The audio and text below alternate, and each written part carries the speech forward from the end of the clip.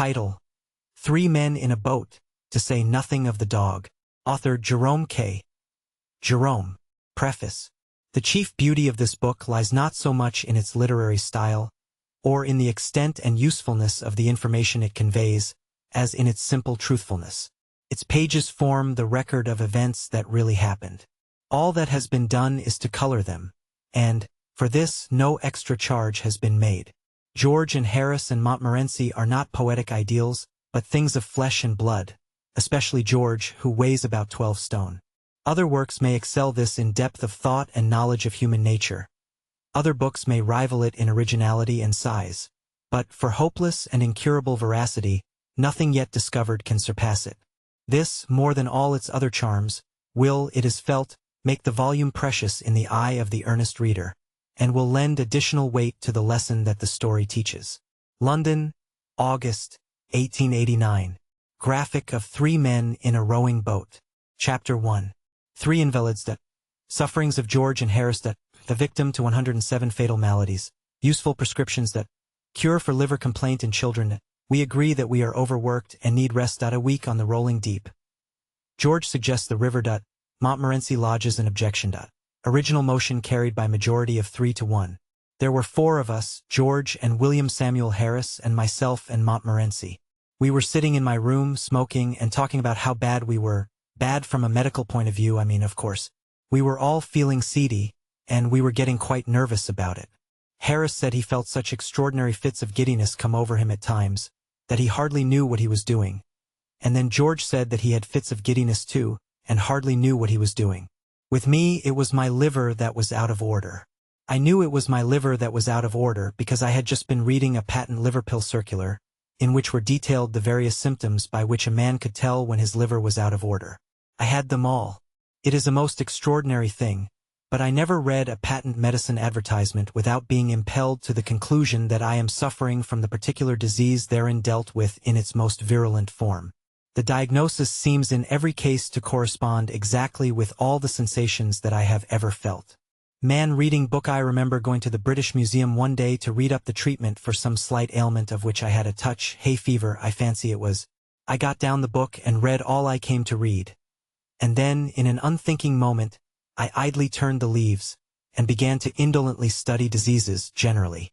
I forget which was the first distemper I plunged into, some fearful, devastating scourge, I know, and, before I had glanced half down the list of premonitory symptoms, it was borne in upon me that I had fairly got it. I sat for a while, frozen with horror, and then, in the listlessness of despair, I again turned over the pages. I came to typhoid fever, read the symptoms, discovered that I had typhoid fever, must have had it for months without knowing it. Wondered what else I had got. Turned up St. Vitus's dance, found, as I expected, that I had that too. Began to get interested in my case and determined to sift it to the bottom, and so started alphabetically. Read up ague and learnt that I was sickening for it, and that the acute stage would commence in about another fortnight. Bright's disease, I was relieved to find, I had only in a modified form, and, so far as that was concerned, I might live for years. Cholera I had, with severe complications, and diphtheria I seemed to have been born with. I plodded conscientiously through the 26 letters, and the only malady I could conclude I had not got was housemaid's knee. I felt rather hurt about this at first. It seemed somehow to be a sort of slight. Why hadn't I got housemaid's knee? Why this invidious reservation? After a while, however, less grasping feelings prevailed. I reflected that I had every other known malady in the pharmacology, and I grew less selfish and determined to do without housemaid's knee. Gout, in its most malignant stage, it would appear, had seized me without my being aware of it, and zymosis I had evidently been suffering with from boyhood. There were no more diseases after zymosis, so I concluded there was nothing else the matter with me. I sat and pondered. I thought what an interesting case I must be from a medical point of view, what an acquisition I should be to a class. Students would have no need to walk the hospitals, if they had me. I was a hospital in myself. All they need do would be to walk round me and, after that, take their diploma. Then I wondered how long I had to live. I tried to examine myself. I felt my pulse. I could not at first feel any pulse at all. Then, all of a sudden, it seemed to start off. I pulled out my watch and timed it. I made it 147 to the minute. I tried to feel my heart. I could not feel my heart. It had stopped beating. I have since been induced to come to the opinion that it must have been there all the time, and must have been beating, but I cannot account for it. I patted myself all over my front, from what I call my waist up to my head, and I went a bit round each side and a little way up the back. But I could not feel or hear anything. I tried to look at my tongue. I stuck it out as far as ever it would go, and I shut one eye and tried to examine it with the other. I could only see the tip, and the only thing that I could gain from that was to feel more certain than before that I had scarlet fever. Man with walking stick eye had walked into that reading room, a happy, healthy man. I crawled out a decrepit wreck. I went to my medical man. He is an old chum of mine and feels my pulse and looks at my tongue and talks about the weather, all for nothing when I fancy I'm ill. So I thought I would do him a good turn by going to him now. What a doctor wants, I said, is practice. He shall have me. He will get more practice out of me than out of 1,700 of your ordinary commonplace patients, with only 1 or 2 diseases each. So I went straight up and saw him, and he said, "Well, what's the matter with you?" I said, "I will not take up your time, dear boy, with telling you what is the matter with me. Life is brief, and you might pass away before I had finished. But I will tell you what is not the matter with me. I have not got housemaid's knee. Why I have not got housemaid's knee I cannot tell you. But the fact remains that I have not got it. Everything else, however, I have got." And I told him how I came to discover it all. Then he opened me and looked down me and clutched hold of my wrist, and then he hit me over the chest when I wasn't expecting it. A cowardly thing to do, I call it, and immediately afterwards butted me with the side of his head. After that, he sat down and wrote out a prescription, and folded it up and gave it me, and I put it in my pocket and went out. I did not open it. I took it to the nearest chemist's, and handed it in. The man read it and then handed it back. He said he didn't keep it. I said, "You are a chemist?" He said, "I am a chemist. If I was a cooperative stores and family hotel combined, I might be able to oblige you. Being only a chemist hampers me." I read the prescription. It ran, 1 pound beefsteak with 1 pint bitter beer every 6 hours, 1 10-mile walk every morning, 1 bed at 11 sharp every night, and don't stuff up your head with things you don't understand. I followed the directions with the happy result, speaking for myself, that my life was preserved and is still going on. In the present instance, going back to the liver pill circular, I had the symptoms beyond all mistake, the chief among them being a general disinclination to work of any kind. What I suffer in that way no tongue can tell. From my earliest infancy I have been a martyr to it. As a boy, the disease hardly ever left me for a day. They did not know then that it was my liver. Medical science was in a far less advanced state than now, and they used to put it down to laziness. "Why, you skulking little devil, you," they would say, "get up and do something for your living, can't you?" Not knowing, of course, that I was ill. And they didn't give me pills. They gave me clumps on the side of the head. And, strange as it may appear, those clumps on the head often cured me, for the time being. I have known one clump on the head have more effect upon my liver, and make me feel more anxious to go straight away then and there, and do what was wanted to be done without further loss of time, than a whole box of pills does now. It often is so. Those simple, old-fashioned remedies are sometimes more efficacious than all the dispensary stuff. We sat there for half an hour, describing to each other our maladies. I explained to George and William Harris how I felt when I got up in the morning, and William Harris told us how he felt when he went to bed. And George stood on the hearthrug and gave us a clever and powerful piece of acting, illustrative of how he felt in the night. George fancies he is ill, but there's never anything really the matter with him, At this point, Mrs. Poppets knocked at the door to know if we were ready for supper. We smiled sadly at one another, and said we supposed we had better try to swallow a bit. Harris said a little something in one's stomach often kept the disease in check, and Mrs. Poppets brought the tray in, and we drew up to the table and toyed with a little steak and onions and some rhubarb tart. I must have been very weak at the time, because I know, after the first half hour or so, I seemed to take no interest whatever in my food, an unusual thing for me, and I didn't want any cheese. This duty done, we refilled our glasses, lit our pipes, and resumed the discussion upon our state of health. What it was that was actually the matter with us we none of us could be sure of. But the unanimous opinion was that it, whatever it was, had been brought on by overwork. "What we want is rest," said Harris. "Rest and a complete change," said George. "The overstrain upon our brains has produced a general depression throughout the system. Change of scene and absence of the necessity for thought will restore the mental equilibrium." George has a cousin who is usually described in the charge sheet as a medical student, so that he naturally has a somewhat family physicianary way of putting things. I agreed with George and suggested that we should seek out some retired and old-world spot, far from the madding crowd, and dream away a sunny week among its drowsy lanes. Some half-forgotten nook, hidden away by the fairies, out of reach of the noisy world. Some quaint perched eyrie on the cliffs of time, from whence the surging waves of the 19th century would sound far off and faint. Harris said he thought it would be humpy. He said he knew the sort of place I meant, where everybody went to bed at 8 o'clock and you couldn't get a referee for love or money and had to walk 10 miles to get your bocce. "No," said Harris, "if you want rest and change, you can't beat a sea trip." I objected to the sea trip strongly. A sea trip does you good when you are going to have a couple of months of it, but for a week it is wicked. You start on Monday with the idea implanted in your bosom that you are going to enjoy yourself. You wave an airy adieu to the boys on shore, light your biggest pipe, and swagger about the deck as if you were Captain Cook, Sir Francis Drake, and Christopher Columbus all rolled into one. On Tuesday you wish you hadn't come. On Wednesday, Thursday, and Friday you wish you were dead.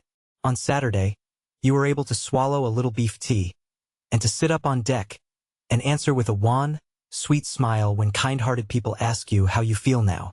On Sunday you begin to walk about again and take solid food. And on Monday morning, as, with your bag and umbrella in your hand, you stand by the gunwale waiting to step ashore, you begin to thoroughly like it. I remember my brother-in-law going for a short sea trip once, for the benefit of his health. He took a return berth from London to Liverpool, and when he got to Liverpool, the only thing he was anxious about was to sell that return ticket. It was offered round the town at a tremendous reduction, so I am told, and was eventually sold for 18 pence to a bilious-looking youth who had just been advised by his medical men to go to the seaside and take exercise. "Seaside," said my brother-in-law, pressing the ticket affectionately into his hand. "Why, you'll have enough to last you a lifetime, and as for exercise, why, you'll get more exercise sitting down on that ship than you would turning somersaults on dry land." He himself, my brother-in-law, came back by train. He said the Northwestern Railway was healthy enough for him. Another fellow I knew went for a week's voyage round the coast, and, before they started, the steward came to him to ask whether he would pay for each meal as he had it, or arrange beforehand for the whole series. The steward recommended the latter course, as it would come so much cheaper. He said they would do him for the whole week at £2.5. He said for breakfast there would be fish, followed by a grill. Lunch was at 1, and consisted of 4 courses. Dinner at 6, soup, fish, entree, joint, poultry, salad, sweets, cheese and dessert, and a light meat supper at 10. My friend thought he would close on the £2.5 job, he is a hearty eater, and did so. Lunch came just as they were off Sheerness. He didn't feel so hungry as he thought he should, and so contented himself with a bit of boiled beef and some strawberries and cream. He pondered a good deal during the afternoon, and at one time it seemed to him that he had been eating nothing but boiled beef for weeks, and at other times it seemed that he must have been living on strawberries and cream for years. Neither the beef nor the strawberries and cream seemed happy, either seemed discontented-like. At 6 they came and told him dinner was ready. The announcement aroused no enthusiasm within him, but he felt that there was some of that £2.5 to be worked off, and he held on to ropes and things and went down. A pleasant odor of onions and hot ham, mingled with fried fish and greens, greeted him at the bottom of the ladder, and then the steward came up with an oily smile and said, "What can I get you, sir?" "Man feeling ill, get me out of this," was the feeble reply, and they ran him up quick and propped him up over to leeward and left him. For the next 4 days he lived a simple and blameless life on thin captain's biscuits. I mean that the biscuits were thin, not the captain, and soda water. But toward Saturday he got uppish and went in for weak tea and dry toast, and on Monday he was gorging himself on chicken broth. He left the ship on Tuesday, and as it steamed away from the landing stage he gazed after it regretfully. "There she goes," he said. "There she goes, with £2 worth of food on board that belongs to me, and that I haven't had." He said that, if they had given him another day, he thought he could have put it straight. So I set my face against the sea trip. Not, as I explained, upon my own account. I was never queer. But I was afraid for George. George said he should be all right and would rather like it, but he would advise Harris and me not to think of it, as he felt sure we should both be ill. Harris said that, to himself, it was always a mystery how people managed to get sick at sea. Said he thought people must do it on purpose from affectation. Said he had often wished to be but had never been able. Then he told us anecdotes of how he had gone across the channel when it was so rough that the passengers had to be tied into their berths, and he and the captain were the only two living souls on board who were not ill. Sometimes it was he and the second mate who were not ill, but it was generally he and one other man. If not he and another man, then it was he by himself. It is a curious fact, but nobody ever is seasick on land. At sea you come across plenty of people very bad indeed, whole boatloads of them. But I never met a man yet, on land, who had ever known at all what it was to be seasick. Where the thousands upon thousands of bad sailors that swarm in every ship hide themselves when they are on land is a mystery. If most men were like a fellow I saw on the Yarmouth boat one day, I could account for the seeming enigma easily enough. It was just off Southend Pier, I recollect, and he was leaning out through one of the portholes in a very dangerous position. I went up to him to try and save him. "Hi! Come further in," I said, shaking him by the shoulder. "You'll be overboard." "Oh my! I wish I was the only answer I could get. And there I had to leave him. 3 weeks afterwards, I met him in the coffee room of a Bath hotel, talking about his voyages, and explaining, with enthusiasm, how he loved the sea. "Good sailor," he replied in answer to a mild young man's envious query. "Well, I did feel a little queer once, I confess. It was off Cape Horn. The vessel was wrecked the next morning." I said, "Weren't you a little shaky by Southend Pier one day, and wanted to be thrown overboard?" "Southend Pier," he replied with a puzzled expression. "Yes, going down to Yarmouth last Friday 3 weeks. "Oh, yes," he answered, brightening up. "I remember now. I did have a headache that afternoon. It was the pickles, you know. They were the most disgraceful pickles I ever tasted in a respectable boat. Did you have any? For myself, I have discovered an excellent preventive against seasickness in balancing myself. You stand in the center of the deck, and, as the ship heaves and pitches, you move your body about so as to keep it always straight. When the front of the ship rises, you lean forward, till the deck almost touches your nose. And when its back end gets up, you lean backwards. This is all very well for an hour or two, but you can't balance yourself for a week." George said, "Let's go up the river." He said we should have fresh air, exercise, and quiet. The constant change of scene would occupy our minds, including what there was of Harris's. And the hard work would give us a good appetite and make us sleep well. Harris said he didn't think George ought to do anything that would have a tendency to make him sleepier than he always was, as it might be dangerous. He said he didn't very well understand how George was going to sleep any more than he did now, seeing that there were only 24 hours in each day, summer and winter alike, but thought that if he did sleep any more, he might just as well be dead and so save his board and lodging. Harris said, however, that the river would suit him to a T. I don't know what a tea is, except a 6-penny one, which includes bread and butter and cake ad lib, and is cheap at the price, if you haven't had any dinner. It seems to suit everybody, however, which is greatly to its credit. It suited me to a tea too, and Harris and I both said it was a good idea of George's, and we said it in a tone that seemed to somehow imply that we were surprised that George should have come out so sensible. Montmorency, the only one who was not struck with the suggestion, was Montmorency. He never did care for the river, did Montmorency.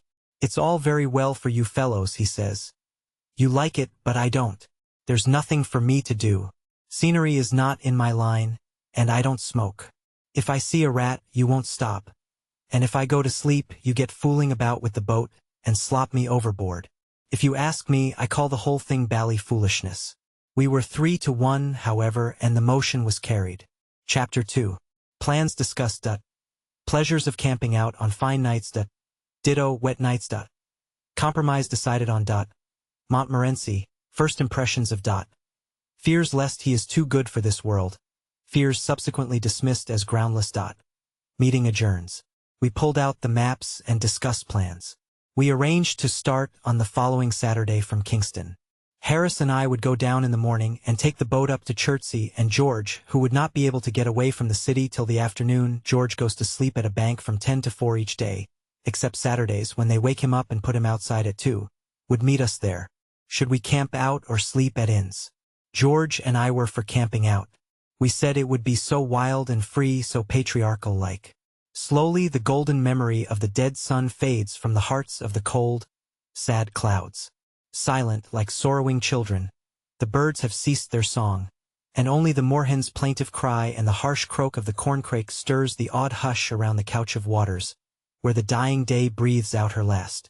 From the dim woods on either bank, night's ghostly army, the gray shadows, creep out with noiseless tread to chase away the lingering rearguard of the light, and pass, with noiseless, unseen feet, above the waving river grass, and through the sighing rushes. And night, upon her somber throne, folds her black wings above the darkening world, and, from her phantom palace, lit by the pale stars, reigns in stillness. River scene. Then we run our little boat into some quiet nook, and the tent is pitched, and the frugal supper cooked and eaten. Then the big pipes are filled and lighted, and the pleasant chat goes round in musical undertone.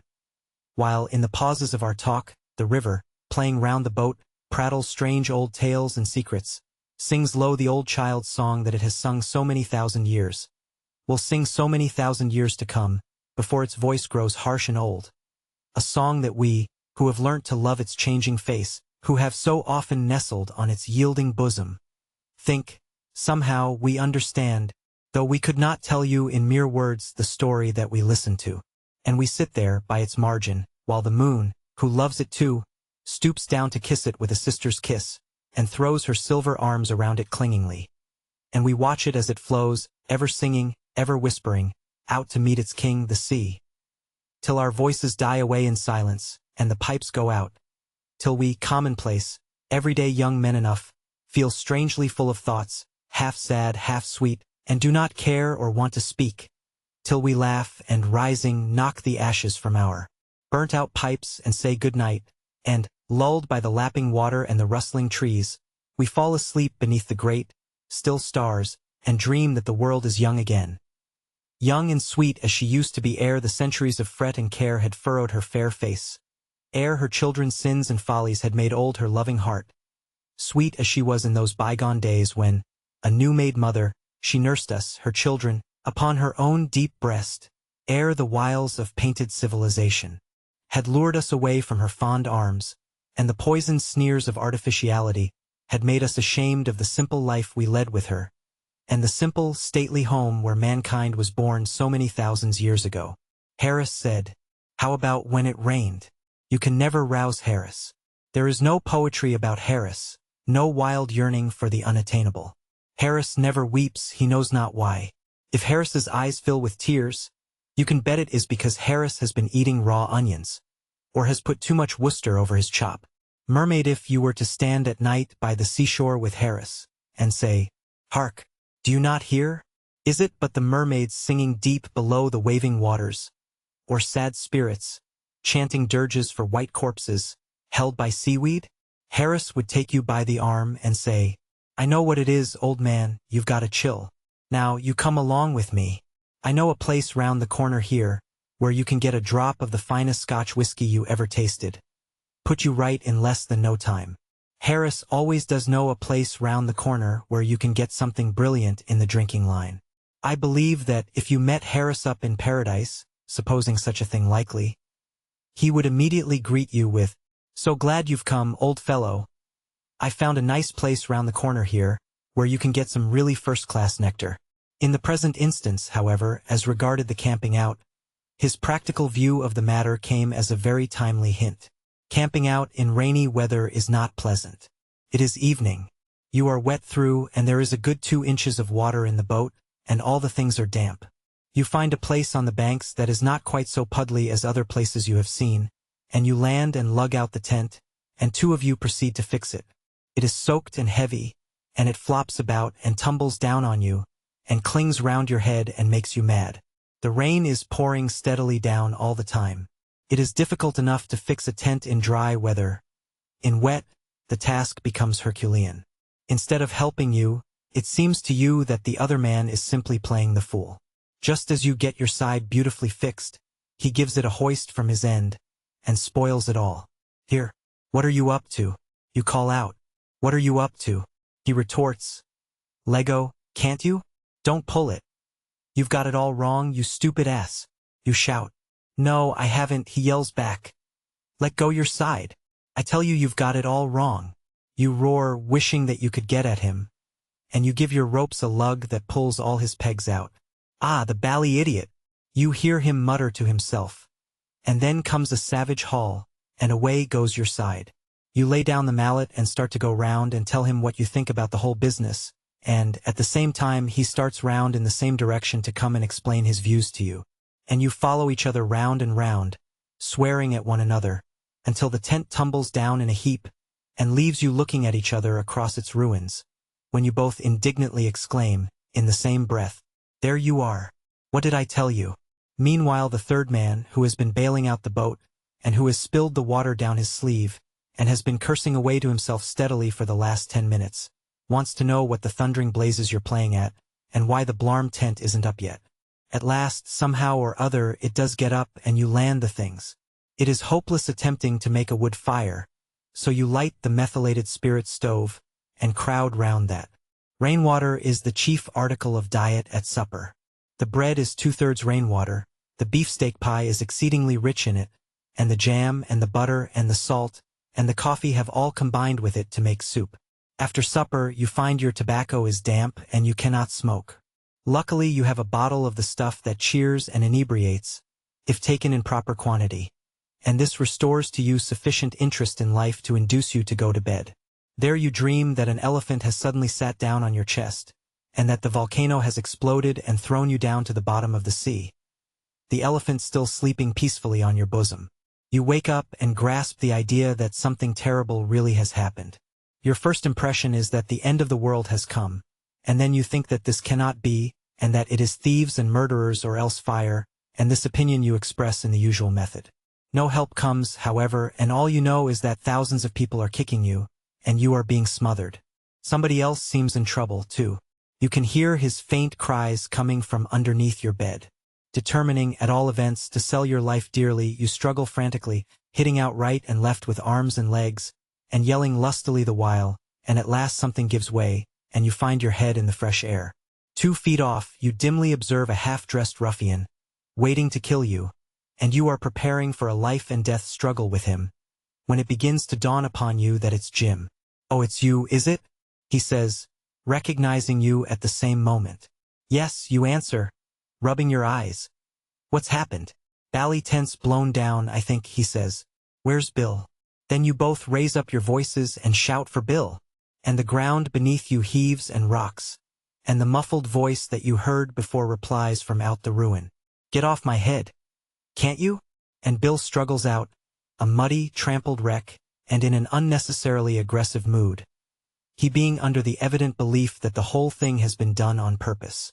In the morning you are all 3 speechless, owing to having caught severe colds in the night. You also feel very quarrelsome, and you swear at each other in hoarse whispers during the whole of breakfast time. We therefore decided that we would sleep out on fine nights, and hotel it and inn it and pub it like respectable folks when it was wet or when we felt inclined for a change. Montmorency hailed this compromise with much approval. He does not revel in romantic solitude. Give him something noisy, and if a trifle low, so much the jollier. To look at Montmorency you would imagine that he was an angel sent upon the earth, for some reason withheld from mankind, in the shape of a small fox terrier. There is a sort of oh what a wicked world this is and how I wish I could do something to make it better and nobler expression about Montmorency that has been known to bring the tears into the eyes of pious old ladies and gentlemen. When first he came to live at my expense, I never thought I should be able to get him to stop long. I used to sit down and look at him, as he sat on the rug and looked up at me, and think, oh, that dog will never live. He will be snatched up to the bright skies in a chariot. That is what will happen to him. But when I had paid for about a dozen chickens that he had killed, and had dragged him, growling and kicking by the scruff of his neck, out of 114 street fights, and had had a dead cat brought round for my inspection by an irate female, who called me a murderer, and had been summoned by the man next door but one for having a ferocious dog at large, that had kept him pinned up in his own tool shed, afraid to venture his nose outside the door for over 2 hours on a cold night, and had learned that the gardener, unknown to myself, had won 30 shillings by backing him to kill rats against time. Then I began to think that maybe they'd let him remain on earth for a bit longer after all. To hang about a stable, and collect a gang of the most disreputable dogs to be found in the town, and lead them out to march round the slums to fight other disreputable dogs, is Montmorency's idea of life. And so, as I before observed, he gave to the suggestion of inns and pubs, and hotels his most emphatic approbation. Having thus settled the sleeping arrangements to the satisfaction of all 4 of us, the only thing left to discuss was what we should take with us, and this we had begun to argue when Harris said he'd had enough oratory for one night, and proposed that we should go out and have a smile, saying that he had found a place round by the square where you could really get a drop of Irish worth drinking. Whiskey Glass George said he felt thirsty. I never knew George when he didn't, and as I had a presentiment that a little whiskey warm with a slice of lemon would do my complaint good, the debate was, by common assent, adjourned to the following night, and the assembly put on its hats and went out. Chapter 3. Arrangements settled. Harris's method of doing work. How the elderly, family man puts up a picture. George makes a sensible remark. Delights of early morning bathing. Provisions for getting upset. So, on the following evening we again assembled to discuss and arrange our plans. Harris said, "Now, the first thing to settle is what to take with us. Now, you get a bit of paper and write down, J. And you get the grocery catalog, George, and somebody give me a bit of pencil and then I'll make out a list." That's Harris all over, so ready to take the burden of everything himself and put it on the backs of other people. He always reminds me of my poor Uncle Podger. You never saw such a commotion up and down a house, in all your life, as when my Uncle Podger undertook to do a job. A picture would have come home from the frame-makers and be standing in the dining room waiting to be put up, and Aunt Podger would ask what was to be done with it, and Uncle Podger would say, "Oh, you leave that to me. Don't you any of you worry yourselves about that. I'll do all that." And then he would take off his coat and begin. He would send the girl out for 6 of nails, and then one of the boys after her to tell her what size to get, and from that he would gradually work down and start the whole house. "Candle, now you go and get me my hammer, Will," he would shout. "And you bring me the rule, Tom, and I shall want the stepladder, and I had better have a kitchen chair too, and Jim, you run round to Mr. Goggles and tell him, Pa's kind regards, and hopes his leg's better, and will he lend him his spirit level? And don't you go, Maria, because I shall want somebody to hold me the light, and when the girl comes back she must go out again for a bit of picture cord. And Tom, where's Tom? Tom, you come here. I shall want you to hand me up the picture." And then he would lift up the picture and drop it, and it would come out of the frame, and he would try to save the glass and cut himself. And then he would spring round the room looking for his handkerchief. He could not find his handkerchief because it was in the pocket of the coat he had taken off, and he did not know where he had put the coat, and all the house had to leave off looking for his tools and start looking for his coat, while he would dance round and hinder them. "Nails, etc. Doesn't anybody in the whole house know where my coat is? I never came across such a set in all my life. Upon my word I didn't. 6 of you. And you can't find a coat that I put down not 5 minutes ago. Well, of all the—" Then he'd get up and find that he had been sitting on it and would call out, "Oh, you can give it up. I found it myself now. Might just as well ask the cat to find anything as expect you people to find it."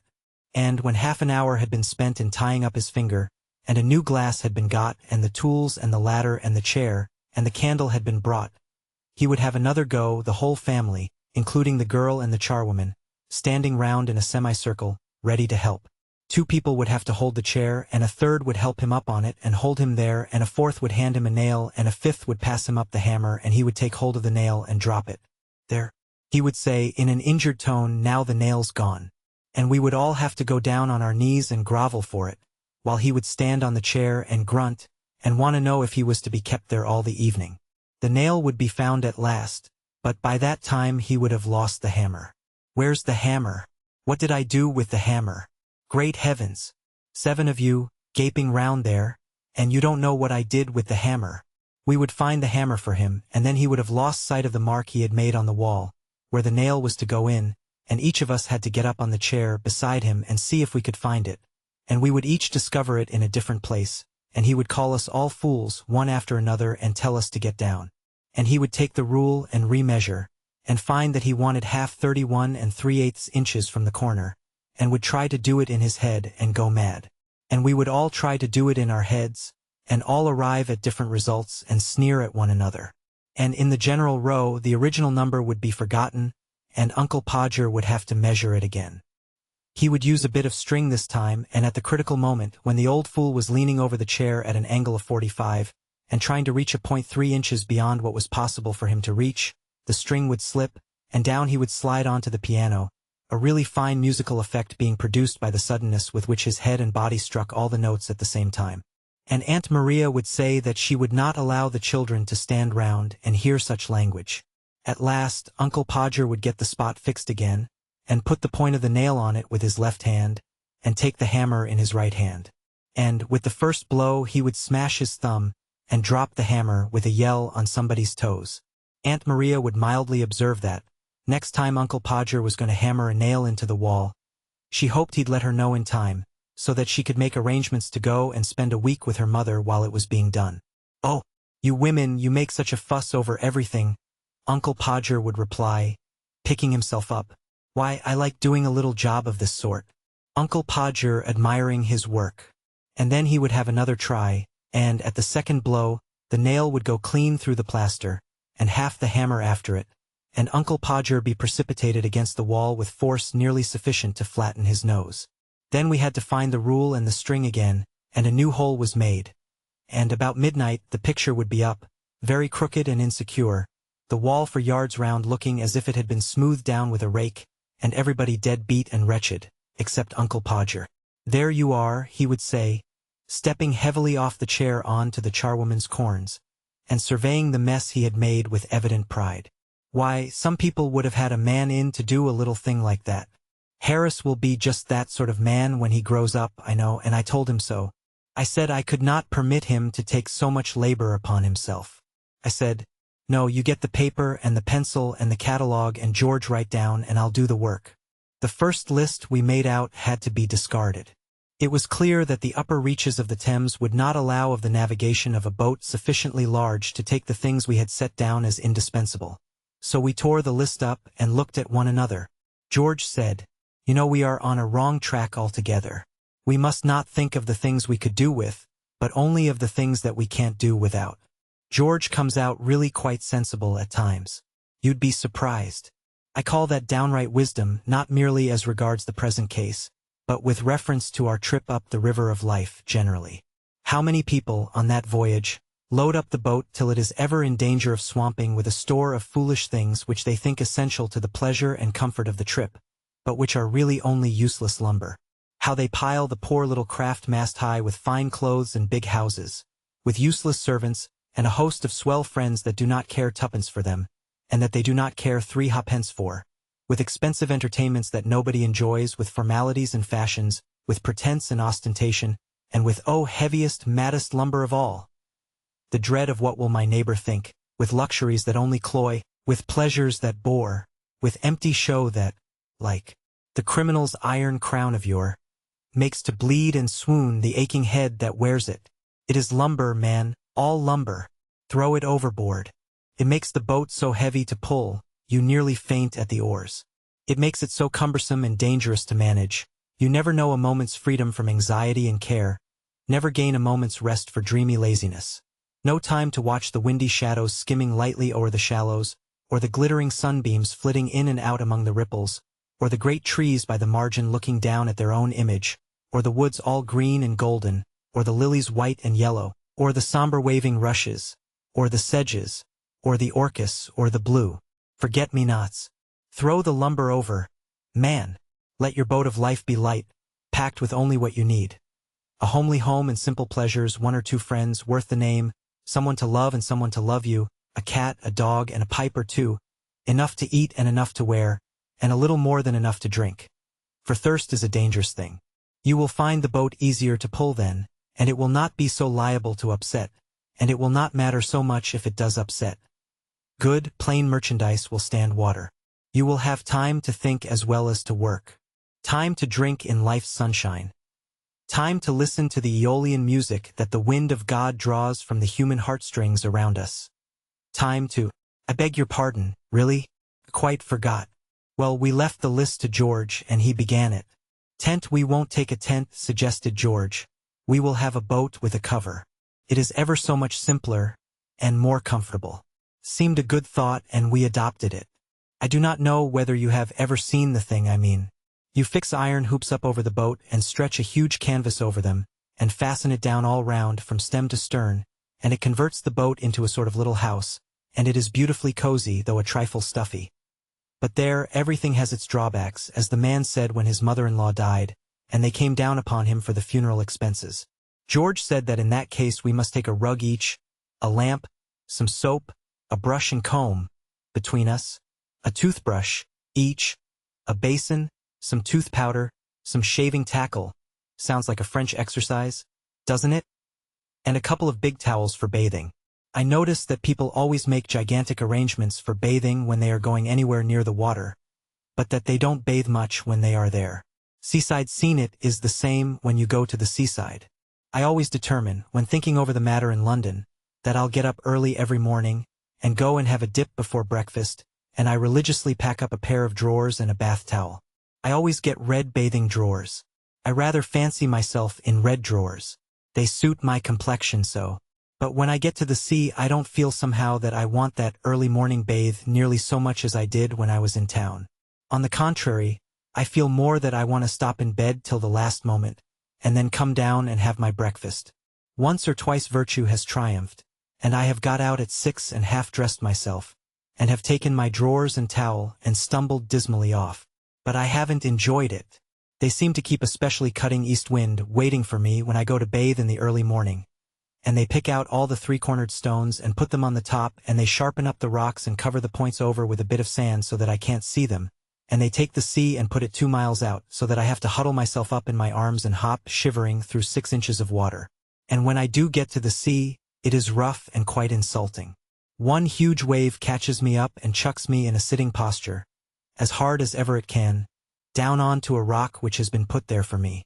And, before I've said oh, ugh, and found out what has gone, the wave comes back and carries me out to mid-ocean. I begin to strike out frantically for the shore, and wonder if I shall ever see home and friends again, and wish I'd been kinder to my little sister when I was a boy, I mean. Just when I have given up all hope, a wave retires and leaves me sprawling like a starfish on the sand. And I get up and look back and find that I've been swimming for my life in 2 feet of water. I hop back and dress, and crawl home, where I have to pretend I liked it. In the present instance, we all talked as if we were going to have a long swim every morning. George said it was so pleasant to wake up in the boat in the fresh morning, and plunge into the limpid river. Harris said there was nothing like a swim before breakfast to give you an appetite. He said it always gave him an appetite. George said that if it was going to make Harris eat more than Harris ordinarily ate, then he should protest against Harris having a bath at all. He said there would be quite enough hard work in towing sufficient food for Harris up against stream, as it was. I urged upon George, however, how much pleasanter it would be to have Harris clean and fresh about the boat, even if we did have to take a few more hundredweight of provisions, and he got to see it in my light, and withdrew his opposition to Harris's bath. Agreed, finally, that we should take 3 bath towels, so as not to keep each other waiting. For clothes, George said 2 suits of flannel would be sufficient, as we could wash them ourselves in the river when they got dirty. We asked him if he had ever tried washing flannels in the river, and he replied, no, not exactly himself-like. But he knew some fellows who had, and it was easy enough, and Harris and I were weak enough to fancy he knew what he was talking about, and that 3 respectable young men, without position or influence, and with no experience in washing, could really clean their own shirts and trousers in the River Thames with a bit of soap. We were to learn in the days to come, when it was too late, that George was a miserable impostor, who could evidently have known nothing whatever about the matter.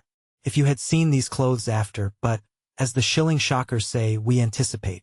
George impressed upon us to take a change of underthings and plenty of socks, in case we got upset and wanted a change. Also plenty of handkerchiefs, as they would do to wipe things, and a pair of leather boots as well as our boating shoes, as we should want them if we got upset. Chapter 4. The Food Question. Objections to paraffin oil as an atmosphere. Advantages of cheese as a traveling companion. A married woman deserts her home. Further provision for getting upset. I packed a. Cussedness of toothbrushes. George and Harris packed a. Awful behavior of Montmorency. We retire to rest. Then we discussed the food question. George said, "Begin with breakfast." George is so practical. "Now for breakfast we shall want a frying pan." Harris said it was indigestible. But we merely urged him not to be an ass, and George went on. "A teapot and a kettle and a methylated spirit stove."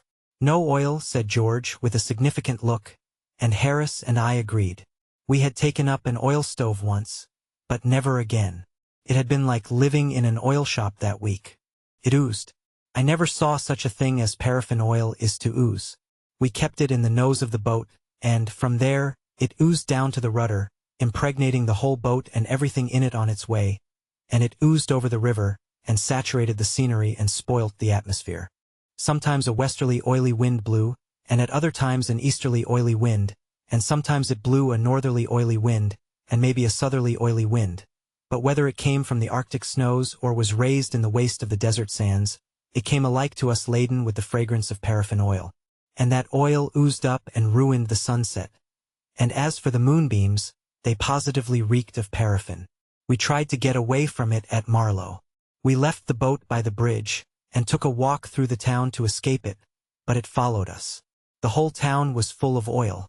We passed through the churchyard, and it seemed as if the people had been buried in oil. The high street stunk of oil. We wondered how people could live in it.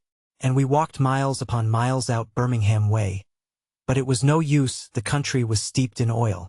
At the end of that trip we met together at midnight in a lonely field, under a blasted oak, and took an awful oath. We had been swearing for a whole week about the thing in an ordinary middle-class way, but this was a swell affair. An awful oath never to take paraffin oil with us in a boat again except, of course, in case of sickness. Therefore, in the present instance, we confined ourselves to methylated spirit. Even that is bad enough. You get methylated pie and methylated cake. But methylated spirit is more wholesome when taken into the system in large quantities than paraffin oil. For other breakfast things, George suggested eggs and bacon, which were easy to cook, cold meat, tea, bread and butter and jam. For lunch, he said we could have biscuits, cold meat, bread and butter and jam, but no cheese. Cheese, like oil, makes too much of itself. It wants the whole boat to itself. It goes through the hamper and gives a cheesy flavor to everything else there. You can't tell whether you are eating apple pie or German sausage or strawberries and cream. It all seems cheese. There is too much odor about cheese. I remember a friend of mine buying a couple of cheeses at Liverpool. Splendid cheeses they were, ripe and mellow, and with a 200 horsepower scent about them that might have been warranted to carry 3 miles, and knock a man over at 200 yards. I was in Liverpool at the time, and my friend said that if I didn't mind he would get me to take them back with me to London, as he should not be coming up for a day or two himself, and he did not think the cheeses ought to be kept much longer. "Oh, with pleasure, dear boy," I replied, "with pleasure." I called for the cheeses and took them away in a cab. It was a ramshackle affair, dragged along by a knock-kneed, broken-winded somnambulist, which his owner, in a moment of enthusiasm, during conversation, referred to as a horse. I put the cheeses on the top, and we started off at a shamble that would have done credit to the swiftest steamroller ever built, and all went merry as a funeral bell, until we turned the corner. There, the wind carried a whiff from the cheeses full on to our steed. It woke him up, and, with a snort of terror, he dashed off at 3 miles an hour. The wind still blew in his direction, and before we reached the end of the street he was laying himself out at the rate of nearly 4 miles an hour, leaving the cripples and stout old ladies simply nowhere. It took 2 porters as well as the driver to hold him in at the station, and I do not think they would have done it, even then, had not one of the men had the presence of mind to put a handkerchief over his nose, and to light a bit of brown paper. I took my ticket, and marched proudly up the platform, with my cheeses, the people falling back respectfully on either side. The train was crowded, and I had to get into a carriage where there were already 7 other people. One crusty old gentleman objected, but I got in notwithstanding, and, putting my cheeses upon the rack, squeezed down with a pleasant smile and said it was a warm day. A few moments passed, and then the old gentleman began to fidget. "Very close in here," he said. "Quite oppressive," said the man next him. and then they both began sniffing, and, at the third sniff, they caught it right on the chest, and rose up without another word and went out. And then a stout lady got up, and said it was disgraceful that a respectable married woman should be harried about in this way, and gathered up a bag and 8 parcels and went. The remaining 4 passengers sat on for a while until a solemn-looking man in the corner, who, from his dress and general appearance, seemed to belong to the undertaker class, said it put him in mind of dead baby, and the other 3 passengers tried to get out of the door at the same time and hurt themselves. Railway carriage. I smiled at the black gentleman and said I thought we were going to have the carriage to ourselves, and he laughed pleasantly and said that some people made such a fuss over a little thing. But even he grew strangely depressed after we had started. And so, when we reached Crewe, I asked him to come and have a drink. He accepted, and we forced our way into the buffet, where we yelled and stamped and waved our umbrellas for a quarter of an hour. And then a young lady came and asked us if we wanted anything. "What's yours?" I said, turning to my friend. "I'll have half a crown's worth of brandy, neat, if you please, miss," he responded. And he went off quietly after he had drunk it and got into another carriage, which I thought mean. From Crewe I had the compartment to myself, though the train was crowded. As we drew up at the different stations, the people, seeing my empty carriage, would rush for it. "Here we are, Maria. Come along, plenty of room." "All right, Tom, we'll get in here," they would shout. And they would run along, carrying heavy bags, and fight round the door to get in first. And one would open the door and mount the steps and stagger back into the arms of the man behind him. And they would all come and have a sniff and then droop off and squeeze into other carriages or pay the difference and go first. From Euston, I took the cheeses down to my friend's house.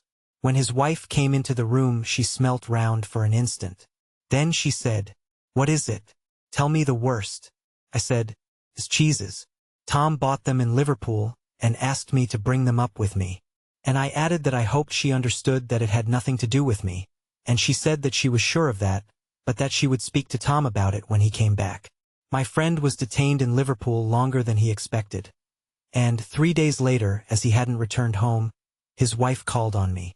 She said, "What did Tom say about those cheeses?"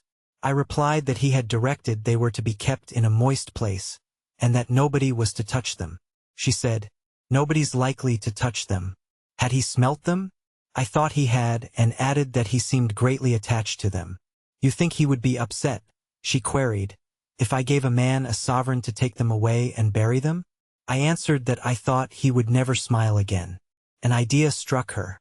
She said, "Do you mind keeping them for him? Let me send them round to you."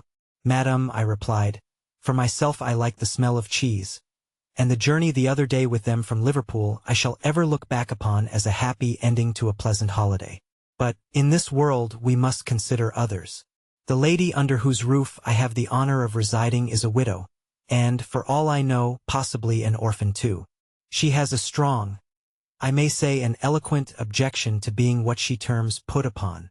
The presence of your husband's cheeses in her house she would, I instinctively feel, regard as a put upon, and it shall never be said that I put upon the widow and the orphan." "Very well, then," said my friend's wife, rising, "all I have to say is, that I shall take the children and go to an hotel until those cheeses are eaten. I decline to live any longer in the same house with them." She kept her word, leaving the place in charge of the charwoman, who, when asked if she could stand the smell, replied, "What smell?" and who, when taken close to the cheeses and told to sniff hard, said she could detect a faint odor of melons. It was argued from this that little injury could result to the woman from the atmosphere, and she was left. The hotel bill came to 15 guineas, and my friend, after reckoning everything up, found that the cheeses had cost him 8 and 6 a pound. He said he dearly loved a bit of cheese, but it was beyond his means, so he determined to get rid of them. He threw them into the canal, but had to fish them out again, as the bargemen complained. They said it made them feel quite faint, and, after that, he took them one dark night and left them in the parish mortuary. But the coroner discovered them, and made a fearful fuss. He said it was a plot to deprive him of his living by waking up the corpses. My friend got rid of them at last by taking them down to a seaside town and burying them on the beach. It gained the place quite a reputation. Visitors said they had never noticed before how strong the air was, and weak-chested and consumptive people used to throng there for years afterwards. Fond as I am of cheese, therefore, I hold that George was right in declining to take any. "We shan't want any tea," said George. Harris's face fell at this. "But we'll have a good round, square, slap-up meal at 7, dinner, tea and supper combined." Harris grew more cheerful. George suggested meat and fruit pies, cold meat, tomatoes, fruit and green stuff. For drink, we took some wonderful sticky concoction of Harris's, which you mixed with water and called lemonade, plenty of tea, and a bottle of whiskey in case, as George said, we got upset. It seemed to me that George harped too much on the getting upset idea. It seemed to me the wrong spirit to go about the trip in. But I'm glad we took the whiskey. We didn't take beer or wine. They are a mistake up the river. They make you feel sleepy and heavy. A glass in the evening when you are doing a mouch round the town and looking at the girls is all right enough. But don't drink when the sun is blazing down on your head, and you've got hard work to do. We made a list of the things to be taken, and a pretty lengthy one it was before we parted that evening. The next day, which was Friday, we got them all together, and met in the evening to pack. We got a big Gladstone for the clothes, and a couple of hampers for the victuals and the cooking utensils. We moved the table up against the window, piled everything in a heap in the middle of the floor, and sat round and looked at it. I said I'd pack. I rather pride myself on my packing. Packing is one of those many things that I feel I know more about than any other person living. It surprises me myself sometimes how many of these subjects there are. I impressed the fact upon George and Harris, and told them that they had better leave the whole matter entirely to me. They fell into the suggestion with a readiness that had something uncanny about it. George put on a pipe and spread himself over the easy chair, and Harris cocked his legs on the table and lit a cigar. This was hardly what I intended. What I had meant, of course, was that I should boss the job, and that Harris and George should potter about under my directions, I pushing them aside every now and then with, "Oh, here, let me do it. There you are, simple enough." Really teaching them, as you might say. Their taking it in the way they did irritated me. There is nothing does irritate me more than seeing other people sitting about doing nothing when I'm working. I lived with a man once who used to make me mad that way. He would loll on the sofa and watch me doing things by the hour together, following me round the room with his eyes, wherever I went. He said it did him real good to look on at me, messing about. He said it made him feel that life was not an idle dream to be gaped and yawned through, but a noble task, full of duty and stern work. He said he often wondered now how he could have gone on before he met me, never having anybody to look at while they worked. Now, I'm not like that. I can't sit still and see another man slaving and working. I want to get up and superintend, and walk round with my hands in my pockets and tell him what to do. It is my energetic nature. I can't help it. However, I did not say anything, but started the packing. It seemed a longer job than I had thought it was going to be, but I got the bag finished at last, and I sat on it and strapped it. "Ain't you going to put the boots in?" said Harris. And I looked round, and found I had forgotten them. That's just like Harris. He couldn't have said a word until I got the bag shut and strapped, of course. And George laughed. One of those irritating, senseless, chuckle-headed, crack-jawed laughs of his. They do make me so wild. I opened the bag and packed the boots in, and then, just as I was going to close it, a horrible idea occurred to me. Had I packed my toothbrush? I don't know how it is, but I never do know whether I've packed my toothbrush. My toothbrush is a thing that haunts me when I'm traveling, and makes my life a misery. I dream that I haven't packed it, and wake up in a cold perspiration, and get out of bed and hunt for it. And in the morning I pack it before I have used it and have to unpack again to get it, and it is always the last thing I turn out of the bag. And then I repack and forget it and have to rush upstairs for it at the last moment and carry it to the railway station, wrapped up in my pocket handkerchief. But of course I had to turn every mortal thing out now, and, of course, I could not find it. I rummaged the things up into much the same state that they must have been before the world was created, and when chaos reigned. Of course, I found George's and Harris's 18 times over, but I couldn't find my own. I put the things back one by one, and held everything up and shook it. Then I found it inside a boot. I repacked once more.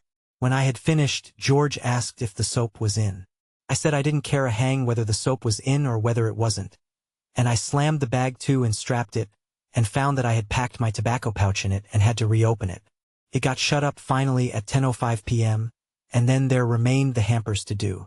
Harris said that we should be wanting to start in less than 12 hours' time, and thought that he and George had better do the rest. And I agreed and sat down, and they had a go. They began in a light-hearted spirit, evidently intending to show me how to do it. I made no comment. I only waited.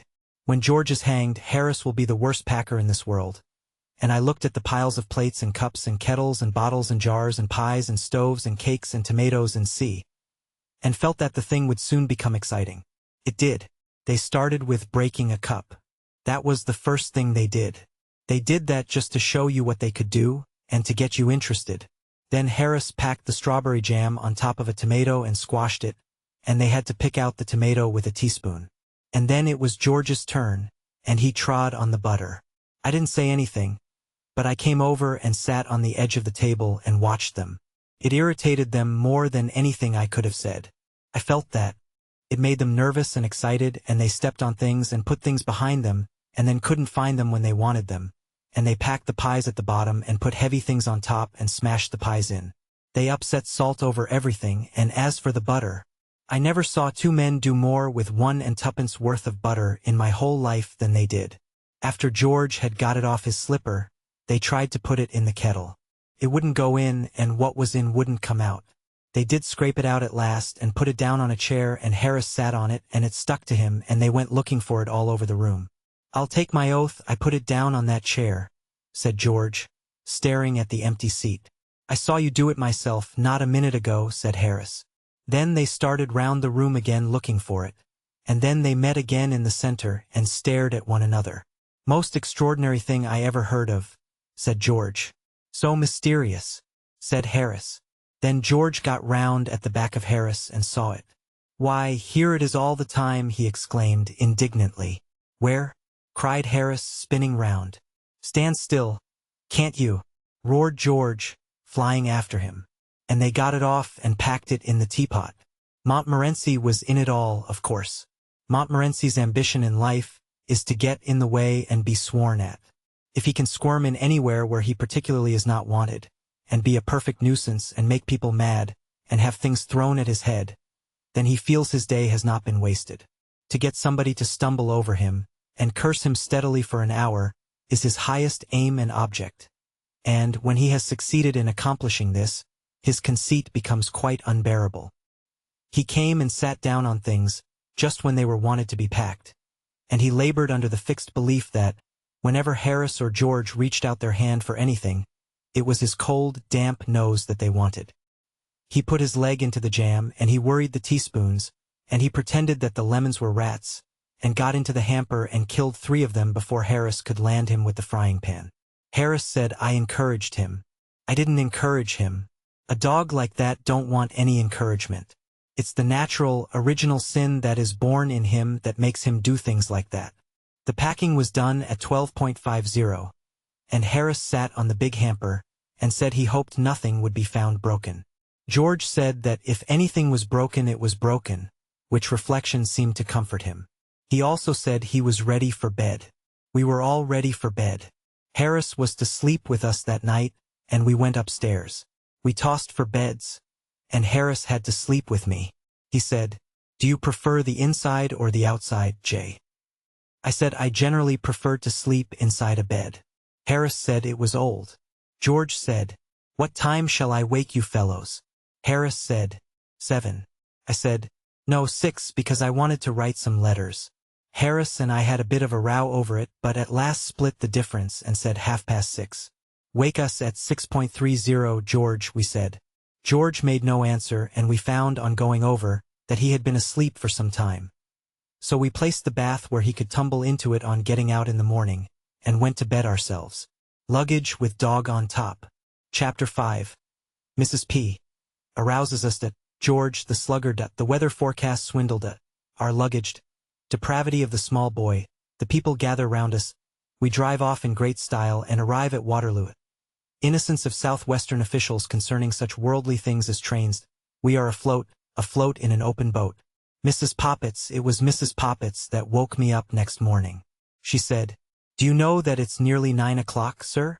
"9 a what?" I cried, starting up. 9 o'clock, she replied, through the keyhole. I thought you was oversleeping yourselves.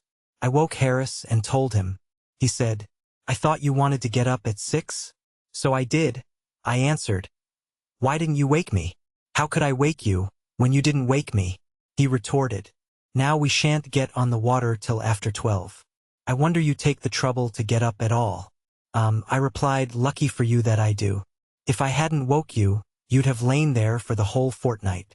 George snoring, we snarled at one another in this strain for the next few minutes, when we were interrupted by a defiant snore from George. It reminded us, for the first time since our being called, of his existence. There he lay, the man who had wanted to know what time he should wake us. On his back, with his mouth wide open, and his knees stuck up. I don't know why it should be, I am sure. But the sight of another man asleep in bed when I am up maddens me. It seems to me so shocking to see the precious hours of a man's life, the priceless moments that will never come back to him again, being wasted in mere brutish sleep. There was George, throwing away in hideous sloth the inestimable gift of time. His valuable life, every second of which he would have to account for hereafter, passing away from him and used. He might have been up stuffing himself with eggs and bacon, irritating the dog, or flirting with the slavey, instead of sprawling there, sunk in soul-clogging oblivion. It was a terrible thought. Harris and I appeared to be struck by it at the same instant. We determined to save him, and, in this noble resolve, our own dispute was forgotten. We flew across and slung the clothes off him, and Harris landed him one with a slipper, and I shouted in his ear, and he awoke. Wazer Marer? He observed, sitting up. Get up, you fat-headed chunk, roared Harris. It's 9:45. What? He shrieked, jumping out of bed into the bath. Who the thunder put this thing here? We told him he must have been a fool not to see the bath. We finished dressing, and, when it came to the extras, we remembered that we had packed the toothbrushes and the brush and comb. That toothbrush of mine will be the death of me, I know. And we had to go downstairs and fish them out of the bag. And when we had done that, George wanted the shaving tackle. We told him that he would have to go without shaving that morning, as we weren't going to unpack that bag again for him, nor for anyone like him. He said, Don't be absurd. How can I go into the city like this? It was certainly rather rough on the city, but what cared we for human suffering? As Harris said, in his common, vulgar way, the city would have to lump it. 2 dogs and umbrella. We went downstairs to breakfast. Montmorency had invited 2 other dogs to come and see him off, and they were whiling away the time by fighting on the doorstep. We calmed them with an umbrella, and sat down to chops and cold beef. Harris said, The great thing is to make a good breakfast, and he started with a couple of chops, saying that he would take these while they were hot, as the beef could wait. George got hold of the paper and read us out the boating fatalities, and the weather forecast, which latter prophesied rain, cold, wet to fine, whatever more than usually ghastly thing in weather that may be, occasional local thunderstorms, east wind, with general depression over the Midland counties, London and Channel, bar, falling. I do think that, of all the silly, irritating tomfoolishness by which we are plagued, this weather forecast fraud is about the most aggravating. It forecasts precisely what happened yesterday or the day before, and precisely the opposite of what is going to happen today. I remember a holiday of mine being completely ruined one late autumn by our paying attention to the weather report of the local newspaper.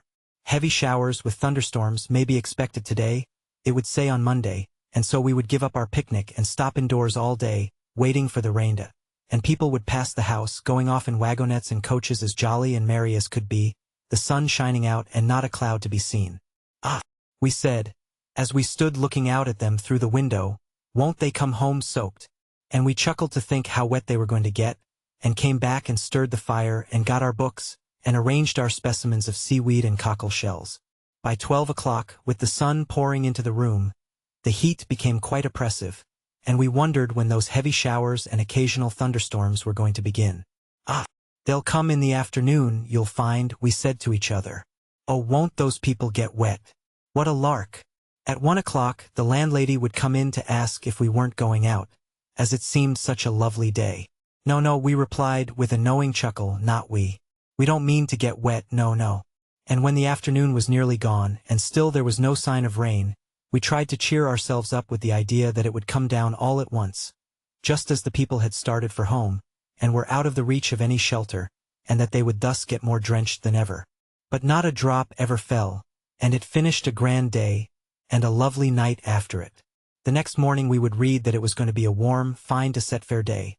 Much heat, and we would dress ourselves in flimsy things and go out, and half an hour after we had started, it would commence to rain hard, and a bitterly cold wind would spring up, and both would keep on steadily for the whole day, and we would come home with colds and rheumatism all over us and go to bed. The weather is a thing that is beyond me altogether. I never can understand it. The barometer is useless. It is as misleading as the newspaper forecast. There was one hanging up in a hotel at Oxford at which I was staying last spring, and, when I got there, it was pointing to set fair. It was simply pouring with rain outside, and had been all day, and I couldn't quite make matters out. I tapped the barometer, and it jumped up and pointed to very dry. The Boots stopped as he was passing, and said he expected it meant tomorrow. I fancied that maybe it was thinking of the week before last, but Boots said no, he thought not. I tapped it again the next morning, and it went up still higher, and the rain came down faster than ever. On Wednesday I went and hit it again, and the pointer went round towards set fair, very dry and much heat, until it was stopped by the peg and couldn't go any further. It tried its best, but the instrument was built so that it couldn't prophesy fine weather any harder than it did without breaking itself. It evidently wanted to go on and prognosticate drought and water famine and sunstroke and samooms and such things, but the peg prevented it, and it had to be content with pointing to the mere commonplace very dry. Meanwhile, the rain came down in a steady torrent, and the lower part of the town was under water, owing to the river having overflowed. Boots said it was evident that we were going to have a prolonged spell of grand weather some time, and read out a poem which was printed over the top of the oracle, about long foretold, long last, short notice soon past, the fine weather never came that summer. I expect that machine must have been referring to the following spring.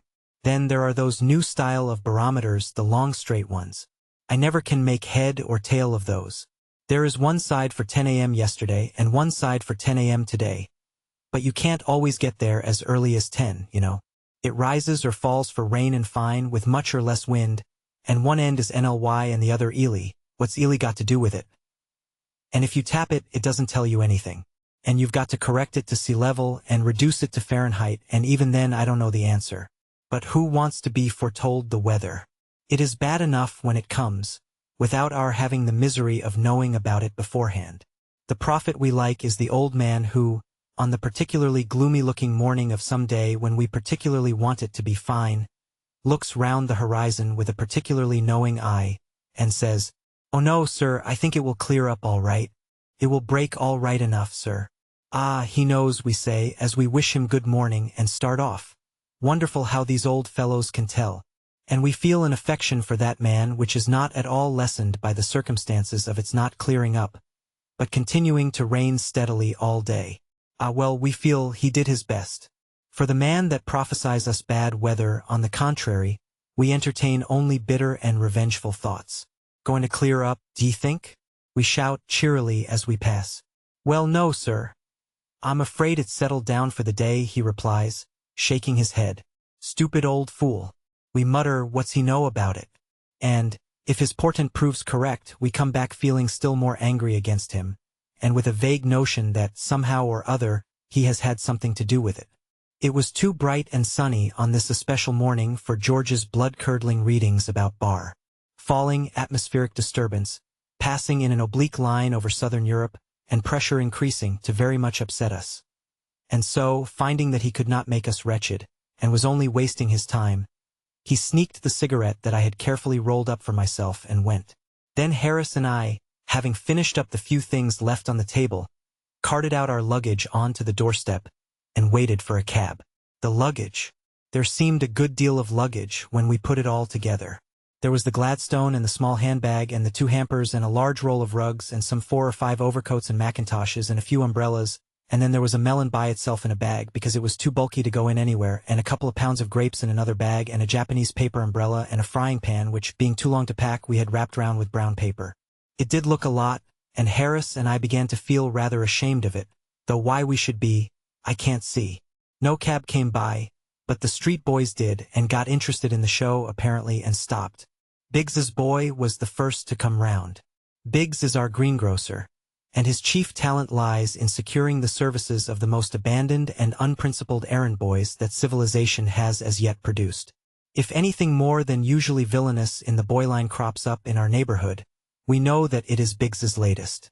I was told that, at the time of the Great Coram Street murder, it was promptly concluded by our street that Biggs's boy, for that period, was at the bottom of it, and had he not been able, in reply to the severe cross-examination to which he was subjected by number 19, when he called there for orders the morning after the crime, assisted by number 21, who happened to be on the step at the time, to prove a complete alibi, it would have gone hard with him. I didn't know Biggs's boy at that time, but, from what I have seen of them since, I should not have attached much importance to that alibi myself. Biggs's boy, as I have said, came round the corner. He was evidently in a great hurry when he first dawned upon the vision, but on catching sight of Harris and me and Montmorency, and the things, he eased up and stared. Harris and I frowned at him. This might have wounded a more sensitive nature, but Biggs's boys are not, as a rule, touchy. He came to a dead stop, a yard from our step, and, leaning up against the railings and selecting a straw to chew, fixed us with his eye. He evidently meant to see this thing out. In another moment, the grocer's boy passed on the opposite side of the street. Biggs's boy hailed him. "Hi! Ground floor 042's a moving." The grocer's boy came across, and took up a position on the other side of the step. Then the young gentleman from the boot shop stopped, and joined Biggs's boy, while the empty-can superintendent from the Blue Posts took up an independent position on the curb. "They ain't a-going to starve, are they?" said the gentleman from the boot shop. "Ah, you'd want to take a thing or two with you," retorted the Blue Posts, "if you was a-going to cross the Atlantic in a small boat." "They ain't a-going to cross the Atlantic," struck in Biggs's boy. "They're a-going to find Stanley." By this time, quite a small crowd had collected, and people were asking each other what was the matter. One party, the young and giddy portion of the crowd, held that it was a wedding and pointed out Harris as the bridegroom, while the elder and more thoughtful among the populace inclined to the idea that it was a funeral, and that I was probably the corpse's brother. At last, an empty cab turned up. It is a street where, as a rule, and when they are not wanted, empty cabs pass at the rate of 3 a minute and hang about and get in your way, and packing ourselves and our belongings into it, and shooting out a couple of Montmorency's friends, who had evidently sworn never to forsake him, we drove away amidst the cheers of the crowd, Biggs's boy shying a carrot after us for luck. We got to Waterloo at 11, and asked where the 11.5 started from. Of course nobody knew.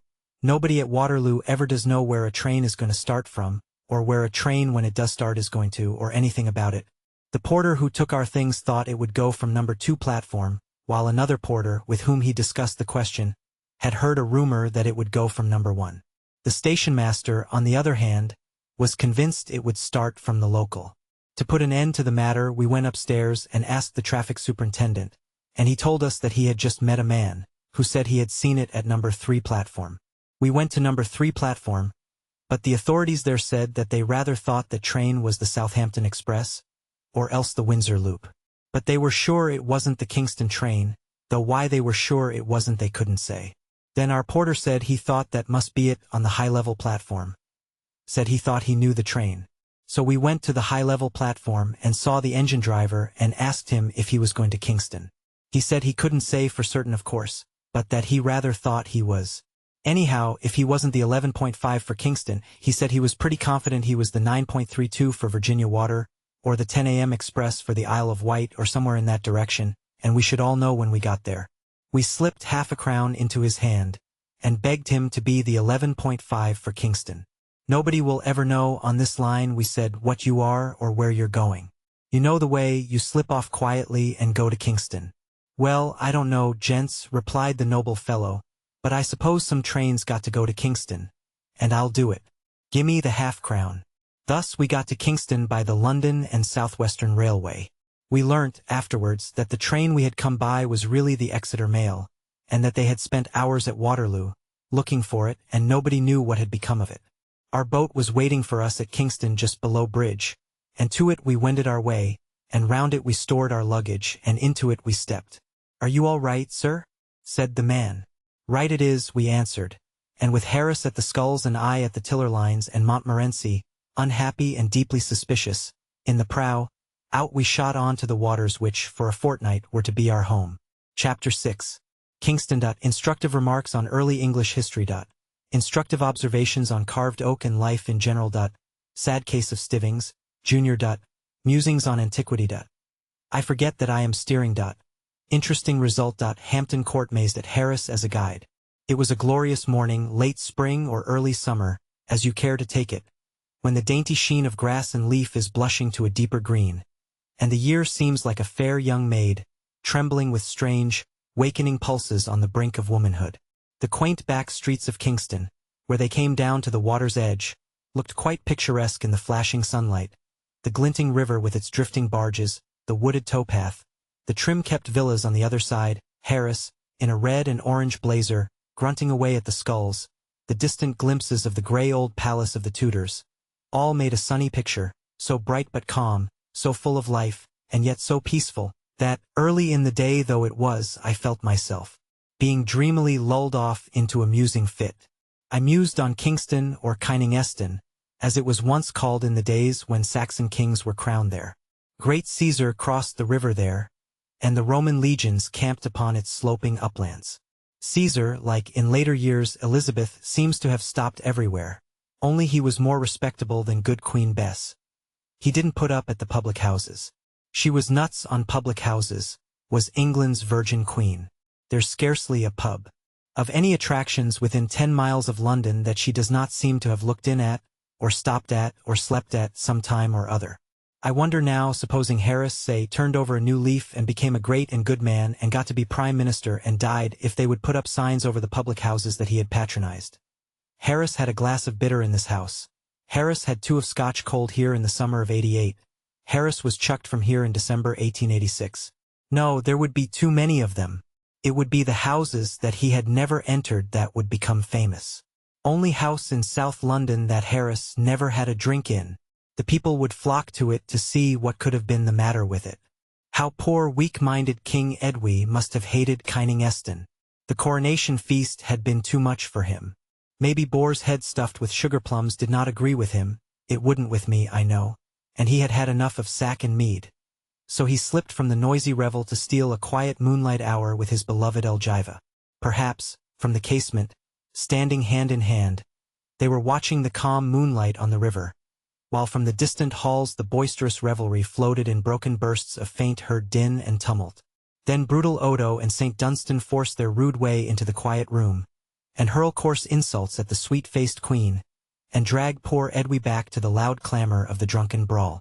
Years later, to the crash of battle music, Saxon kings and Saxon revelry were buried side by side, and Kingston's greatness passed away for a time, to rise once more when Hampton Court became the palace of the Tudors and the Stuarts, and the royal barges strained at their moorings on the river's bank, and bright-cloaked gallants swaggered down the water-steps to cry, "What fairy ho! Gadzooks! Gramercy!"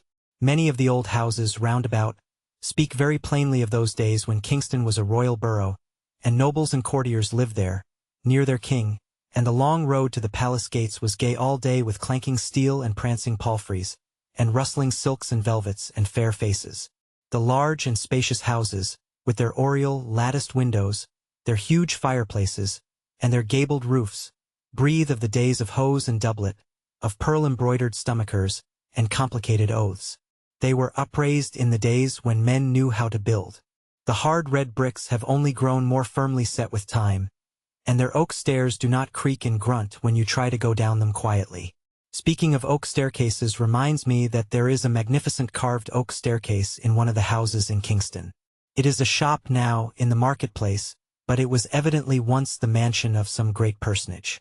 A friend of mine who lives at Kingston went in there to buy a hat one day, and, in a thoughtless moment, put his hand in his pocket and paid for it then and there. The shopman, he knows my friend, was naturally a little staggered at first, but, quickly recovering himself and feeling that something ought to be done to encourage this sort of thing, asked our hero if he would like to see some fine old carved oak. My friend said he would, and the shopman, thereupon, took him through the shop and up the staircase of the house. The balusters were a superb piece of workmanship, and the wall all the way up was oak-paneled, with carving that would have done credit to a palace. From the stairs, they went into the drawing-room, which was a large, bright room, decorated with a somewhat startling though cheerful paper of a blue ground. There was nothing, however, remarkable about the apartment, and my friend wondered why he had been brought there. The proprietor went up to the paper and tapped it. It gave forth a wooden sound. "Oak," he explained. "All carved oak, right up to the ceiling, just the same as you saw on the staircase." "But, great Caesar, man," expostulated my friend. "You don't mean to say you have covered over carved oak with blue wallpaper?" "Yes," was the reply. "It was expensive work. Had to matchboard it all over first, of course. But the room looks cheerful now. It was awful gloomy before. I can't say I altogether blame the man, which is doubtless a great relief to his mind. From his point of view, which would be that of the average householder, desiring to take life as lightly as possible, and not that of the old curiosity shop maniac, there is reason on his side. Carved oak is very pleasant to look at, and to have a little of, but it is no doubt somewhat depressing to live in, for those whose fancy does not lie that way. It would be like living in a church. No, what was sad in his case was that he, who didn't care for carved oak, should have his drawing room paneled with it, while people who do care for it have to pay enormous prices to get it. It seems to be the rule of this world. Each person has what he doesn't want, and other people have what he does want. Married men have wives and don't seem to want them, and young single fellows cry out that they can't get them. Poor people who can hardly keep themselves have 8 hearty children. Rich old couples with no one to leave their money to die childless. Then there are girls with lovers. The girls that have lovers never want them. They say they would rather be without them, that they bother them, and why don't they go and make love to Miss Smith and Miss Brown, who are plain and elderly, and haven't got any lovers? They themselves don't want lovers. They never mean to marry. It does not do to dwell on these things. It makes one so sad. There was a boy at our school, we used to call him Sanford and Merton. His real name was Stivings. He was the most extraordinary lad I ever came across. I believe he really liked study. He used to get into awful rows for sitting up in bed and reading Greek, and as for French irregular verbs, there was simply no keeping him away from them. He was full of weird and unnatural notions about being a credit to his parents and an honor to the school, and he yearned to win prizes and grow up and be a clever man, and had all those sorts of weak-minded ideas. I never knew such a strange creature, yet harmless, mind you, as the babe unborn. Well, that boy used to get ill about twice a week so that he couldn't go to school. There never was such a boy to get ill as that Sanford and Merton. If there was any known disease going within 10 miles of him, he had it, and had it badly. He would take bronchitis in the dog days and have hay fever at Christmas. After a 6 weeks period of drought, he would be stricken down with rheumatic fever, and he would go out in a November fog and come home with a sunstroke. They put him under laughing gas one year, poor lad, and drew all his teeth, and gave him a false set, because he suffered so terribly with toothache, and then it turned to neuralgia and earache. He was never without a cold, except once for 9 weeks while he had scarlet fever, and he always had chilblains. During the great cholera scare of 1871, our neighborhood was singularly free from it. There was only one reputed case in the whole parish. That case was young Stivings. He had to stop in bed when he was ill, and eat chicken and custards and hothouse grapes, and he would lie there and sob because they wouldn't let him do Latin exercises and took his German grammar away from him. And we other boys, who would have sacrificed 10 terms of our school life for the sake of being ill for a day, and had no desire whatever to give our parents any excuse for being stuck up about us, couldn't catch so much as a stiff neck. We fooled about in drafts, and it did us good and freshened us up, and we took things to make us sick, and they made us fat and gave us an appetite. Nothing we could think of seemed to make us ill until the holidays began. Then, on the breaking up day, we caught colds and whooping cough and all kinds of disorders which lasted till the term recommenced, when, in spite of everything we could maneuver to the contrary, we would get suddenly well again and be better than ever. Such is life. And we are but as grass that is cut down, and put into the oven and baked. To go back to the carved oak question, they must have had very fair notions of the artistic and the beautiful, our great-great-grandfathers. Why, all our art treasures of today are only the dug-up commonplaces of 300 or 400 years ago. I wonder if there is real intrinsic beauty in the old soup plates, beer mugs, and candle snuffers that we prize so now, or if it is only the halo of age glowing around them that gives them their charms in our eyes.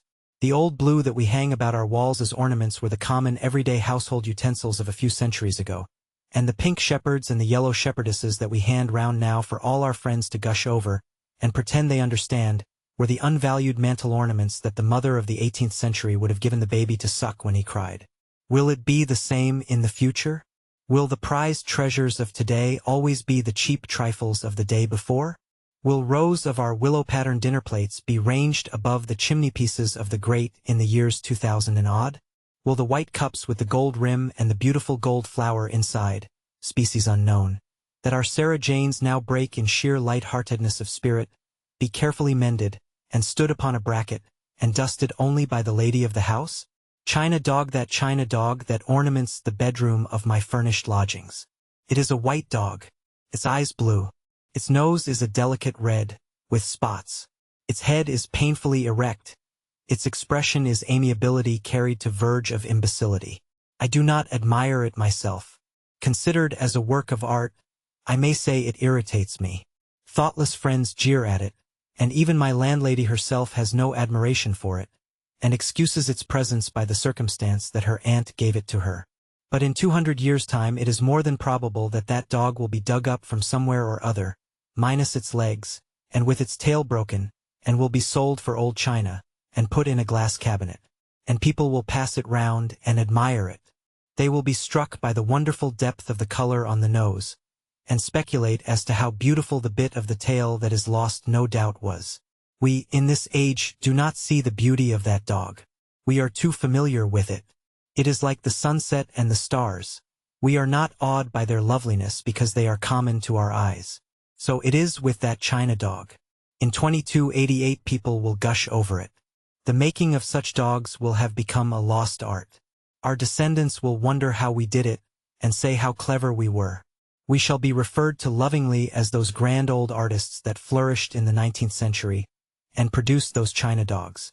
The sampler that the eldest daughter did at school will be spoken of as tapestry of the Victorian era, and be almost priceless. The blue and white mugs of the present-day roadside inn will be hunted up, all cracked and chipped, and sold for their weight in gold, and rich people will use them for claret cups, and travelers from Japan will buy up all the presents from Ramsgate and souvenirs of Margate that may have escaped destruction, and take them back to Jito as ancient English curios. At this point Harris threw away the skulls, got up and left his seat, and sat on his back and stuck his legs in the air. Montmorency howled and turned a somersault, and the top hamper jumped up and all the things came out. I was somewhat surprised, but I did not lose my temper. I said pleasantly enough, "Hello, what's that for? What's that for? Why?" No, on second thoughts I will not repeat what Harris said. I may have been to blame, I admit it, but nothing excuses violence of language and coarseness of expression, especially in a man who has been carefully brought up, as I know Harris has been. I was thinking of other things and forgot, as anyone might easily understand, that I was steering, and the consequence was that we had got mixed up a good deal with the towpath. It was difficult to say, for the moment, which was us and which was the Middlesex bank of the river. But we found out after a while and separated ourselves. Harris, however, said he had done enough for a bit, and proposed that I should take a turn. So, as we were in, I got out and took the tow line, and ran the boat on past Hampton Court. What a dear old wall that is that runs along by the river there. I never pass it without feeling better for the sight of it. Such a mellow, bright, sweet old wall. What a charming picture it would make with the lichen creeping here, and the moss growing there, a shy young vine peeping over the top at this spot, to see what is going on upon the busy river, and the sober old ivy clustering a little farther down. There are 50 shades and tints and hues in every 10 yards of that old wall. If I could only draw, and knew how to paint, I could make a lovely sketch of that old wall, I'm sure. I've often thought I should like to live at Hampton Court. It looks so peaceful and so quiet, and it is such a dear old place to ramble round in the early morning before many people are about. But, there, I don't suppose I should really care for it when it came to actual practice. It would be so ghastly dull and depressing in the evening, when your lamp cast uncanny shadows on the paneled walls, and the echo of distant feet rang through the cold stone corridors, and now drew nearer, and now died away, and all was death-like silence, save the beating of one's own heart. We are creatures of the sun, we men and women. We love light and life. That is why we crowd into the towns and cities, and the country grows more and more deserted every year. In the sunlight, in the daytime, when nature is alive and busy all around us, we like the open hillsides and the deep woods well enough. But in the night, when our Mother Earth has gone to sleep and left us waking, oh, the world seems so lonesome, and we get frightened, like children in a silent house. Then we sit and sob, and long for the gaslit streets, and the sound of human voices, and the answering throb of human life. We feel so helpless and so little in the great stillness, when the dark trees rustle in the night wind. There are so many ghosts about, and their silent sighs make us feel so sad. Let us gather together in the great cities, and light huge bonfires of 1,000,000 gas jets, and shout and sing together, and feel brave. People at Hampton Maze. Harris asked me if I'd ever been in the maze at Hampton Court. He said he went in once to show somebody else the way. He had studied it up in a map, and it was so simple that it seemed foolish, hardly worth the tuppence charged for admission. Harris said he thought that map must have been got up as a practical joke, because it wasn't a bit like the real thing and only misleading. It was a country cousin that Harris took in. He said, "We'll just go in here so that you can say you've been, but it's very simple. It's absurd to call it a maze. You keep on taking the first turning to the right. We'll just walk round for 10 minutes, and then go and get some lunch."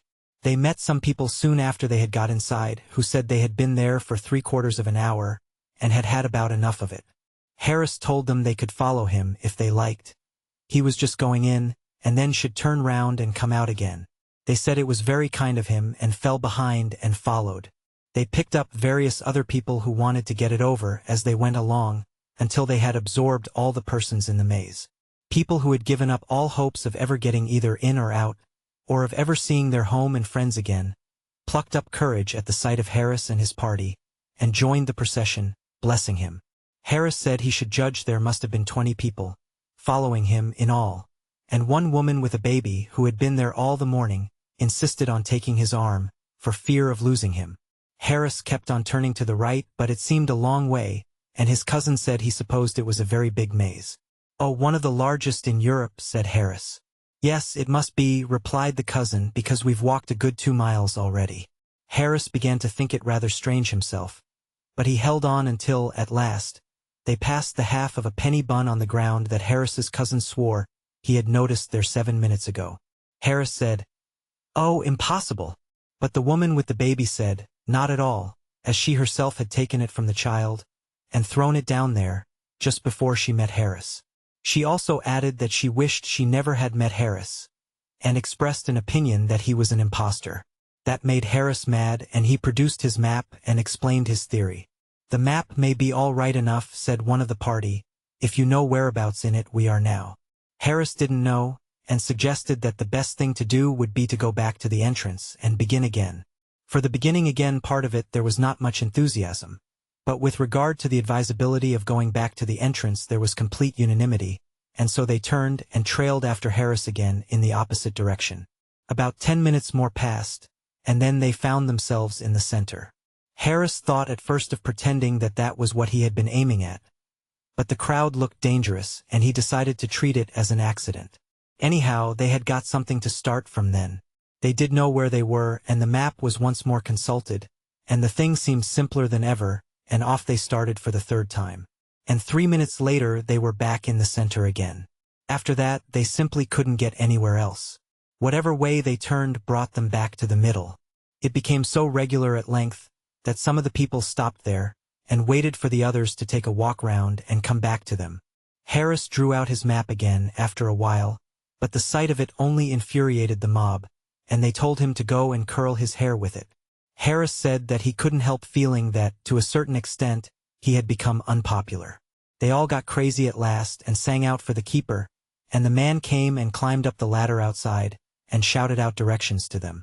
But all their heads were, by this time, in such a confused whirl that they were incapable of grasping anything, and so the man told them to stop where they were, and he would come to them. They huddled together and waited, and he climbed down and came in. He was a young keeper, as luck would have it, and new to the business, and when he got in he couldn't find them, and he wandered about trying to get to them, and then he got lost. They caught sight of him every now and then, rushing about the other side of the hedge, and he would see them and rush to get to them, and they would wait there for about 5 minutes, and then he would reappear again in exactly the same spot, and ask them where they had been. They had to wait till one of the old keepers came back from his dinner before they got out. Harris said he thought it was a very fine maze, so far as he was a judge, and we agreed that we would try to get George to go into it on our way back. Chapter 7. The river in its Sunday garb. Dress on the river. A chance for the men. Absence of taste in Harris. George's blazer. A day with the fashion plate young lady. Mrs. Thomas's tomb. The man who loves not graves and coffins and skulls. Harris mad. His views on George and Banks and lemonade. He performs tricks. It was while passing through Montmorency Lock that Harris told me about his maze experience. It took us some time to pass through as we were the only boat, and it is a big lock. I don't think I ever remember to have seen Montmorency Lock before with only one boat in it. It is, I suppose, bolters not even excepted, the busiest lock on the river.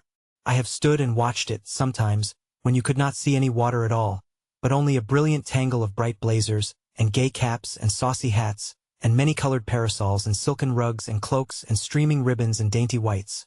When looking down into the lock from the quay, you might fancy it was a huge box into which flowers of every hue and shade had been thrown pell-mell, and lay piled up in a rainbow heap that covered every corner. On a fine Sunday it presents this appearance nearly all day long, while up the stream and down the stream lie, waiting their turn, outside the gates, long lines of still more boats. And boats are drawing near and passing away, so that the sunny river, from the palace up to Hampton Church, is dotted and decked with yellow and blue and orange and white and red and pink. All the inhabitants of Hampton and Montmorency dress themselves up in boating costume, and come and mouch round the lock with their dogs and flirt and smoke and watch the boats.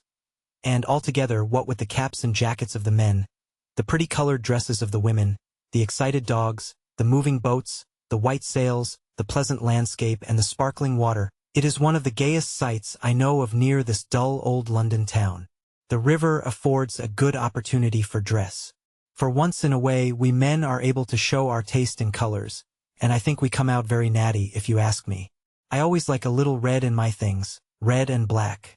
You know, my hair is a sort of golden brown, rather a pretty shade I've been told, and a dark red matches it beautifully, and then I always think a light blue necktie goes so well with it, and a pair of those Russian leather shoes and a red silk handkerchief round the waist. A handkerchief looks so much better than a belt. Harris always keeps to shades or mixtures of orange or yellow, but I don't think he is at all wise in this. His complexion is too dark for yellows. Yellows don't suit him. There can be no question about it. I want him to take to blue as a background with white or cream for relief. But, the less taste a person has in dress, the more obstinate he always seems to be.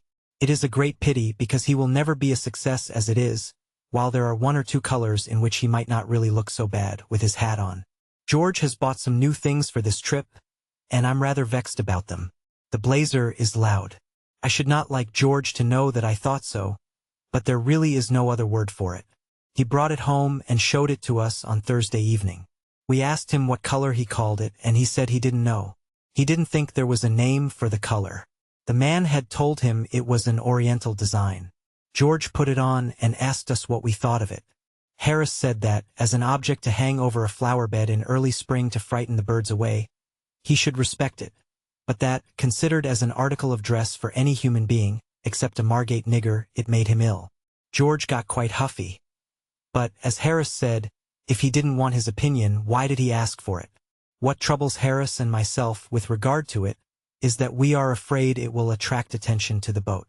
Young lady girls, also, don't look half bad in a boat, if prettily dressed. Nothing is more fetching, to my thinking, than a tasteful boating costume. But a boating costume, it would be as well if all ladies would understand, ought to be a costume that can be worn in a boat, and not merely under a glass case. It utterly spoils an excursion if you have folk in the boat who are thinking all the time a good deal more of their dress than of the trip. It was my misfortune once to go for a water picnic with two ladies of this kind. We did have a lively time.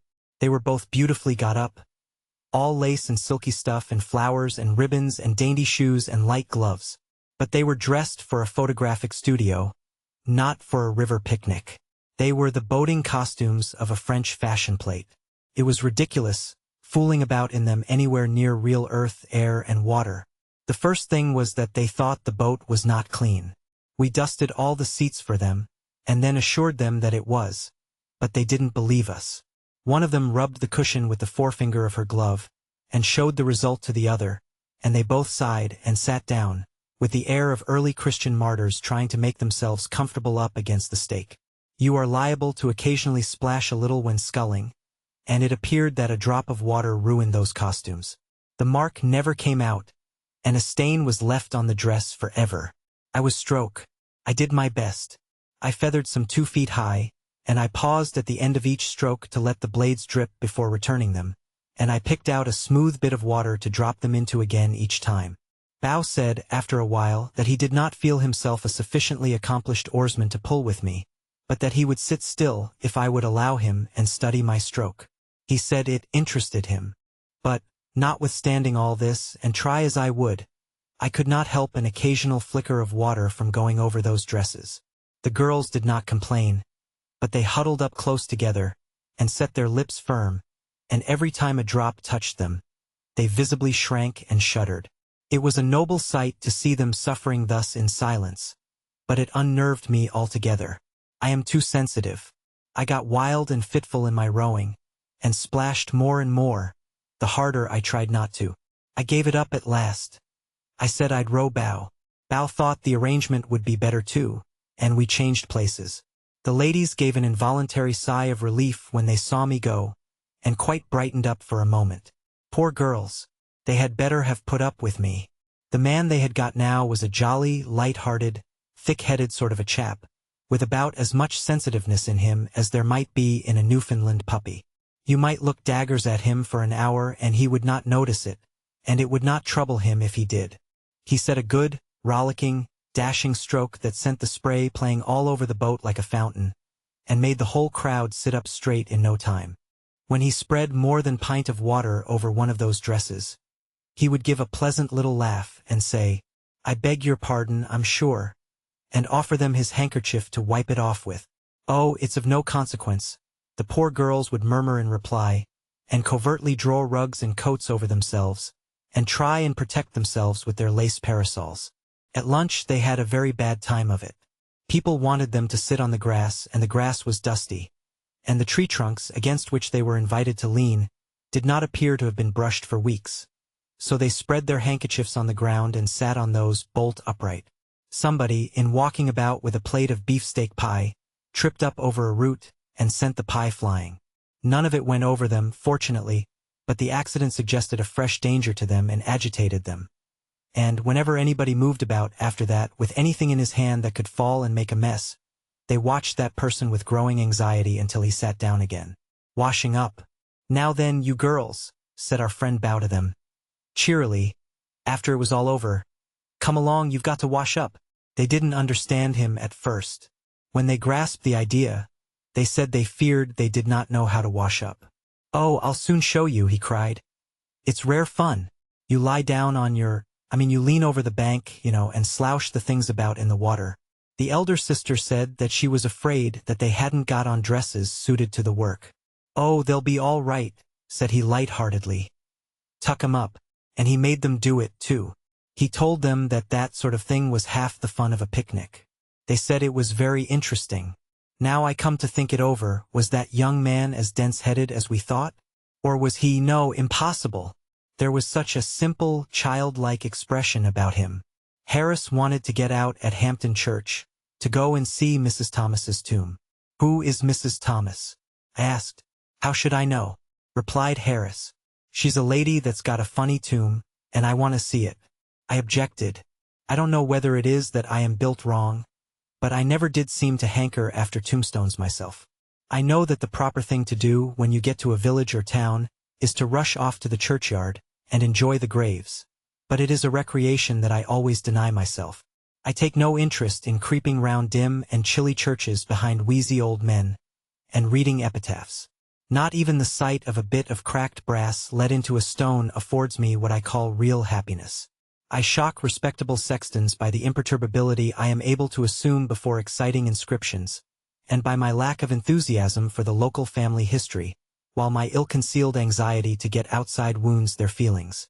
One golden morning of a sunny day, I leant against the low stone wall that guarded a little village church, and I smoked, and drank in deep, calm gladness from the sweet, restful scene.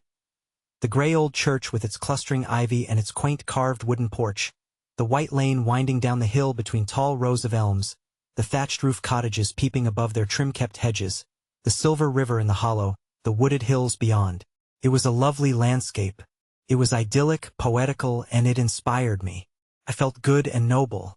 I felt I didn't want to be sinful and wicked anymore. I would come and live here and never do any more wrong, and lead a blameless, beautiful life and have silver hair when I got old, and all that sort of thing. In that moment I forgave all my friends and relations for their wickedness and cussedness. And I blessed them. They did not know that I blessed them. They went their abandoned way all unconscious of what I, far away in that peaceful village, was doing for them. But I did it, and I wished that I could let them know that I had done it, because I wanted to make them happy. I was going on thinking away all these grand, tender thoughts, when my reverie was broken in upon by a shrill, piping voice crying out, "All right, sir. I'm a-coming. I'm a-coming. It's all right, sir. Don't you be in a hurry." I looked up, and saw an old bald-headed man hobbling across the churchyard towards me, carrying a huge bunch of keys in his hand that shook and jingled at every step. I motioned him away with silent dignity, but he still advanced, screeching out the while, "I'm a-coming, sir. I'm a-coming. I'm a little lame. I ain't as spry as I used to be. This way, sir." "Go away, you miserable old man," I said. "I've come as soon as I could, sir," he replied. "My missus never see you till just this minute. You follow me, sir." "Go away," I repeated. "Leave me before I get over the wall and slay you." He seemed surprised. "Don't you want to see the tombs?" he said. "No," I answered, "I don't. I want to stop here, leaning up against this gritty old wall. Go away and don't disturb me. I am chock full of beautiful and noble thoughts, and I want to stop like it because it feels nice and good. Don't you come fooling about, making me mad, chivying away all my better feelings with this silly tombstone nonsense of yours. Go away and get somebody to bury you cheap, and I'll pay half the expense." He was bewildered for a moment. He rubbed his eyes and looked hard at me. I seemed human enough on the outside. He couldn't make it out. He said, "You's a stranger in these parts? You don't live here?" "Graves, no," I said, "I don't." "You wouldn't if I did." "Well then," he said, "you want to see the tombs, graves. Folks been buried, coffins." "You are an untruther," I replied, getting roused. "I do not want to see tombs. Not your tombs. Why should I? We have graves of our own, our family has. Why, my Uncle Podger has a tomb in Kensal Green Cemetery, that is the pride of all that countryside, and my grandfather's vault at Bow is capable of accommodating 8 visitors, while my great-aunt Susan has a brick grave in Finchley Churchyard, with a headstone with a coffee pot sort of thing in bas-relief upon it, and a 6-inch best white stone coping all the way round that cost pounds. When I want graves, it is to those places that I go and revel. I do not want other folks. When you yourself are buried, I will come and see yours. That is all I can do for you." He burst into tears. He said that one of the tombs had a bit of stone upon the top of it that had been said by some to be probably part of the remains of the figure of a man, and that another had some words carved upon it that nobody had ever been able to decipher. I still remained obdurate, and, in broken-hearted tones, he said, "Well, won't you come and see the memorial window?" I would not even see that, so he fired his last shot. He drew near, and whispered hoarsely, "I've got a couple of skulls down in the crypt," he said. "Come and see those." "Oh, do come and see the skulls. You are a young man out for a holiday, and you want to enjoy yourself. Come and see the skulls." Skulls, then I turned and fled, and as I sped I heard him calling to me, "Oh, come and see the skulls. Come back and see the skulls." Harris, however, revels in tombs and graves and epitaphs and monumental inscriptions, and the thought of not seeing Mrs. Thomas's grave made him crazy. He said he had looked forward to seeing Mrs. Thomas's grave from the first moment that the trip was proposed. Said he wouldn't have joined if it hadn't been for the idea of seeing Mrs. Thomas's tomb. I reminded him of George, and how we had to get the boat up to Shepperton by 5 o'clock to meet him, and then he went for George. Why was George to fool about all day, and leave us to lug this lumbering old top-heavy barge up and down the river by ourselves to meet him? Why couldn't George come and do some work? Why couldn't he have got the day off and come down with us? Bank be blowed. What good was he at the bank? I never see him doing any work there, continued Harris whenever I go in. He sits behind a bit of glass all day, trying to look as if he was doing something. What's the good of a man behind a bit of glass? I have to work for my living. Why can't he work? What use is he there, and what's the good of their banks? They take your money and then, when you draw a check, they send it back smeared all over with no effects. Refer to drawer. What's the good of that? That's the sort of trick they served me twice last week. I'm not going to stand it much longer. I shall withdraw my account. If he was here, we could go and see that tomb. I don't believe he's at the bank at all. He's larking about somewhere, that's what he's doing, leaving us to do all the work. I'm going to get out and have a drink. I pointed out to him that we were miles away from a pub. And then he went on about the river and what was the good of the river, and was everyone who came on the river to die of thirst? It is always best to let Harris have his head when he gets like this. Then he pumps himself out, and is quiet afterwards. I reminded him that there was concentrated lemonade in the hamper, and a gallon jar of water in the nose of the boat, and that the two only wanted mixing to make a cool and refreshing beverage. Then he flew off about lemonade and such like Sunday school slops, as he termed them, ginger beer, raspberry syrup, and C. He said they all produced dyspepsia, and ruined body and soul alike, and were the cause of half the crime in England. He said he must drink something, however, and climbed upon the seat, and leant over to get the bottle. It was right at the bottom of the hamper and seemed difficult to find, and he had to lean over further and further, and in trying to steer at the same time from a topsy-turvy point of view, he pulled the wrong line and sent the boat into the bank, and the shock upset him, and he dived down right into the hamper and stood there on his head, holding on to the sides of the boat like grim death, his legs sticking up into the air. He dared not move for fear of going over, and had to stay there till I could get hold of his legs, and haul him back, and that made him madder than ever. Chapter 8. Blackmailing the proper course to pursue. Selfish boorishness of riverside landowner. Notice boards. Unchristian-like feelings of Harris. How Harris sings a comic song. A high-class party. Shameful conduct of two abandoned young men. Some useless information. George buys a banjo. We stopped under the willows by Kempton Park, and lunched. It is a pretty little spot there. A pleasant grass plateau, running along by the water's edge, and overhung by willows. We had just commenced the third course, the bread and jam, when a gentleman in shirt-sleeves and a short pipe came along, and wanted to know if we knew that we were trespassing. We said we hadn't given the matter sufficient consideration as yet to enable us to arrive at a definite conclusion on that point, but that, if he assured us on his word as a gentleman that we were trespassing, we would, without further hesitation, believe it.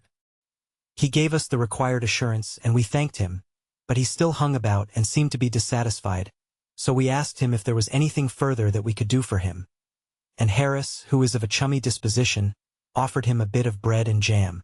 I fancy he must have belonged to some society sworn to abstain from bread and jam, for he declined it quite gruffly, as if he were vexed at being tempted with it, and he added that it was his duty to turn us off. Harris said that if it was a duty it ought to be done, and asked the man what was his idea with regard to the best means for accomplishing it. Harris is what you would call a well-made man of about No. 1 size, and looks hard and bony, and the man measured him up and down, and said he would go and consult his master, and then come back and chuck us both into the river. Of course, we never saw him any more, and, of course, all he really wanted was a shilling. There are a certain number of riverside roughs who make quite an income, during the summer, by slouching about the banks and blackmailing weak-minded noodles in this way. They represent themselves as sent by the proprietor. The proper course to pursue is to offer your name and address, and leave the owner, if he really has anything to do with the matter, to summon you, and prove what damage you have done to his land by sitting down on a bit of it. But the majority of people are so intensely lazy and timid, that they prefer to encourage the imposition by giving in to it rather than put an end to it by the exertion of a little firmness. Where it is really the owners that are to blame, they ought to be shown up. The selfishness of the riparian proprietor grows with every year. If these men had their way, they would close the River Thames altogether. They actually do this along the minor tributary streams and in the backwaters. They drive posts into the bed of the stream, and draw chains across from bank to bank, and nail huge notice boards on every tree. The sight of those notice boards rouses every evil instinct in my nature. I feel I want to tear each one down, and hammer it over the head of the man who put it up, until I have killed him, and then I would bury him and put the board up over the grave as a tombstone. I mentioned these feelings of mine to Harris, and he said he had them worse than that. He said he not only felt he wanted to kill the man who caused the board to be put up, but that he should like to slaughter the whole of his family and all his friends and relations, and then burn down his house. This seemed to me to be going too far, and I said so to Harris. But he answered, "Not a bit of it. Serve 'em all jolly well right, and I'd go and sing comic songs on the ruins." I was vexed to hear Harris go on in this bloodthirsty strain. We never ought to allow our instincts of justice to degenerate into mere vindictiveness. It was a long while before I could get Harris to take a more Christian view of the subject, but I succeeded at last, and he promised me that he would spare the friends and relations at all events, and would not sing comic songs on the ruins. You have never heard Harris sing a comic song, or you would understand the service I had rendered to mankind. It is one of Harris's fixed ideas that he can sing a comic song. The fixed idea, on the contrary, among those of Harris's friends who have heard him try, is that he can't and never will be able to, and that he ought not to be allowed to try. When Harris is at a party and is asked to sing, he replies, "Well, I can only sing a comic song, and he says it in a tone that implies that his singing of that, however, is a thing that you ought to hear once and then die. "Oh, that is nice," says the hostess. "Do sing one, Mr. Harris." And Harris gets up and makes for the piano, with the beaming cheeriness of a generous-minded man who is just about to give somebody something. "Now, silence, please," everybody, says the hostess, turning round. "Mr. Harris is going to sing a comic song. Oh, how jolly," they murmur. And they hurry in from the conservatory, and come up from the stairs, and go and fetch each other from all over the house, and crowd into the drawing room, and sit round, all smirking in anticipation. Then Harris begins. Well, you don't look for much of a voice in a comic song. You don't expect correct phrasing or vocalization. You don't mind if a man does find out, when in the middle of a note, that he is too high and comes down with a jerk. You don't bother about time. You don't mind a man being 2 bars in front of the accompaniment, and easing up in the middle of a line to argue it out with the pianist, and then starting the verse afresh. But you do expect the words. You don't expect a man to never remember more than the first 3 lines of the first verse, and to keep on repeating these until it is time to begin the chorus. You don't expect a man to break off in the middle of a line and snigger and say it's very funny, but he's blessed if he can think of the rest of it, and then try and make it up for himself and afterwards suddenly recollect it when he has got to an entirely different part of the song and break off without a word of warning to go back and let you have it then and there. You don't. Well, I will just give you an idea of Harris's comic singing, and then you can judge of it for yourself. Harris, standing up in front of piano and addressing the expectant mob. "I'm afraid it's a very old thing, I expect you all know it, But it's the only thing I know. It's the judge's song out of Pinafore. No, I don't mean Pinafore. I mean, you know what I mean, the other thing, You must all join in the chorus, Murmurs of delight and anxiety to join in the chorus. Brilliant performance of prelude to the judge's song in trial by jury by nervous pianist. Moment arrives for Harris to join in. Harris takes no notice of it. Nervous pianist commences prelude over again, and Harris, commencing singing at the same time, dashes off the first 2 lines of the First Lord's song out of Pinafore. Nervous pianist tries to push on with prelude, gives it up, and tries to follow Harris with accompaniment to judge's song out of trial by jury, finds that doesn't answer and tries to recollect what he is doing, and where he is, feels his mind giving way and stops short. Harris, with kindly encouragement, "It's all right. You're doing it very well indeed, go on." Nervous pianist, "I'm afraid there's a mistake somewhere. What are you singing?" Harris, promptly, "Why, the judge's song out of trial by jury. Don't you know it?" Some friend of Harris's, from the back of the room, "No, you're not, you chucklehead, you're singing the Admiral's song from Pinafore." Long argument between Harris and Harris's friend as to what Harris is really singing. Friend finally suggests that it doesn't matter what Harris is singing so long as Harris gets on and sings it, and Harris, with an evident sense of injustice rankling inside him, requests pianist to begin again. Pianist, thereupon, starts prelude to the Admiral's song, and Harris, seizing what he considers to be a favorable opening in the music, begins.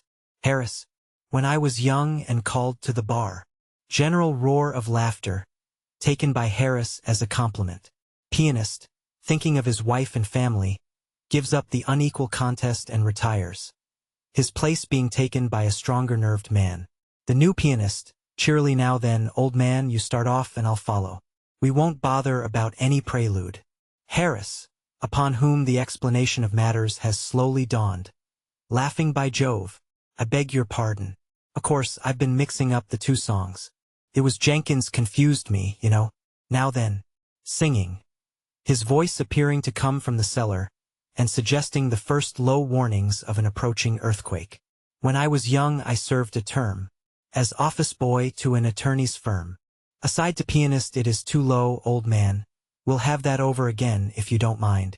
Sings first two lines over again, in a high falsetto this time. Great surprise on the part of the audience. Nervous old lady near the fire begins to cry, and has to be let out. Harris, continuing. I swept the windows and I swept the door. And No, I cleaned the windows of the big front door. And I polished up the floor. No, dash it. I beg your pardon. Funny thing, I can't think of that line. Oh well, we'll get on to the chorus and chance it, sings. And I diddle diddle diddle diddle diddle diddle da. Till now I am the ruler of the Queen's Navy. Now then, chorus, it is the last two lines repeated, you know. General chorus. And he diddle diddle diddle diddle diddle diddle deed. Till now he is the ruler of the Queen's Navy. And Harris never sees what an ass he is making of himself, and how he is annoying a lot of people who never did him any harm. He honestly imagines that he has given them a treat, and says he will sing another comic song after supper. Speaking of comic songs and parties, reminds me of a rather curious incident at which I once assisted, which, as it throws much light upon the inner mental working of human nature in general, ought, I think, to be recorded in these pages. We were a fashionable and highly cultured party. We had on our best clothes, and we talked pretty and were very happy, all except two young fellows, students, just returned from Germany, commonplace young men, who seemed restless and uncomfortable, as if they found the proceedings slow. The truth was, we were too clever for them. Our brilliant but polished conversation, and our high-class tastes, were beyond them. They were out of place among us. They never ought to have been there at all. Everybody agreed upon that later on. We played more so from the old German masters. We discussed philosophy and ethics. We flirted with graceful dignity. We were even humorous in a high-class way. Somebody recited a French poem after supper, and we said it was beautiful. And then a lady sang a sentimental ballad in Spanish, and it made one or two of us weep. It was so pathetic. And then those two young men got up and asked us if we had ever heard Herr Slossenbaschen, who had just arrived, and was then down in the supper room, sing his great German comic song. None of us had heard it that we could remember. The young men said it was the funniest song that had ever been written, and that, if we liked, they would get Herr Slossenbaschen, whom they knew very well, to sing it. They said it was so funny that, when Herr Slossenbaschen had sung it once before the German emperor, he, the German emperor, had to be carried off to bed. They said nobody could sing it like Herr Slossenbaschen. He was so intensely serious all through it that you might fancy he was reciting a tragedy, and that, of course, made it all the funnier. They said he never once suggested by his tone or manner that he was singing anything funny. That would spoil it. It was his air of seriousness, almost of pathos, that made it so irresistibly amusing. We said we yearned to hear it, that we wanted a good laugh, and they went downstairs and fetched Herr Slossenbaschen. He appeared to be quite pleased to sing it, for he came up at once, and sat down to the piano without another word. "Oh, it will amuse you. You will laugh," whispered the two young men, as they passed through the room, and took up an unobtrusive position behind the professor's back. Herr Slossenbaschen accompanied himself. The prelude did not suggest a comic song exactly. It was a weird, soulful air. It quite made one's flesh creep. But we murmured to one another that it was the German method, and prepared to enjoy it. I don't understand German myself. I learned it at school, but forgot every word of it 2 years after I had left, and have felt much better ever since. Still, I did not want the people there to guess my ignorance, so I hit upon what I thought to be rather a good idea. I kept my eye on the two young students and followed them. When they tittered, I tittered. When they roared, I roared, and I also threw in a little snigger all by myself now and then, as if I had seen a bit of humor that had escaped the others. I considered this particularly artful on my part. I noticed, as the song progressed, that a good many other people seemed to have their eye fixed on the two young men, as well as myself. These other people also tittered when the young men tittered, and roared when the young men roared.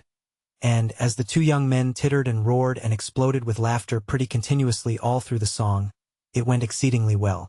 And yet that German professor did not seem happy. At first, when we began to laugh, the expression of his face was one of intense surprise, as if laughter were the very last thing he had expected to be greeted with. We thought this very funny. We said his earnest manner was half the humor. The slightest hint on his part that he knew how funny he was would have completely ruined it all. As we continued to laugh, his surprise gave way to an air of annoyance and indignation, and he scowled fiercely round upon us all, except upon the two young men who, being behind him, he could not see. That sent us into convulsions. We told each other that it would be the death of us, this thing. The words alone, we said, were enough to send us into fits, but added to his mock seriousness. Oh, it was too much. In the last verse, he surpassed himself. He glowered round upon us with a look of such concentrated ferocity that, but for our being forewarned as to the German method of comic singing, we should have been nervous, and he threw such a wailing note of agony into the weird music that, if we had not known it was a funny song, we might have wept. He finished amid a perfect shriek of laughter. We said it was the funniest thing we had ever heard in all our lives. We said how strange it was that, in the face of things like these, there should be a popular notion that the Germans hadn't any sense of humor. And we asked the professor why he didn't translate the song into English so that the common people could understand it and hear what a real comic song was like. Then Herr Schlossenbaschen got up and went on awful. He swore at us in German, which I should judge to be a singularly effective language for that purpose, and he danced and shook his fists and called us all the English he knew. He said he had never been so insulted in all his life. It appeared that the song was not a comic song at all. It was about a young girl who lived in the Harz Mountains, and who had given up her life to save her lover's soul. And he died and met her spirit in the air. And then, in the last verse, he jilted her spirit and went on with another spirit. I'm not quite sure of the details, but it was something very sad, I know. Herr Baschen said he had sung it once before the German emperor, and he, the German emperor, had sobbed like a little child. He, Herr Baschen, said it was generally acknowledged to be one of the most tragic and pathetic songs in the German language. It was a trying situation for us, very trying. There seemed to be no answer. We looked around for the two young men who had done this thing, but they had left the house in an unostentatious manner immediately after the end of the song. That was the end of that party. I never saw a party break up so quietly, and with so little fuss. We never said good night even to one another. We came downstairs one at a time, walking softly, and keeping the shady side.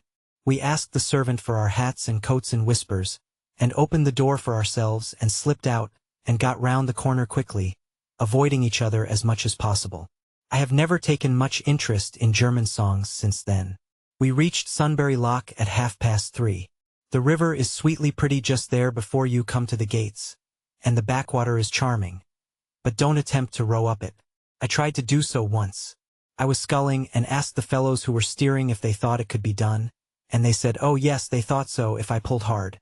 We were just under the little footbridge that crosses it between the two weirs, when they said this, and I bent down over the sculls and set myself up and pulled. I pulled splendidly. I got well into a steady rhythmical swing. I put my arms and my legs and my back into it. I set myself a good, quick, dashing stroke and worked in really grand style. My two friends said it was a pleasure to watch me. At the end of 5 minutes I thought we ought to be pretty near the weir, and I looked up. We were under the bridge, in exactly the same spot that we were when I began, and there were those two idiots injuring themselves by violent laughing. I had been grinding away like mad to keep that boat stuck still under that bridge. I let other people pull up backwaters against strong streams now. We sculled up to Walton, a rather large place for a riverside town. As with all riverside places, only the tiniest corner of it comes down to the water, so that from the boat you might fancy it was a village of some half-dozen houses, all told. Windsor and Abingdon are the only towns between London and Oxford that you can really see anything of from the stream. All the others hide round corners, and merely peep at the river down one street.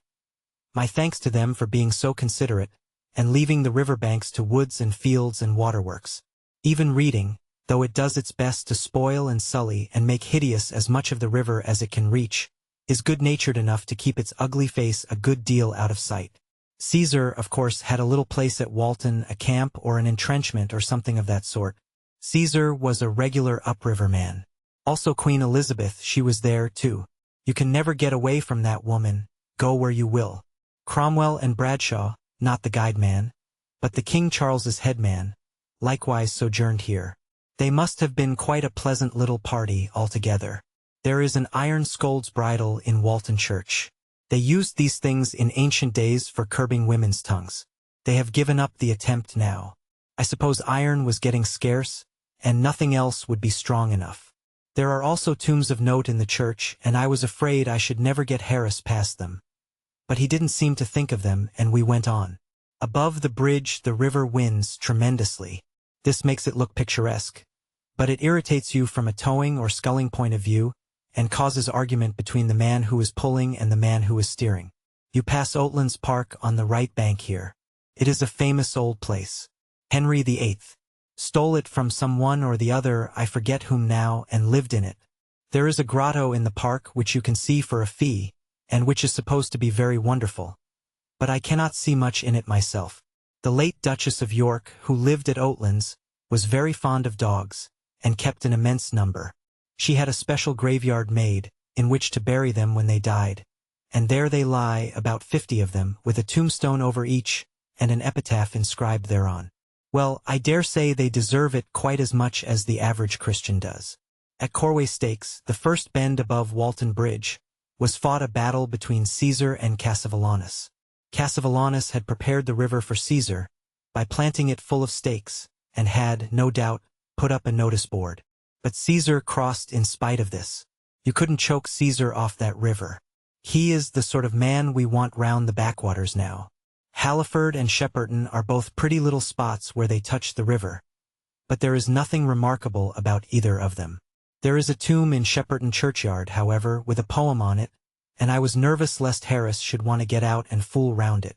I saw him fix a longing eye on the landing stage as we drew near it, so I managed, by an adroit movement, to jerk his cap into the water, and in the excitement of recovering that, and his indignation at my clumsiness, he forgot all about his beloved graves.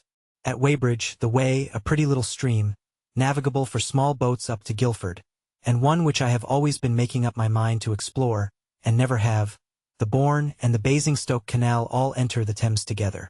The lock is just opposite the town, and the first thing that we saw when we came in view of it was George's blazer on one of the lock gates, closer inspection showing that George was inside it. Montmorency set up a furious barking. I shrieked, Harris roared. George waved his hat and yelled back. The lockkeeper rushed out with a drag, under the impression that somebody had fallen into the lock, and appeared annoyed at finding that no one had. George had rather a curious oilskin-covered parcel in his hand. It was round and flat at one end, with a long straight handle sticking out of it. "What's that?" said Harris. "A frying pan?" "No," said George, with a strange, wild look glittering in his eyes. "They are all the rage this season. Everybody has got them up the river. It's a banjo." "I never knew you played the banjo," cried Harris and I in one breath. "Not exactly," replied George. "But it's very easy, they tell me, and I've got the instruction book." George and the Banjo. Chapter 9. George is introduced to work. Heathenish instincts of tow lines. Ungrateful conduct of a double-sculling skiff. Towers and towed. A use discovered for lovers. Strange disappearance of an elderly lady. Much haste, less speed. Being towed by girls. Exciting sensation. The missing lock or the haunted river. Music. Saved. We made George work, now we had got him. He did not want to work, of course. That goes without saying. He had had a hard time in the city, so he explained. Harris, who is callous in his nature, and not prone to pity, said, "Ah, and now you are going to have a hard time on the river for a change. Change is good for everyone. Out you get." He could not in conscience, not even George's conscience, object, though he did suggest that, perhaps, it would be better for him to stop in the boat, and get tea ready while Harris and I towed, because getting tea was such a worrying work and Harris and I looked tired.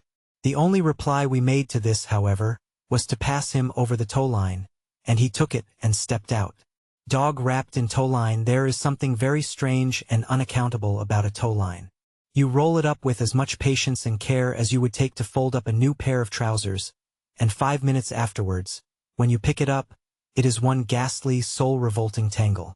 I do not wish to be insulting, but I firmly believe that if you took an average tow line and stretched it out straight across the middle of a field, and then turned your back on it for 30 seconds, that, when you looked round again, you would find that it had got itself all together in a heap in the middle of the field, and had twisted itself up and tied itself into knots and lost its two ends and become all loops, and it would take you a good half-hour, sitting down there on the grass and swearing all the while to disentangle it again.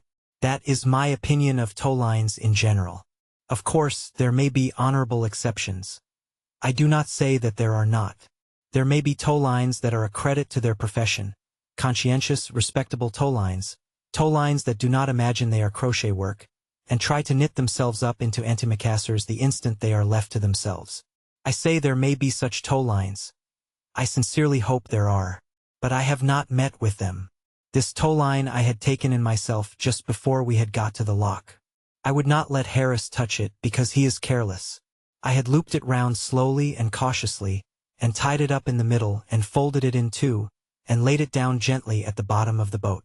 Harris had lifted it up scientifically, and had put it into George's hand. George had taken it firmly and held it away from him, and had begun to unravel it as if he were taking the swaddling clothes off a newborn infant. And, before he had unwound a dozen yards, the thing was more like a badly made doormat than anything else. It is always the same, and the same sort of thing always goes on in connection with it. The man on the bank, who is trying to disentangle it, thinks all the fault lies with the man who rolled it up, and when a man up the river thinks a thing, he says it. What have you been trying to do with it? Make a fishing net of it. You've made a nice mess, you have. Why couldn't you wind it up properly, you silly dummy? He grunts from time to time as he struggles wildly with it, and lays it out flat on the towpath, and runs round and round it, trying to find the end. On the other hand, the man who wound it up thinks the whole cause of the muddle rests with the man who is trying to unwind it. It was all right when you took it, he exclaims indignantly. Why don't you think what you are doing? You go about things in such a slapdash style. You'd get a scaffolding pole entangled, you would. And they feel so angry with one another that they would like to hang each other with the thing. 10 minutes go by, and the first man gives a yell and goes mad, and dances on the rope, and tries to pull it straight by seizing hold of the first piece that comes to his hand and hauling at it. Of course, this only gets it into a tighter tangle than ever.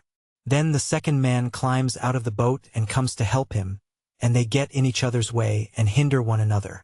They both get hold of the same bit of line, and pull at it in opposite directions and wonder where it is caught. In the end, they do get it clear, and then turn round and find that the boat has drifted off, and is making straight for the weir. This really happened once to my own knowledge. It was up by Bovany, one rather windy morning. We were pulling downstream, and, as we came round the bend, we noticed a couple of men on the bank. They were looking at each other with as bewildered and helplessly miserable expression as I have ever witnessed on any human countenance before or since, and they held a long tow line between them. It was clear that something had happened, so we eased up and asked them what was the matter. Why, our boat's gone off, they replied in an indignant tone. We just got out to disentangle the tow line, and when we looked round, it was gone. And they seemed hurt at what they evidently regarded as a mean and ungrateful act on the part of the boat. We found the truant for them half a mile further down, held by some rushes, and we brought it back to them. I bet they did not give that boat another chance for a week. I shall never forget the picture of those two men walking up and down the bank with a tow line, looking for their boat. One sees a good many funny incidents up the river in connection with towing. One of the most common is the sight of a couple of towers, walking briskly along, deep in an animated discussion, while the man in the boat, 100 yards behind them, is vainly shrieking to them to stop, and making frantic signs of distress with a scull. Something has gone wrong. The rudder has come off, or the boat hook has slipped overboard, or his hat has dropped into the water and is floating rapidly downstream. He calls to them to stop, quite gently and politely at first. Hat in the water high. Stop a minute, will you? He shouts cheerily. I've dropped my hat overboard. Then, hi, Tom Dick, can't you hear? Not quite so affably this time. Then, hi, confound you, you dunderheaded idiots. Hi, stop. Oh you. After that he springs up, and dances about, and roars himself red in the face, and curses everything he knows. And the small boys on the bank stop and jeer at him, and pitch stones at him as he is pulled along past them, at the rate of 4 miles an hour and can't get out. Much of this sort of trouble would be saved if those who are towing would keep remembering that they are towing, and give a pretty frequent look round to see how their man is getting on. It is best to let one person tow. When 2 are doing it, they get chattering and forget, and the boat itself, offering as it does but little resistance, is of no real service in reminding them of the fact. As an example of how utterly oblivious a pair of towers can be to their work, George told us, later on in the evening, when we were discussing the subject after supper, of a very curious instance.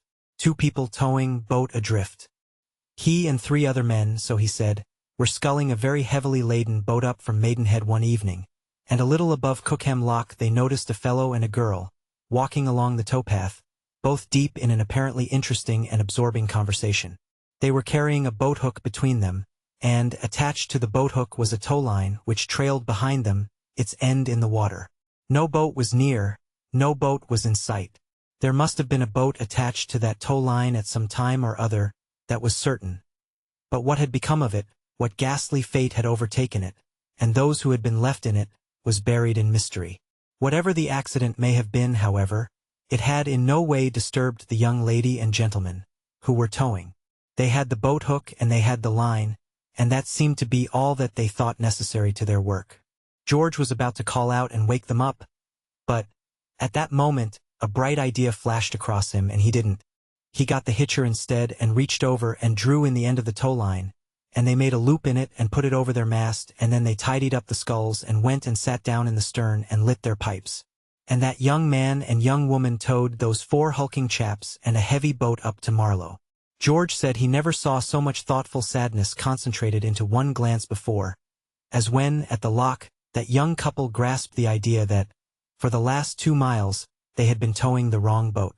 George fancied that, if it had not been for the restraining influence of the sweet woman at his side, the young man might have given way to violent language. The maiden was the first to recover from her surprise, and, when she did, she clasped her hands and said wildly, "Oh Henry, then where is Auntie? Did they ever recover the old lady?" asked Harris.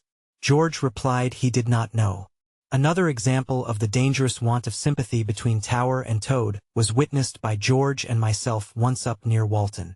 It was where the towpath shelves gently down into the water, and we were camping on the opposite bank, noticing things in general. By and by a small boat came in sight, towed through the water at a tremendous pace by a powerful barge horse, on which sat a very small boy. Scattered about the boat, in dreamy and reposeful attitudes, lay 5 fellows, the man who was steering having a particularly restful appearance. "I should like to see him pull the wrong line," murmured George as they passed. And at that precise moment the man did it, and the boat rushed up the bank with a noise like the ripping up of 40,000 linen sheets.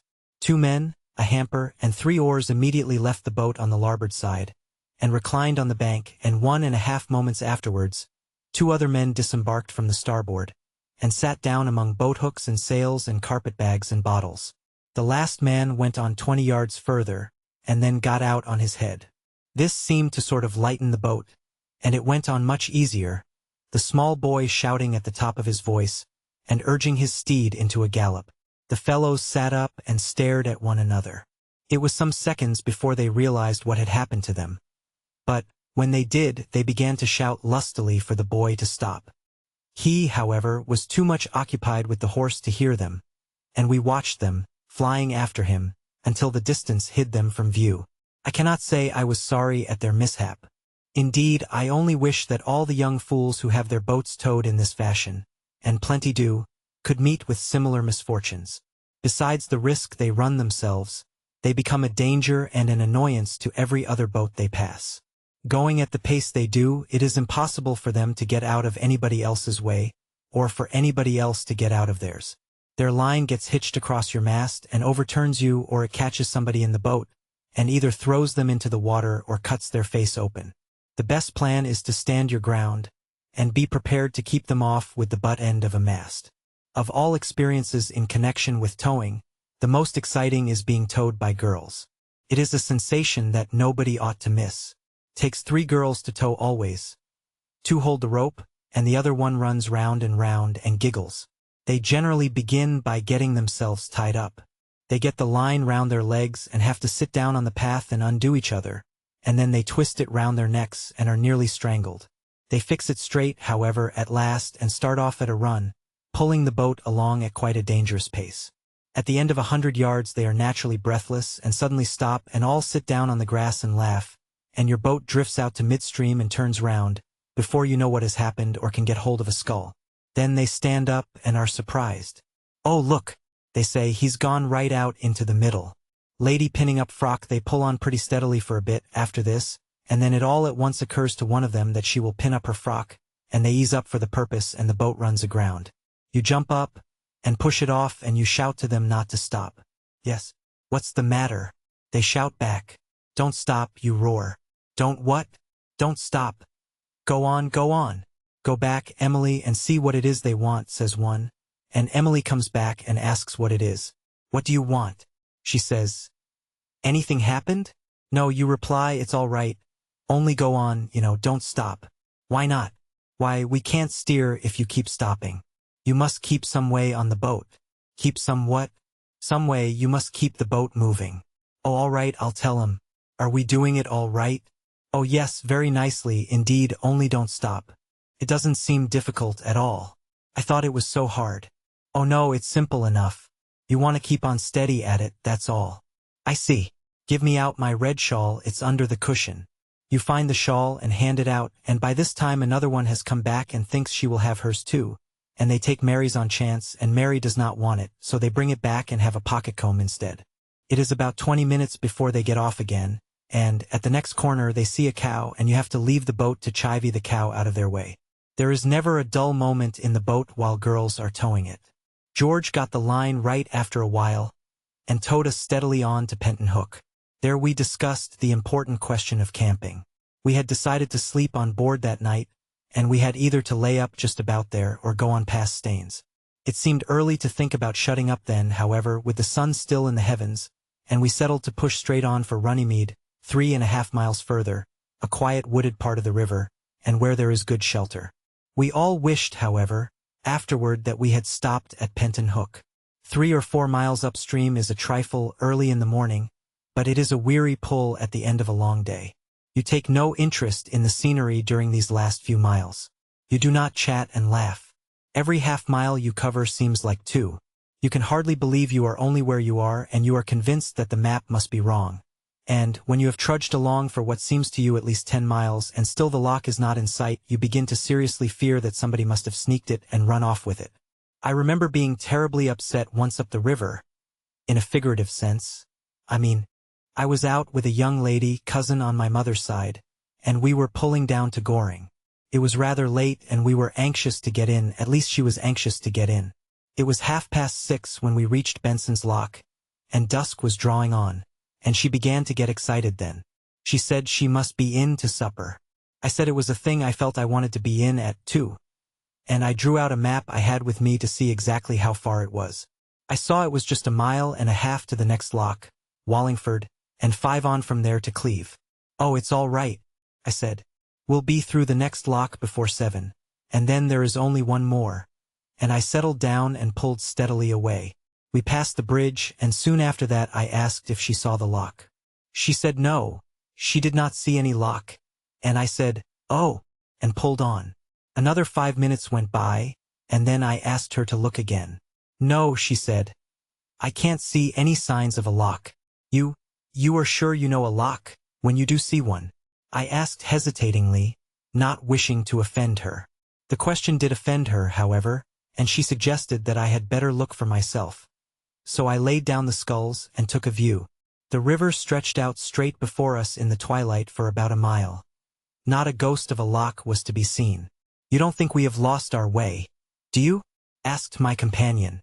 I did not see how that was possible, though, as I suggested, we might have somehow got into the Weir stream and be making for the falls. This idea did not comfort her in the least, and she began to cry. She said we should both be drowned, and that it was a judgment on her for coming out with me. It seemed an excessive punishment, I thought, but my cousin thought not and hoped it would all soon be over. I tried to reassure her, and to make light of the whole affair. I said that the fact evidently was that I was not rowing as fast as I fancied I was, but that we should soon reach the loch now, and I pulled on for another mile. Then I began to get nervous myself. I looked again at the map. There was Wallingford Loch, clearly marked, 1.5 miles below Benson's. It was a good, reliable map. And, besides, I recollected the loch myself. I had been through it twice. Where were we? What had happened to us? I began to think it must be all a dream, and that I was really asleep in bed, and should wake up in a minute, and be told it was past 10. I asked my cousin if she thought it could be a dream, and she replied that she was just about to ask me the same question. And then we both wondered if we were both asleep, and if so, who was the real one that was dreaming, and who was the one that was only a dream. It got quite interesting. I still went on pulling, however, and still no loch came in sight, and the river grew more and more gloomy and mysterious under the gathering shadows of night, and things seemed to be getting weird and uncanny. I thought of hobgoblins and banshees and will-o'-the-wisps, and those wicked girls who sit up all night on rocks, and lure people into whirlpools and things. And I wished I had been a better man and knew more hymns. And in the middle of these reflections I heard the blessed strains of He's Got 'Em On, played badly on a concertina, and knew that we were saved. I do not admire the tones of a concertina, as a rule. But, oh, how beautiful the music seemed to us both then. Far, far more beautiful than the voice of Orpheus or the lute of Apollo, or anything of that sort could have sounded. Heavenly melody, in our then state of mind, would only have still further harrowed us. A soul-moving harmony, correctly performed, we should have taken as a spirit warning, and have given up all hope. But about the strains of He's Got 'Em On, jerked spasmodically, and with involuntary variations, out of a wheezy accordion, there was something singularly human and reassuring. The sweet sounds drew nearer, and soon the boat from which they were worked lay alongside us. It contained a party of provincial Aries and Ariots, out for a moonlight sail. There was not any moon, but that was not their fault. I never saw more attractive, lovable people in all my life. I hailed them, and asked if they could tell me the way to Wallingford Loch, and I explained that I had been looking for it for the last 2 hours. Wallingford Loch, they answered. Lor love you, sir.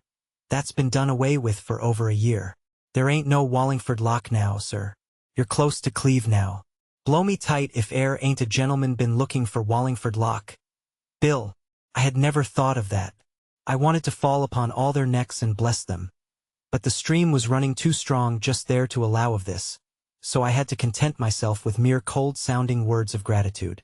We thanked them over and over again, and we said it was a lovely night, and we wished them a pleasant trip, and I think I invited them all to come and spend a week with me, and my cousin said her mother would be so pleased to see them. And we sang the soldiers' chorus out of Faust, and got home in time for supper after all. People in Rowing Boat. Chapter 10. Our first night, under canvas, an appeal for help to contrariness of tea kettles, how to overcome supper, how to feel virtuous, wanted, a comfortably appointed, well-drained desert island, neighborhood of South Pacific Ocean preferred to.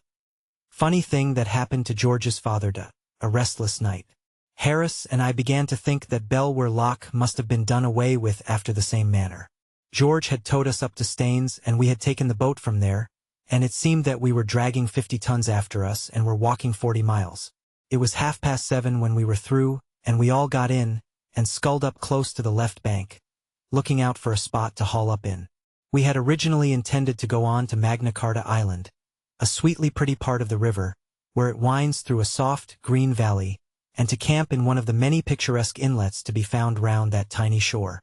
But, somehow, we did not feel that we yearned for the picturesque nearly so much now as we had earlier in the day.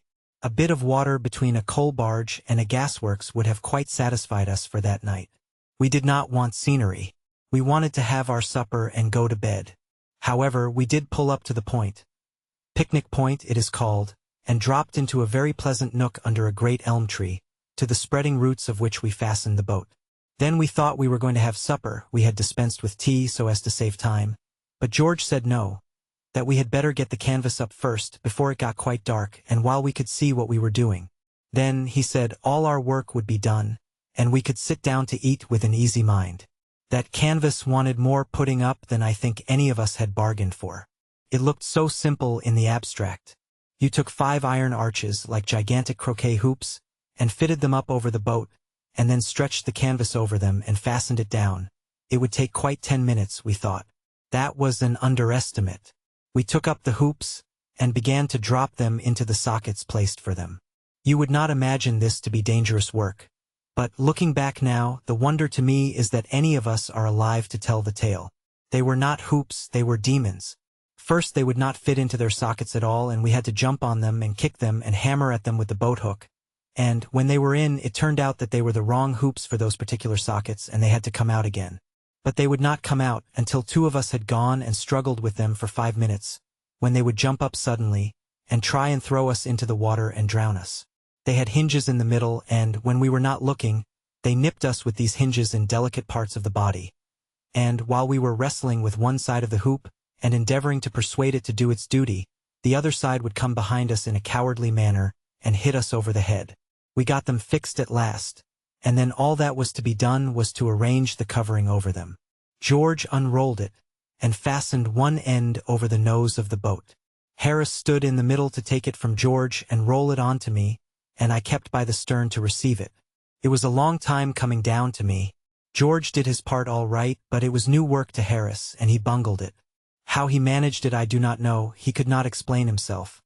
But by some mysterious process or other he succeeded, after 10 minutes of superhuman effort, in getting himself completely rolled up in it. He was so firmly wrapped round and tucked in and folded over that he could not get out.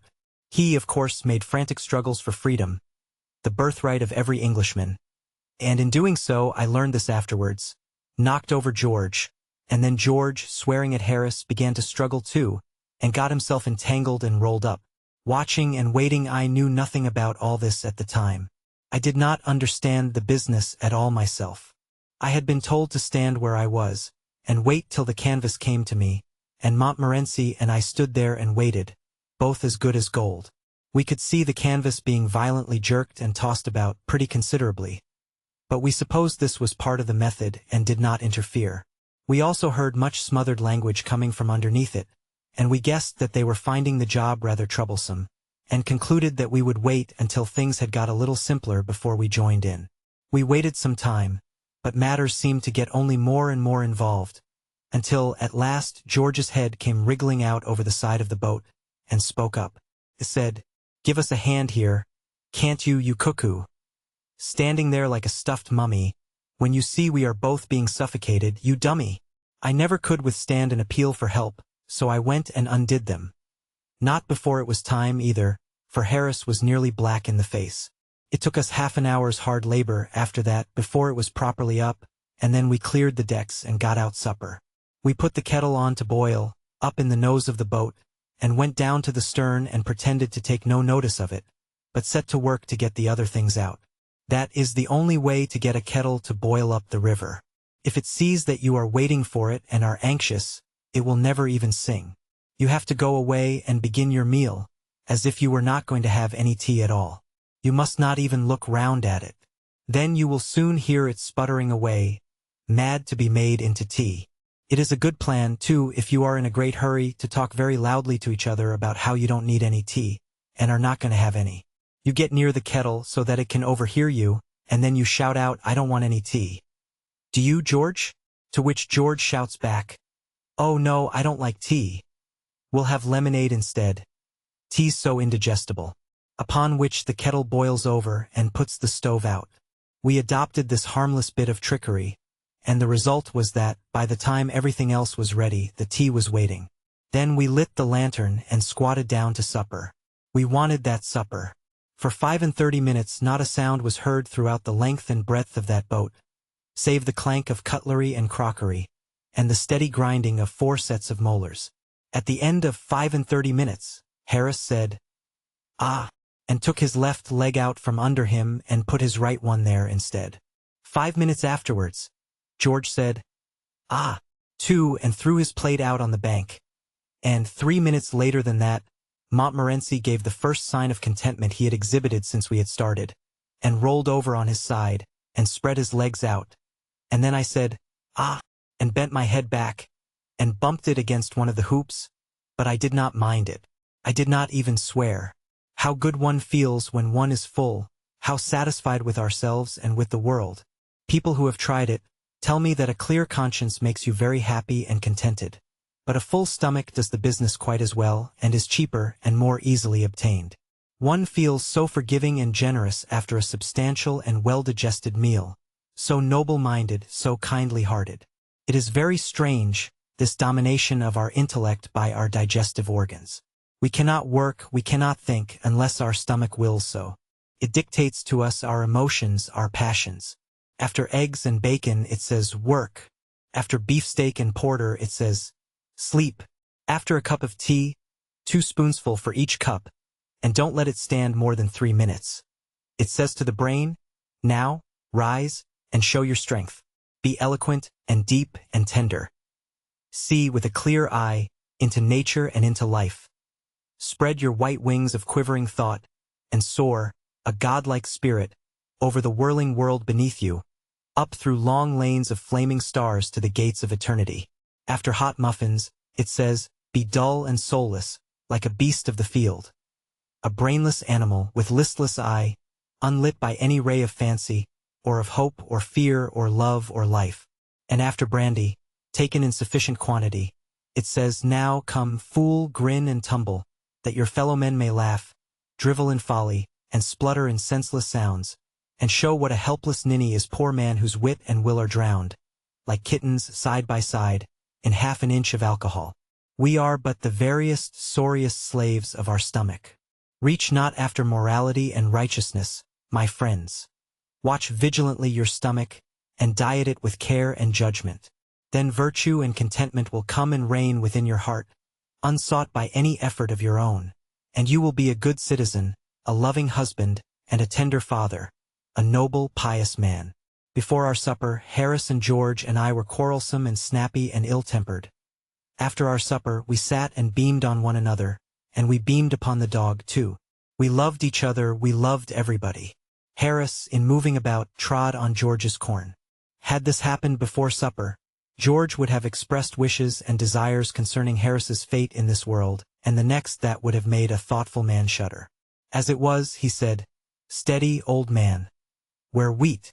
And Harris, instead of merely observing, in his most unpleasant tones, that a fellow could hardly help treading on some bit of George's foot, if he had to move about at all within 10 yards of where George was sitting, suggesting that George never ought to come into an ordinary-sized boat with feet that length, and advising him to hang them over the side, as he would have done before supper, now said, "Oh, I'm so sorry, old chap. I hope I haven't hurt you."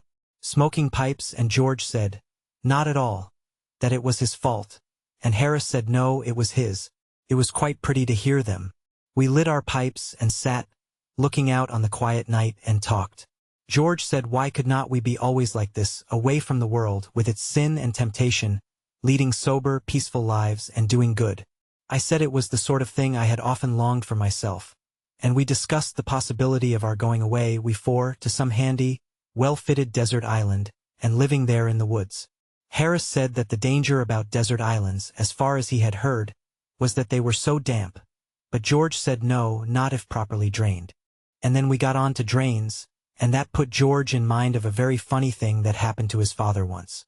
He said his father was traveling with another fellow through Wales, and one night they stopped at a little inn, where there were some other fellows, and they joined the other fellows and spent the evening with them. They had a very jolly evening and sat up late, and by the time they came to go to bed, this was when George's father was a very young man, were slightly jolly, too. They, George's father and George's father's friend, were to sleep in the same room, but in different beds. They took the candle and went up. The candle lurched up against the wall when they got into the room, and went out, and they had to undress and grope into bed in the dark. This they did. But instead of getting into separate beds as they thought they were doing, they both climbed into the same one without knowing it. One getting in with his head at the top, and the other crawling in from the opposite side of the compass and lying with his feet on the pillow. There was silence for a moment, and then George's father said, "Joe, what's the matter, Tom?" replied Joe's voice from the other end of the bed. "Why, there's a man in my bed," said George's father. "Here's his feet on my pillow." "Well, it's an extraordinary thing, Tom," answered the other. "But I'm blessed if there isn't a man in my bed, too." "What are you going to do?" asked George's father. "Well, I'm going to chuck him out," replied Joe. "So am I," said George's father valiantly. There was a brief struggle, followed by 2 heavy bumps on the floor, and then a rather doleful voice said, "I say, Tom." "Yes." "How have you got on?" "Well, to tell you the truth, my man's chucked me out." "So's mine." "I say, I don't think much of this inn, do you?" "What was the name of that inn?" said Harris. "The Pig and Whistle," said George. "Why? No, then it isn't the same," replied Harris. "What do you mean?" queried George. "Why, it's so curious," murmured Harris. "But precisely that very same thing happened to my father once at a country inn. I've often heard him tell the tale. I thought it might have been the same inn. We turned in at 10 that night, and I thought I should sleep well, being tired. But I didn't. As a rule, I undress and put my head on the pillow, and then somebody bangs at the door and says it is 8:30. But tonight everything seemed against me. The novelty of it all, the hardness of the boat, the cramped position. I was lying with my feet under one seat and my head on another. The sound of the lapping water round the boat and the wind among the branches kept me restless and disturbed. I did get to sleep for a few hours, and then some part of the boat which seemed to have grown up in the night, for it certainly was not there when we started, and it had disappeared by the morning, kept digging into my spine. I slept through it for a while, dreaming that I had swallowed a sovereign, and that they were cutting a hole in my back with a gimlet so as to try and get it out. I thought it very unkind of them, and I told them I would owe them the money, and they should have it at the end of the month. But they would not hear of that, and said it would be much better if they had it then, because otherwise the interest would accumulate so. I got quite cross with them after a bit, and told them what I thought of them, and then they gave the gimlet such an excruciating wrench that I woke up. The boat seemed stuffy and my head ached. So I thought I would step out into the cool night air. I slipped on what clothes I could find about, some of my own and some of George's and Harris's, and crept under the canvas onto the bank. It was a glorious night. The moon had sunk, and left the quiet earth alone with the stars. It seemed as if, in the silence and the hush, while we her children slept, they were talking with her, their sister, conversing of mighty mysteries in voices too vast and deep for childish human ears to catch the sound. They awe us, these strange stars, so cold, so clear. We are as children whose small feet have strayed into some dim-lit temple of the god they have been taught to worship but know not. And standing where the echoing dome spans the long vista of the shadowy light, glance up, half hoping, half afraid to see some awful vision hovering there. And yet it seems so full of comfort and of strength. The night. In its great presence, our small sorrows creep away, ashamed. The day has been so full of fret and care, and our hearts have been so full of evil and of bitter thoughts, and the world has seemed so hard and wrong to us. Then night, like some great loving mother, gently lays her hand upon our fevered head, and turns our little tear-stained faces up to hers and smiles. And though she does not speak, we know what she would say, and lay our hot flushed cheek against her bosom, and the pain is gone. Sometimes, our pain is very deep and real, and we stand before her very silent, because there is no language for our pain, only a moan.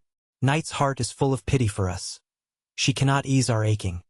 She takes our hand in hers, and the little world grows very small and very far away beneath us, and, borne on her dark wings, we pass for a moment into a mightier presence than her own, and in the wondrous light of that great presence, all human life lies like a book before us, and we know that pain and sorrow are but the angels of God. Only those who have worn the crown of suffering can look upon that wondrous light, and they, when they return, may not speak of it, or tell the mystery they know. Once upon a time, through a strange country, there rode some goodly knights, and their path lay by a deep wood, where tangled briars grew very thick and strong, and tore the flesh of them that lost their way therein. And the leaves of the trees that grew in the wood were very dark and thick, so that no ray of light came through the branches to lighten the gloom and sadness. And as they passed by that dark wood, one knight of those that rode, missing his comrades, wandered far away, and returned to them no more. And they, sorely grieving, rode on without him, mourning him as one dead. Now, when they reached the fair castle towards which they had been journeying, they stayed there many days and made merry. And one night, as they sat in cheerful ease around the logs that burned in the great hall, and drank a loving measure, there came the comrade they had lost and greeted them. His clothes were ragged, like a beggar's, and many sad wounds were on his sweet flesh, but upon his face there shone a great radiance of deep joy.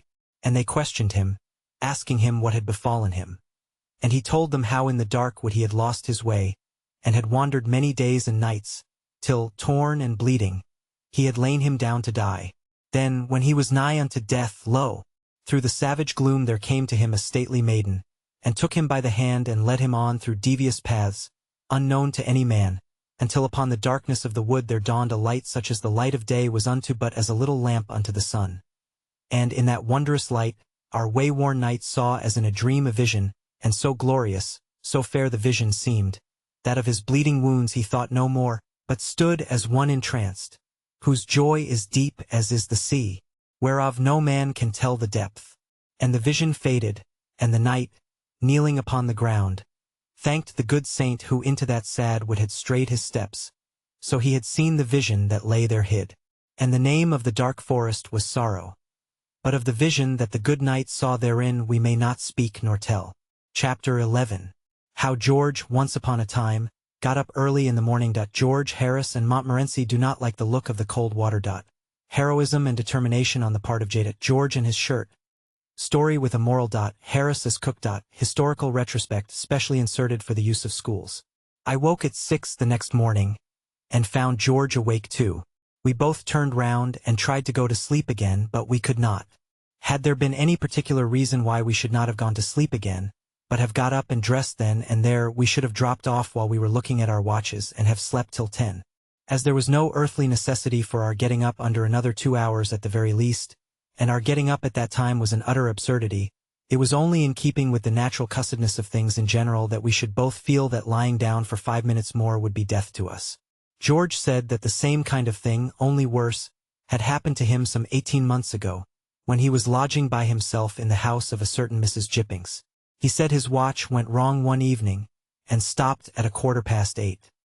He did not know this at the time because, for some reason or other, he forgot to wind it up when he went to bed, an unusual occurrence with him, and hung it up over his pillow without ever looking at the thing. It was in the winter when this happened, very near the shortest day, and a week of fog into the bargain, so the fact that it was still very dark when George woke in the morning was no guide to him as to the time. He reached up and hauled down his watch. It was 8:15. "Angels and ministers of grace defend us," exclaimed George, "and here have I got to be in the city by 9. Why didn't somebody call me? Oh, this is a shame." And he flung the watch down and sprang out of bed, and had a cold bath and washed himself and dressed himself and shaved himself in cold water because there was not time to wait for the hot, and then rushed and had another look at the watch. Whether the shaking it had received in being thrown down on the bed had started it, or how it was, George could not say, but certain it was that from 8:15 it had begun to go, and now pointed to 20 minutes to 9. George snatched it up and rushed downstairs. In the sitting room, all was dark and silent. There was no fire, no breakfast. George said it was a wicked shame of Mrs. G, and he made up his mind to tell her what he thought of her when he came home in the evening. Then he dashed on his greatcoat and hat, and, seizing his umbrella, made for the front door. The door was not even unbolted. George anathematized Mrs. G for a lazy old woman, and thought it was very strange that people could not get up at a decent, respectable time, unlocked and unbolted the door, and ran out. He ran hard for 1/4 of a mile, and at the end of that distance it began to be borne in upon him as a strange and curious thing that there were so few people about, and that there were no shops open. It was certainly a very dark and foggy morning, but still it seemed an unusual course to stop all business on that account. He had to go to business. Why should other people stop in bed merely because it was dark and foggy? At length he reached Holborn. Not a shutter was down. Not a bus was about. There were 3 men in sight, one of whom was a policeman, a market cart full of cabbages, and a dilapidated-looking cab. George pulled out his watch and looked at it. It was 5 minutes to 9. He stood still and counted his pulse. He stooped down and felt his legs. Then, with his watch still in his hand, he went up to the policeman and asked him if he knew what the time was. "George and the policeman, what's the time?" said the man, eyeing George up and down with evident suspicion. "Why, if you listen you will hear it strike." George listened, and a neighboring clock immediately obliged. "But it's only gone 3, said George in an injured tone when it had finished. "Well, and how many did you want it to go?" replied the constable. "Why, 9, said George, showing his watch. "Do you know where you live?" said the guardian of public order severely. George thought and gave the address. "Oh, that's where it is it?" replied the man. "Well, you take my advice and go there quietly, and take that watch of yours with you, and don't let's have any more of it." And George went home again, musing as he walked along, and let himself in. At first, when he got in, he determined to undress and go to bed again. But when he thought of the redressing and rewashing, and the having of another bath, he determined he would not, but would sit up and go to sleep in the easy chair. But he could not get to sleep. He never felt more wakeful in his life. So he lit the lamp and got out the chessboard, and played himself a game of chess. But even that did not enliven him. It seemed slow somehow, so he gave chess up and tried to read. He did not seem able to take any sort of interest in reading either, so he put on his coat again and went out for a walk. It was horribly lonesome and dismal, and all the policemen he met regarded him with undisguised suspicion, and turned their lanterns on him and followed him about, and this had such an effect upon him at last that he began to feel as if he really had done something, and he got to slinking down the by-streets and hiding in dark doorways when he heard the regulation flip-flop approaching. Of course, this conduct made the force only more distrustful of him than ever, and they would come and rout him out and ask him what he was doing there. And when he answered nothing, he had merely come out for a stroll, it was then 4 o'clock in the morning. They looked as though they did not believe him, and 2 plainclothes constables came home with him to see if he really did live where he had said he did. They saw him go in with his key, and then they took up a position opposite and watched the house. He thought he would light the fire when he got inside, and make himself some breakfast, just to pass away the time. But he did not seem able to handle anything from a scuttleful of coals to a teaspoon without dropping it or falling over it, and making such a noise that he was in mortal fear that it would wake Mrs. G. up, and that she would think it was burglars and open the window and call police. And then these 2 detectives would rush in and handcuff him, and march him off to the police court. He was in a morbidly nervous state by this time, and he pictured the trial and his trying to explain the circumstances to the jury, and nobody believing him, and his being sentenced to 20 years penal servitude, and his mother dying of a broken heart. So he gave up trying to get breakfast, and wrapped himself up in his overcoat and sat in the easy chair till Mrs. G came down at 7:30. He said he had never got up too early since that morning. It had been such a warning to him. We had been sitting huddled up in our rugs while George had been telling me this true story, and on his finishing it I set to work to wake up Harris with a skull. The 3rd prod did it, and he turned over on the other side and said he would be down in a minute, and that he would have his lace-up boots.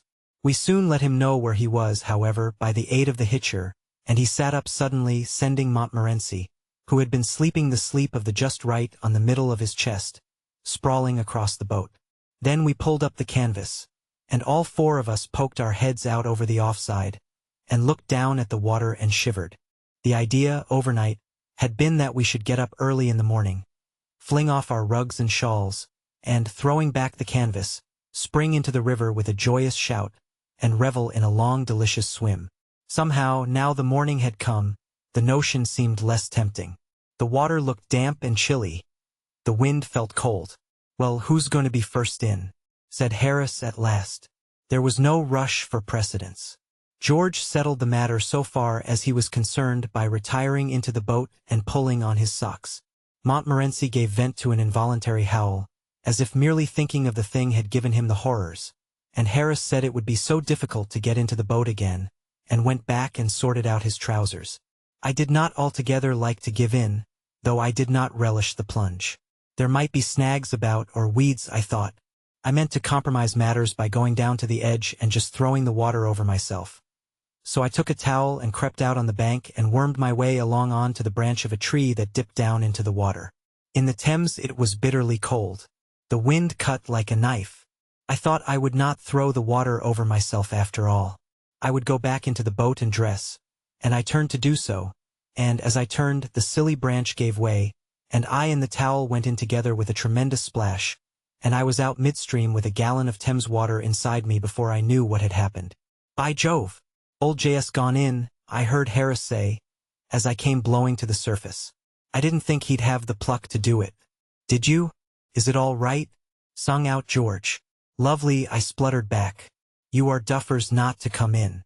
I wouldn't have missed this for worlds. Why won't you try it? It only wants a little determination." But I could not persuade them. Rather, an amusing thing happened while dressing that morning. I was very cold when I got back into the boat, and, in my hurry to get my shirt on, I accidentally jerked it into the water. It made me awfully wild, especially as George burst out laughing. I could not see anything to laugh at, and I told George so, and he only laughed the more. I never saw a man laugh so much. I quite lost my temper with him at last, and I pointed out to him what a driveling maniac of an imbecile idiot he was. But he only roared the louder. And then, just as I was landing the shirt, I noticed that it was not my shirt at all, but George's, which I had mistaken for mine. Whereupon the humor of the thing struck me for the first time, and I began to laugh. And the more I looked from George's wet shirt to George, roaring with laughter, the more I was amused, and I laughed so much that I had to let the shirt fall back into the water again. "Aren't you going to get it out?" said George between his shrieks. I could not answer him at all for a while, I was laughing so. But, at last, between my peals I managed to jerk out, "It isn't my shirt. It's yours." I never saw a man's face change from lively to severe so suddenly in all my life before. "What?" he yelled, springing up. "You silly cuckoo. Why can't you be more careful what you're doing? Why the deuce don't you go and dress on the bank? You're not fit to be in a boat, you're not. Gimme the hitcher." I tried to make him see the fun of the thing, but he could not. George is very dense at seeing a joke sometimes.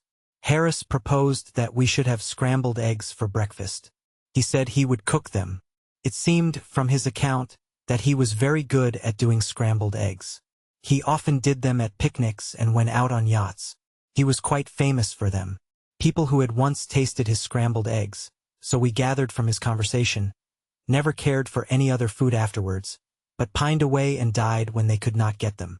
It made our mouths water to hear him talk about the things, and we handed him out the stove and the frying pan and all the eggs that had not smashed and gone over everything in the hamper, and begged him to begin.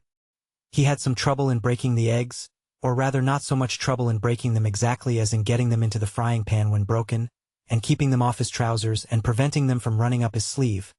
But he fixed some half a dozen into the pan at last, and then squatted down by the side of the stove and chivied them about with a fork. It seemed harassing work, so far as George and I could judge. Whenever he went near the pan he burned himself, and then he would drop everything and dance round the stove, flicking his fingers about and cursing the things. Indeed, every time George and I looked round at him, he was sure to be performing this feat. We thought at first that it was a necessary part of the culinary arrangements. We did not know what scrambled eggs were, and we fancied that it must be some Red Indian or Sandwich Islands sort of dish that required dances and incantations for its proper cooking. Montmorency went and put his nose over it once, and the fat spluttered up and scalded him, and then he began dancing and cursing. Altogether it was one of the most interesting and exciting operations I have ever witnessed. George and I were both quite sorry when it was over. The result was not altogether the success that Harris had anticipated. There seemed so little to show for the business. 6 eggs had gone into the frying pan, and all that came out was a teaspoonful of burnt and unappetizing-looking mess. Harris said it was the fault of the frying pan, and thought it would have gone better if we had had a fish kettle and a gas stove, and we decided not to attempt the dish again until we had those aids to housekeeping by us. The sun had got more powerful by the time we had finished breakfast, and the wind had dropped, and it was as lovely a morning as one could desire.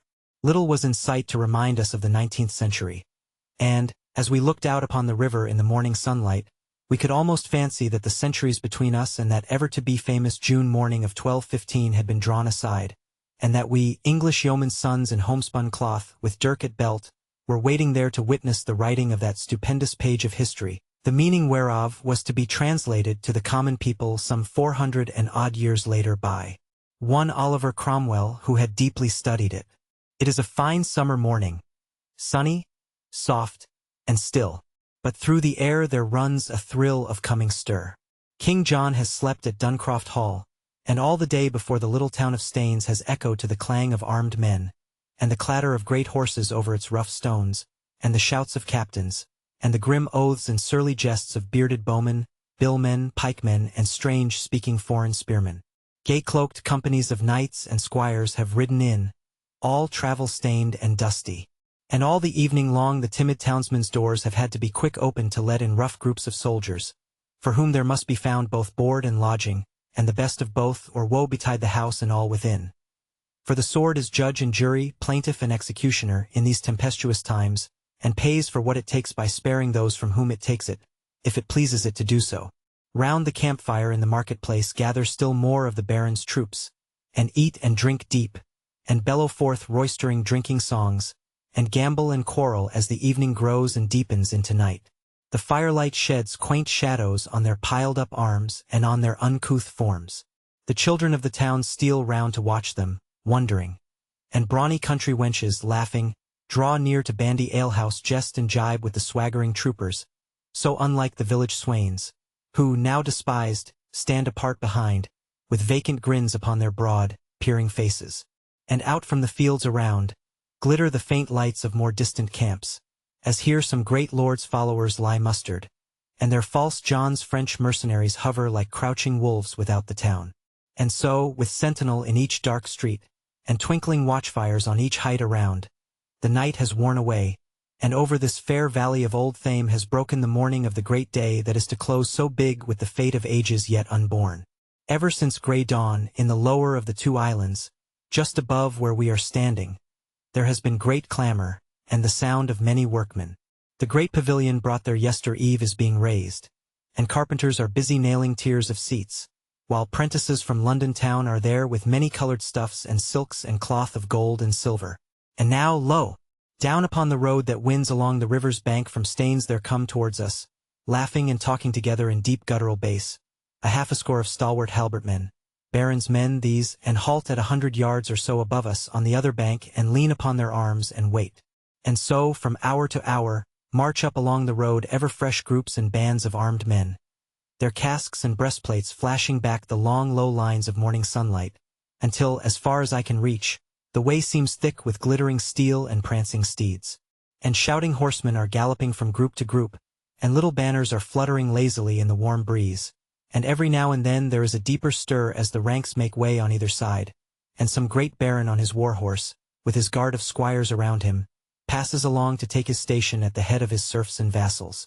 And up the slope of Cooper's Hill, just opposite, are gathered the wondering rustics and curious townsfolk who have run from Staines, and none are quite sure what the bustle is about, but each one has a different version of the great event that they have come to see, and some say that much good to all the people will come from this day's work. But the old men shake their heads, for they have heard such tales before. And all the river down to Staines is dotted with small craft and boats and tiny coracles, which last are growing out of favor now, and are used only by the poorer folk. Over the rapids, wherein after years trim bell where lock will stand, they have been forced or dragged by their sturdy rowers, and now are crowding up as near as they dare come to the great covered barges, which lie in readiness to bear King John to where the fateful charter waits his signing. It is noon, and we and all the people have been waiting patient for many an hour, and the rumor has run round that slippery John has again escaped from the baron's grasp, and has stolen away from Duncroft Hall with his mercenaries at his heels, and will soon be doing other work than signing charters for his people's liberty. Not so. This time the grip upon him has been one of iron, and he has slid and wriggled in vain. Far down the road a little cloud of dust has risen, and draws nearer and grows larger, and the pattering of many hoofs grows louder, and in and out between the scattered groups of drawn-up men, there pushes on its way a brilliant cavalcade of gay-dressed lords and knights. And front and rear and either flank there ride the yeomen of the barons, and in the midst King John. He rides to where the barges lie in readiness, and the great barons step forth from their ranks to meet him. He greets them with a smile and laugh, and pleasant honeyed words, as though it were some feast in his honor to which he had been invited. But as he rises to dismount, he casts one hurried glance from his own French mercenaries drawn up in the rear to the grim ranks of the baron's men that hem him in. Is it too late? One fierce blow at the unsuspecting horseman at his side, one cry to his French troops, one desperate charge upon the unready lines before him, and these rebellious barons might rue the day they dared to thwart his plans. A bolder hand might have turned the game even at that point. Had it been a Richard there, the cup of liberty might have been dashed from England's lips, and the taste of freedom held back for 100 years. But the heart of King John sinks before the stern faces of the English fighting men, and the arm of King John drops back onto his rein, and he dismounts and takes his seat in the foremost barge. And the barons follow in, with each mailed hand upon the sword hilt, and the word is given to let go. Slowly the heavy, bright-decked barges leave the shore of Runningmead. Slowly against the swift current they work their ponderous way, till, with a low grumble, they grate against the bank of the little island that from this day will bear the name of Magna Carta Island.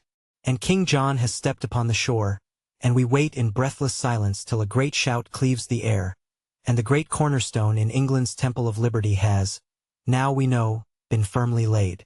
Chapter 12. Henry VIII.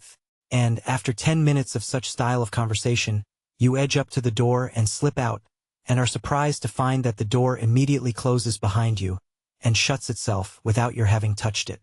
Half an hour later you think you will try a pipe in the conservatory. The only chair in the place is occupied by Emily, and John Edward, if the language of clothes can be relied upon, has evidently been sitting on the floor. They do not speak, but they give you a look that says all that can be said in a civilized community, and you back out promptly and shut the door behind you. You are afraid to poke your nose into any room in the house now. So, after walking up and down the stairs for a while, you go and sit in your own bedroom. This becomes uninteresting, however, after a time, and so you put on your hat and stroll out into the garden. You walk down the path, and as you pass the summer house you glance in, and there are those two young idiots, huddled up into one corner of it. And they see you and are evidently under the idea that, for some wicked purpose of your own, you are following them about. Why don't they have a special room for this sort of thing and make people keep to it? You mutter. And you rush back to the hall and get your umbrella and go out. It must have been much like this when that foolish boy Henry VIII was courting his little Anne. People in Buckinghamshire would have come upon them unexpectedly when they were mooning round Windsor and Wraysbury, and have exclaimed, "Oh, you here?" And Henry would have blushed and said yes, he'd just come over to see a man. And Anne would have said, "Oh, I'm so glad to see you. Isn't it funny? I've just met Mr. Henry VIII in the lane, and he's going the same way I am." Then those people would have gone away and said to themselves, "Oh, we'd better get out of here while this billing and cooing is on. We'll go down to Kent." And they would go to Kent, and the first thing they would see in Kent when they got there would be Henry and Anne fooling round Hever Castle. "Oh, drat this," they would have said. "Here, let's go away. I can't stand any more of it. Let's go to St. Albans, nice quiet place, St. Albans. River scene." And when they reached St. Albans, there would be that wretched couple, kissing under the abbey walls. Then these folks would go and be pirates until the marriage was over. From Picnic Point to Old Windsor Loch is a delightful bit of the river. A shady road, dotted here and there with dainty little cottages, runs by the bank up to the Bells of Owsley, a picturesque inn, as most upriver inns are, and a place where a very good glass of ale may be drunk, so Harris says, and on a matter of this kind you can take Harris's word. Old Windsor is a famous spot in its way. Edward the Confessor had a palace here, and here the great Earl Godwin was proved guilty by the justice of that age of having encompassed the death of the king's brother. Earl Godwin broke a piece of bread and held it in his hand. "If I am guilty," said the Earl, "may this bread choke me when I eat it." Then he put the bread into his mouth and swallowed it, and it choked him, and he died. After you pass Old Windsor, the river is somewhat uninteresting, and does not become itself again until you are nearing Bovany. George and I towed up past the Home Park, which stretches along the right bank from Albert to Victoria Bridge. And as we were passing Datchet, George asked me if I remembered our first trip up the river, and when we landed at Datchet at 10 o'clock at night and wanted to go to bed. I answered that I did remember it. It will be some time before I forget it.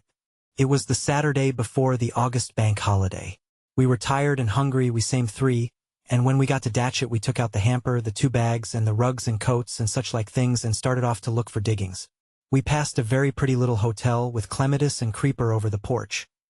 But there was no honeysuckle about it, and, for some reason or other, I had got my mind fixed on honeysuckle and I said, "Oh, don't let's go in there. Let's go on a bit further and see if there isn't one with honeysuckle over it."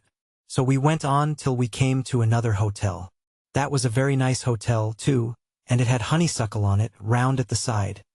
But Harris did not like the look of a man who was leaning against the front door. He said he didn't look a nice man at all, and he wore ugly boots. So we went on further.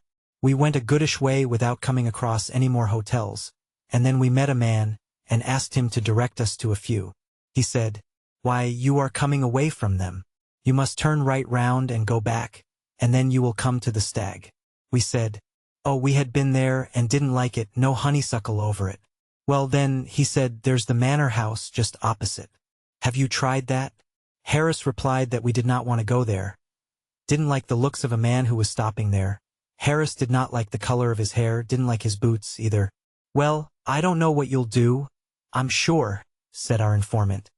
"Because they are the only 2 inns in the place. No other inns," exclaimed Harris. "None," replied the man. "What on earth are we to do?" cried Harris. Then George spoke up. He said Harris and I could get an hotel built for us if we liked and have some people made to put in. For his part, he was going back to the Stag. The greatest minds never realize their ideals in any matter, and Harris and I sighed over the hollowness of all earthly desires, and followed George. We took our traps into the Stag, and laid them down in the hall. The landlord came up and said, "Good evening, gentlemen." "Oh, good evening," said George. "We want 3 beds, please." "Very sorry, sir," said the landlord, "but I'm afraid we can't manage it." "Oh well, never mind," said George, 2 will do. 2 of us can sleep in 1 bed, can't we?" he continued, turning to Harris and me. Harris said, "Oh yes," he thought George and I could sleep in 1 bed very easily. "Very sorry, sir," again repeated the landlord, "but we really haven't got a bed vacant in the whole house. In fact, we are putting 2 and even 3 gentlemen in 1 bed as it is." This staggered us for a bit. But Harris, who is an old traveler, rose to the occasion, and, laughing cheerily, said, "Oh well, we can't help it. We must rough it. You must give us a shakedown in the billiard room." "Very sorry, sir. 3 gentlemen sleeping on the billiard table already, and 2 in the coffee room. Can't possibly take you in tonight." We picked up our things and went over to the manor house. It was a pretty little place. I said I thought I should like it better than the other house. And Harris said, "Oh yes, it would be all right, and we needn't look at the man with the red hair. Besides, the poor fellow couldn't help having red hair." Harris spoke quite kindly and sensibly about it. The people at the manor house did not wait to hear us talk. The landlady met us on the doorstep with the greeting that we were the 14th party she had turned away within the last hour and a half. As for our meek suggestions of stables, billiard room, or coal cellars, she laughed them all to scorn. All these nooks had been snatched up long ago. Did she know of any place in the whole village where we could get shelter for the night? Well, if we didn't mind roughing it. She did not recommend it, mind. But there was a little beer shop half a mile down the Eaton Road. We waited to hear no more. We caught up the hamper and the bags and the coats and rugs and parcels and ran. The distance seemed more like a mile than half a mile. But we reached the place at last and rushed, panting, into the bar. The people at the beer shop were rude. They merely laughed at us. There were only 3 beds in the whole house, and they had 7 single gentlemen and 2 married couples sleeping there already. A kind-hearted bargeman, however, who happened to be in the tap room, thought we might try the grocer's, next door to the Stag, and we went back. The grocer's was full. An old woman we met in the shop then kindly took us along with her for a 1/4 of a mile, to a lady friend of hers, who occasionally let rooms to gentlemen. This old woman walked very slowly, and we were 20 minutes getting to her lady friends. She enlivened the journey by describing to us, as we trailed along, the various pains she had in her back. Her lady friends' rooms were let. From there we were recommended to number 27. Number 27 was full, and sent us to number 32, and 32 was full. Then we went back into the high road, and Harris sat down on the hamper and said he would go no further. He said it seemed a quiet spot and he would like to die there. He requested George and me to kiss his mother for him, and to tell all his relations that he forgave them and died happy. At that moment an angel came by in the disguise of a small boy, and I cannot think of any more effective disguise an angel could have assumed. With a can of beer in one hand, and in the other something at the end of a string, which he let down on to every flat stone he came across, and then pulled up again, this producing a peculiarly unattractive sound, suggestive of suffering. We asked this heavenly messenger, as we discovered him afterwards to be, if he knew of any lonely house, whose occupants were few and feeble, old ladies or paralyzed gentlemen preferred, who could be easily frightened into giving up their beds for the night to 3 desperate men. Or, if not this, could he recommend us to an empty pigsty, or a disused lime-kiln, or anything of that sort. He did not know of any such place, at least not one handy. But he said that, if we liked to come with him, his mother had a room to spare and could put us up for the night. We fell upon his neck there in the moonlight and blessed him, and it would have made a very beautiful picture if the boy himself had not been so overpowered by our emotion as to be unable to sustain himself under it, and sunk to the ground, letting us all down on top of him. Harris was so overcome with joy that he fainted, and had to seize the boy's beer can and half empty it before he could recover consciousness, and then he started off at a run, and left George and me to bring on the luggage. It was a little 4-roomed cottage where the boy lived, and his mother, good soul, gave us hot bacon for supper, and we ate it all, 5 pounds, and a jam tart afterwards, and 2 pots of tea, and then we went to bed. There were 2 beds in the room. One was a 2 feet 6 inches truckle bed, and George and I slept in that, and kept in by tying ourselves together with a sheet. And the other was the little boy's bed, and Harris had that all to himself, and we found him in the morning with 2 feet of bare legs sticking out at the bottom, and George and I used it to hang the towels on while we bathed. We were not so uppish about what sort of hotel we would have next time we went to Datchet.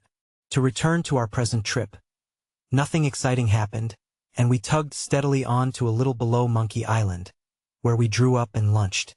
We tackled the cold beef for lunch, and then we found that we had forgotten to bring any mustard. I don't think I ever in my life, before or since, felt I wanted mustard as badly as I felt I wanted it then. I don't care for mustard as a rule, and it is very seldom that I take it at all, but I would have given worlds for it then. I don't know how many worlds there may be in the universe, but anyone who had brought me a spoonful of mustard at that precise moment could have had them all. I grow reckless like that when I want a thing and can't get it. Harris said he would have given worlds for mustard too. It would have been a good thing for anybody who had come up to that spot with a can of mustard. Then, he would have been set up in worlds for the rest of his life. But there, I dare say both Harris and I would have tried to back out of the bargain after we had got the mustard. One makes these extravagant offers in moments of excitement, but, of course, when one comes to think of it, one sees how absurdly out of proportion they are with the value of the required article. I heard a man going up a mountain in Switzerland once say he would give worlds for a glass of beer, and, when he came to a little shanty where they kept it, he kicked up a most fearful row because they charged him 5 francs for a bottle of base. He said it was a scandalous imposition, and he wrote to the Times about it. There was one great dent across the top that had the appearance of a mocking grin, and it drove us furious, so that Harris rushed at the thing and caught it up, and flung it far into the middle of the river, and as it sank we hurled our curses at it, and we got into the boat and rowed away from the spot, and never paused till we reached Maidenhead. Maidenhead itself is too snobby to be pleasant. It is the haunt of the river swell and his overdressed female companion. It is the town of showy hotels, patronized chiefly by dudes and ballet girls. It is the witch's kitchen from which go forth those demons of the river, steam launches. The London Journal Duke always has his little place at Maidenhead, and the heroine of the 3-volume novel always dines there when she goes out on the spree with somebody else's husband. River scene. We went through Maidenhead quickly, and then eased up, and took leisurely that grand reach beyond Bolters and Cookham locks. Clevedon Woods still wore their dainty dress of spring, and rose up, from the water's edge, in one long harmony of blended shades of fairy green. In its unbroken loveliness this is, perhaps, the sweetest stretch of all the river, and lingeringly we slowly drew our little boat away from its deep peace. We pulled up in the backwater, just below Cookham, and had tea, and when we were through the lock it was evening. A stiffish breeze had sprung up in our favor for a wonder. For, as a rule on the river, the wind is always dead against you whatever way you go. It is against you in the morning when you start for a day's trip, and you pull a long distance, thinking how easy it will be to come back with the sail. Then, after tea, the wind veers round, and you have to pull hard in its teeth all the way home. When you forget to take the sail at all, then the wind is consistently in your favor both ways. But there, this world is only a probation, and man was born to trouble as the sparks fly upward. This evening, however, they had evidently made a mistake, and had put the wind round at our back instead of in our face. We kept very quiet about it, and got the sail up quickly before they found it out, and then we spread ourselves about the boat in thoughtful attitudes, and the sail bellied out and strained and grumbled at the mast, and the boat flew. I steered. There is no more thrilling sensation I know of than sailing. It comes as near to flying as man has got to yet, except in dreams. The wings of the rushing wind seem to be bearing you onward, you know not where. You are no longer the slow, plodding, puny thing of clay, creeping tortuously upon the ground. You are a part of nature. Your heart is throbbing against hers. Her glorious arms are round you, raising you up against her heart. Your spirit is at one with hers. Your limbs grow light. The voices of the air are singing to you. The earth seems far away and little, and the clouds, so close above your head, are brothers, and you stretch your arms to them. We had the river to ourselves, except that, far in the distance, we could see a fishing punt, moored in midstream, on which 3 fishermen sat, and we skimmed over the water and past the wooded banks, and no one spoke. I was steering. As we drew nearer, we could see that the 3 men fishing seemed old and solemn-looking men. They sat on 3 chairs in the punt, and watched intently their lines. And the red sunset threw a mystic light upon the waters, and tinged with fire the towering woods, and made a golden glory of the piled-up clouds. It was an hour of deep enchantment, of ecstatic hope and longing. The little sail stood out against the purple sky, the gloaming lay around us, wrapping the world in rainbow shadows, and, behind us, crept the night. We seemed like knights of some old legend, sailing across some mystic lake into the unknown realm of twilight, unto the great land of the sunset. We did not go into the realm of twilight. We went slap into that punt, where those 3 old men were fishing.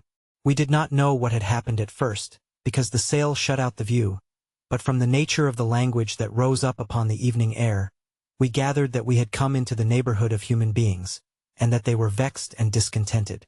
Harris let the sail down, and then we saw what had happened. We had knocked those 3 old gentlemen off their chairs into a general heap at the bottom of the boat, and they were now slowly and painfully sorting themselves out from each other, and picking fish off themselves.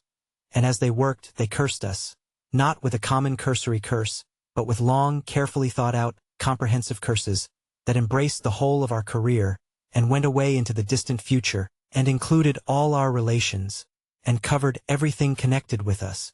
Good, substantial curses. Harris told them they ought to be grateful for a little excitement, sitting there fishing all day, and he also said that he was shocked and grieved to hear men their age give way to temper so. But it did not do any good. George said he would steer after that. He said a mind like mine ought not to be expected to give itself away in steering boats. Better let a mere commonplace human being see after that boat, before we jolly well all got drowned. And he took the lines and brought us up to Marlow. And at Marlow we left the boat by the bridge, and went and put up for the night at the Crown. The boat. Chapter 13. Marlow. Bishamabida, the Medden amongst it. Montmorency thinks he will murder an old tomcat. But eventually decides that he will let it live. Shameful conduct of a fox terrier at the civil service stores. Our departure from Marlow.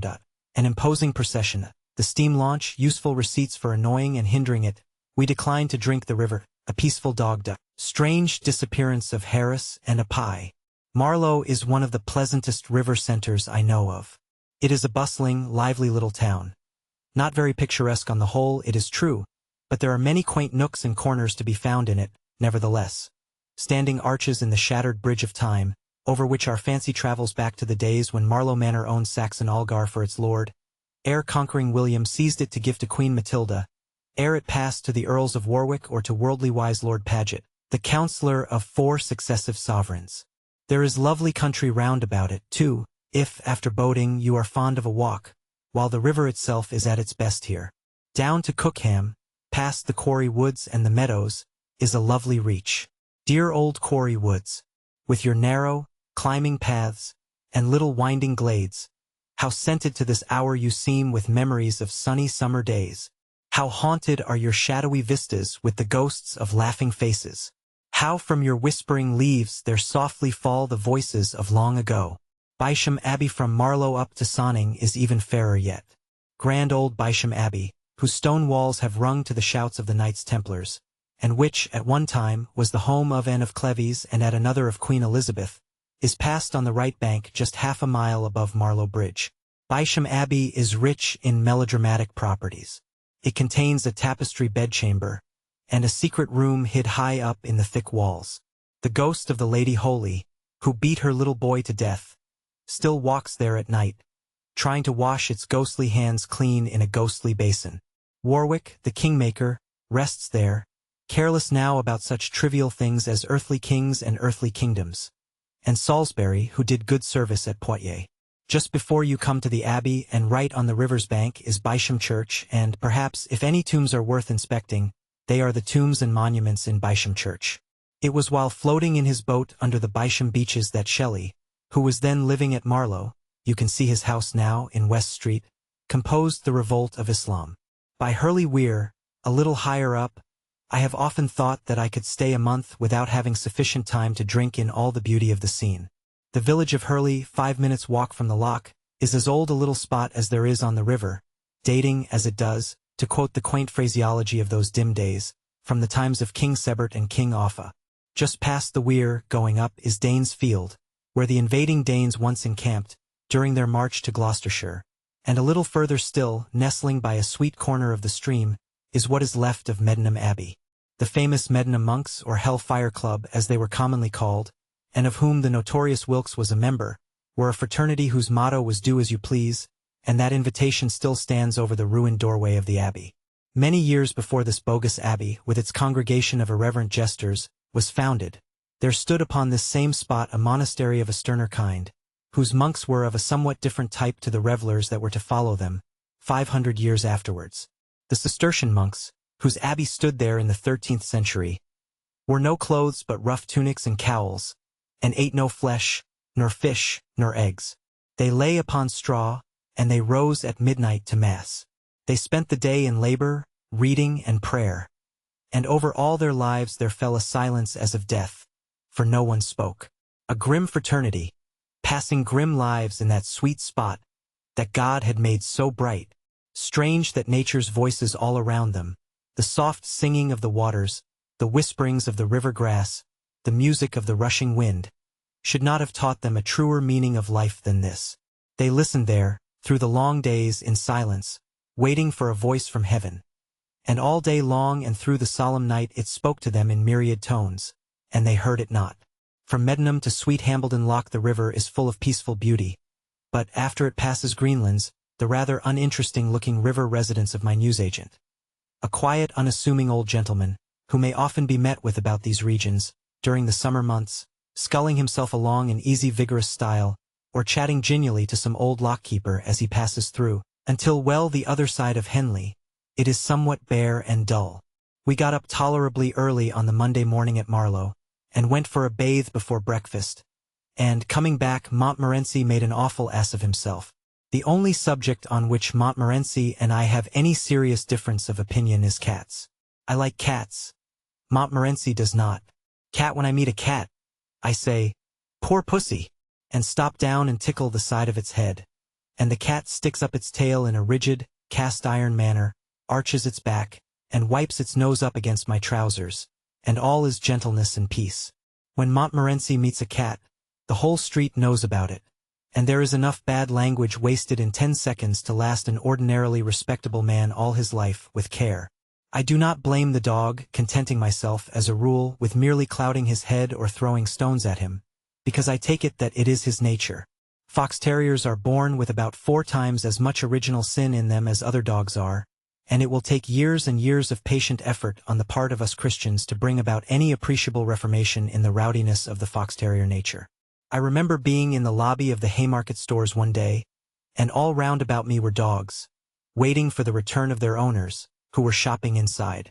There were a mastiff and 1 or 2 collies and a St. Bernard, a few retrievers and Newfoundlands, a boarhound, a French poodle with plenty of hair round its head, but mangy about the middle, a bulldog, a few Lowther arcade sort of animals about the size of rats, and a couple of Yorkshire tykes. There they sat, patient, good, and thoughtful. A solemn peacefulness seemed to reign in that lobby. An air of calmness and resignation, of gentle sadness pervaded the room. Then a sweet young lady entered, leading a meek-looking little fox terrier, and left him, chained up there, between the bulldog and the poodle. He sat and looked about him for a minute. Then he cast up his eyes to the ceiling, and seemed, judging from his expression, to be thinking of his mother. Then he yawned. Then he looked round at the other dogs, all silent, grave, and dignified. He looked at the bulldog, sleeping dreamlessly on his right. He looked at the poodle, erect and haughty, on his left. Then, without a word of warning, without the shadow of a provocation, he bit that poodle's near foreleg, and a yelp of agony rang through the quiet shades of that lobby. The result of his first experiment seemed highly satisfactory to him, and he determined to go on and make things lively all round. He sprang over the poodle and vigorously attacked a collie, and the collie woke up, and immediately commenced a fierce and noisy contest with the poodle. Then Foxy came back to his own place, and caught the bulldog by the ear, and tried to throw him away. And the bulldog, a curiously impartial animal, went for everything he could reach, including the hall porter, which gave that dear little terrier the opportunity to enjoy an uninterrupted fight of his own with an equally willing Yorkshire tyke. Anyone who knows canine nature need hardly be told that, by this time, all the other dogs in the place were fighting as if their hearths and homes depended on the fray. The big dogs fought each other indiscriminately, and the little dogs fought among themselves, and filled up their spare time by biting the legs of the big dogs. The whole lobby was a perfect pandemonium, and the din was terrific. A crowd assembled outside in the Haymarket, and asked if it was a vestry meeting, or, if not, who was being murdered and why. Men came with poles and ropes and tried to separate the dogs, and the police were sent for. And in the midst of the riot that sweet young lady returned, and snatched up that sweet little dog of hers. He had laid the tyke up for a month, and had on the expression now of a newborn lamb, into her arms and kissed him, and asked him if he was killed, and what those great nasty brutes of dogs had been doing to him. And he nestled up against her, and gazed up into her face with a look that seemed to say, "Oh, I'm so glad you've come to take me away from this disgraceful scene." She said that the people at the stores had no right to allow great savage things like those other dogs to be put with respectable people's dogs, and that she had a great mind to summon somebody. Such is the nature of fox terriers, and, therefore, I do not blame Montmorency for his tendency to row with cats, but he wished he had not given way to it that morning. We were, as I have said, returning from a dip, and halfway up the high street a cat darted out from one of the houses in front of us, and began to trot across the road. Montmorency gave a cry of joy, the cry of a stern warrior who sees his enemy given over to his hands, the sort of cry Cromwell might have uttered when the Scots came down the hill, and flew after his prey. His victim was a large black tom. I never saw a larger cat, nor a more disreputable-looking cat. It had lost half its tail, one of its ears, and a fairly appreciable proportion of its nose. It was a long, sinewy-looking animal. It had a calm, contented air about it. Montmorency went for that poor cat at the rate of 20 miles an hour. But the cat did not hurry up, did not seem to have grasped the idea that its life was in danger. It trotted quietly on until its would-be assassin was within a yard of it, and then it turned round and sat down in the middle of the road, and looked at Montmorency with a gentle, inquiring expression, that said, "Yes, you want me?" Montmorency does not lack pluck. But there was something about the look of that cat that might have chilled the heart of the boldest dog. He stopped abruptly, and looked back at Tom. Neither spoke, but the conversation that one could imagine was clearly as follows. The cat: "Can I do anything for you?" Montmorency: "No, no, thanks." The cat: "Don't you mind speaking if you really want anything, you know."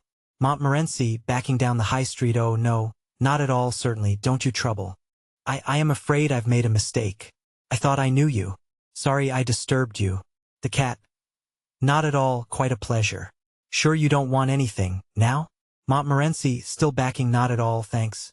Not at all, very kind of you. Good morning." The cat: "Good morning."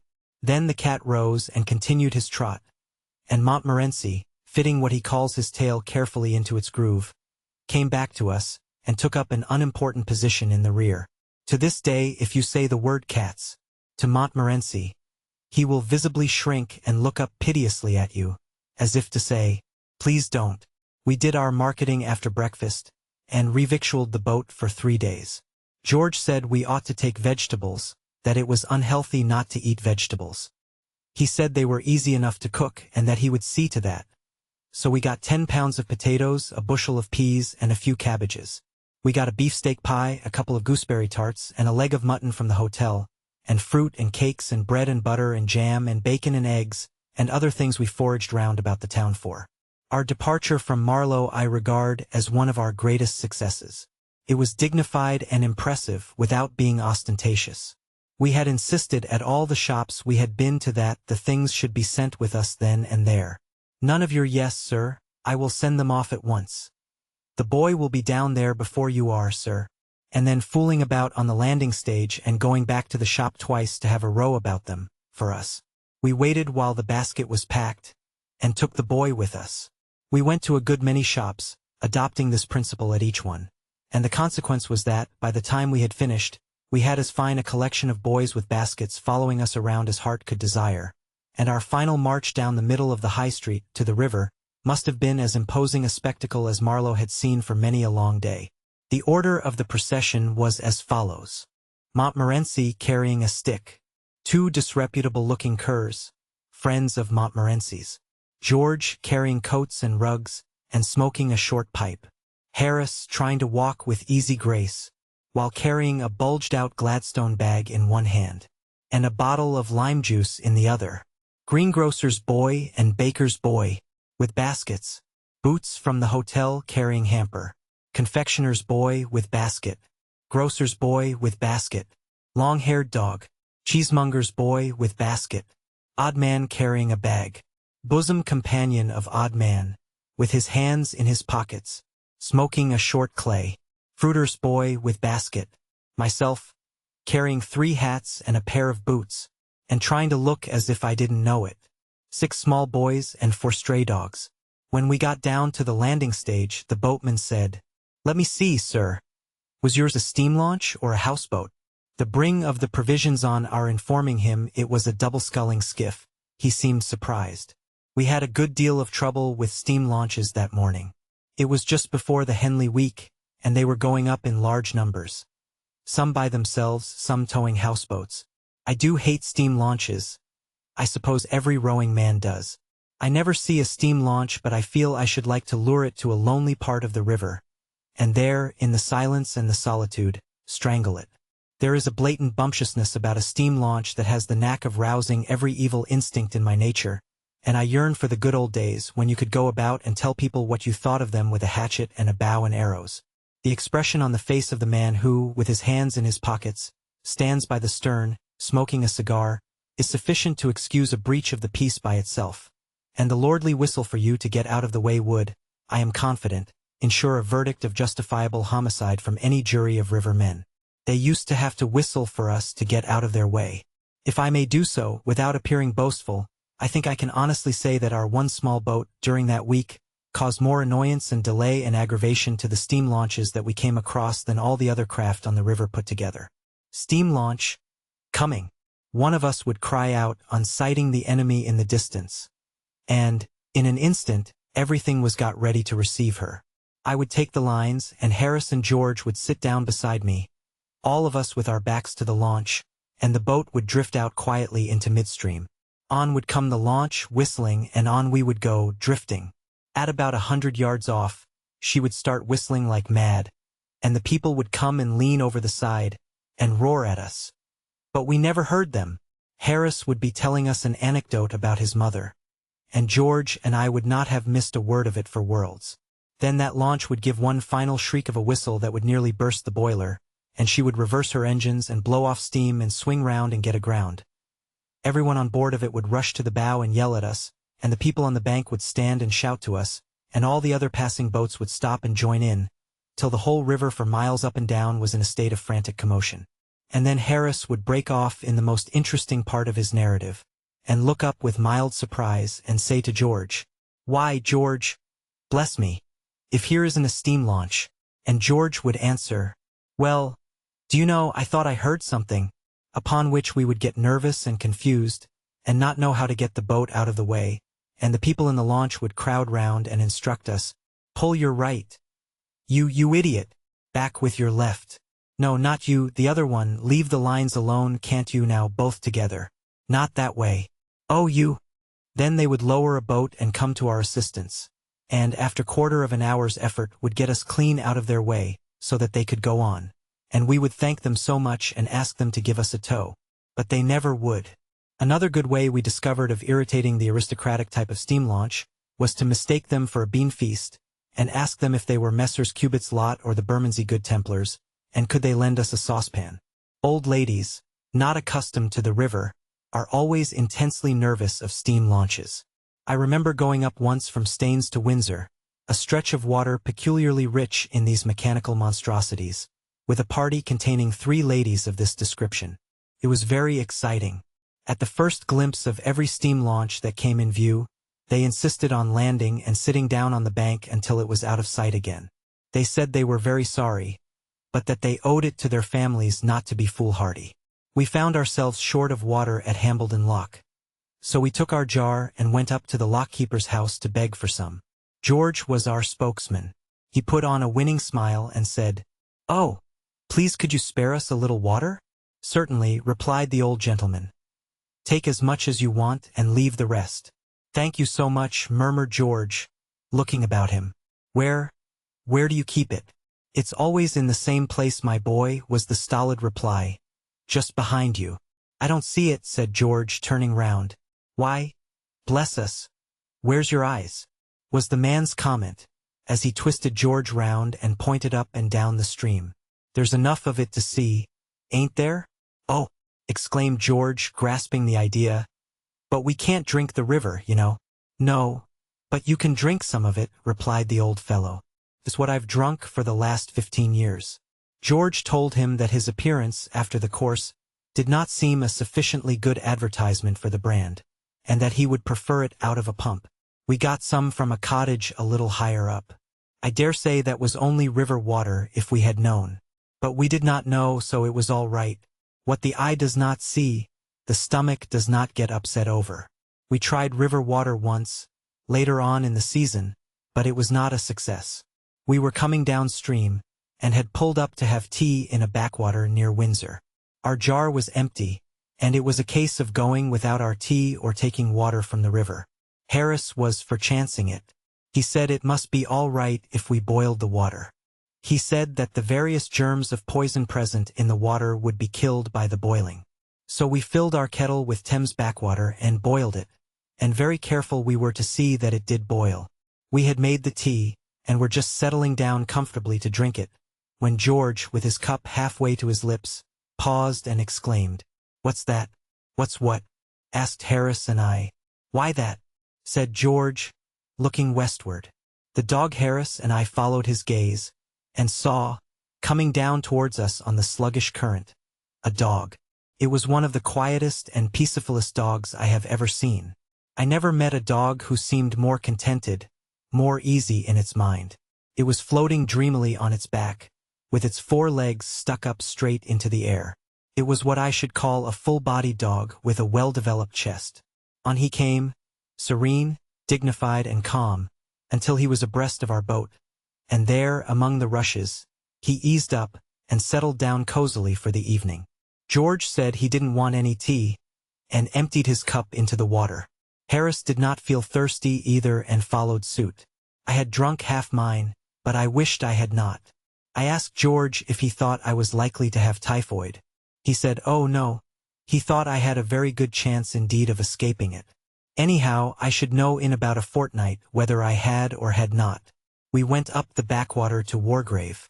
It is a short cut, leading out of the right-hand bank about half a mile above Marsh Lock, and is well worth taking, being a pretty, shady little piece of stream, besides saving nearly half a mile of distance. Of course, its entrance is studded with posts and chains, and surrounded with notice boards, menacing all kinds of torture, imprisonment, and death to everyone who dares set skull upon its waters.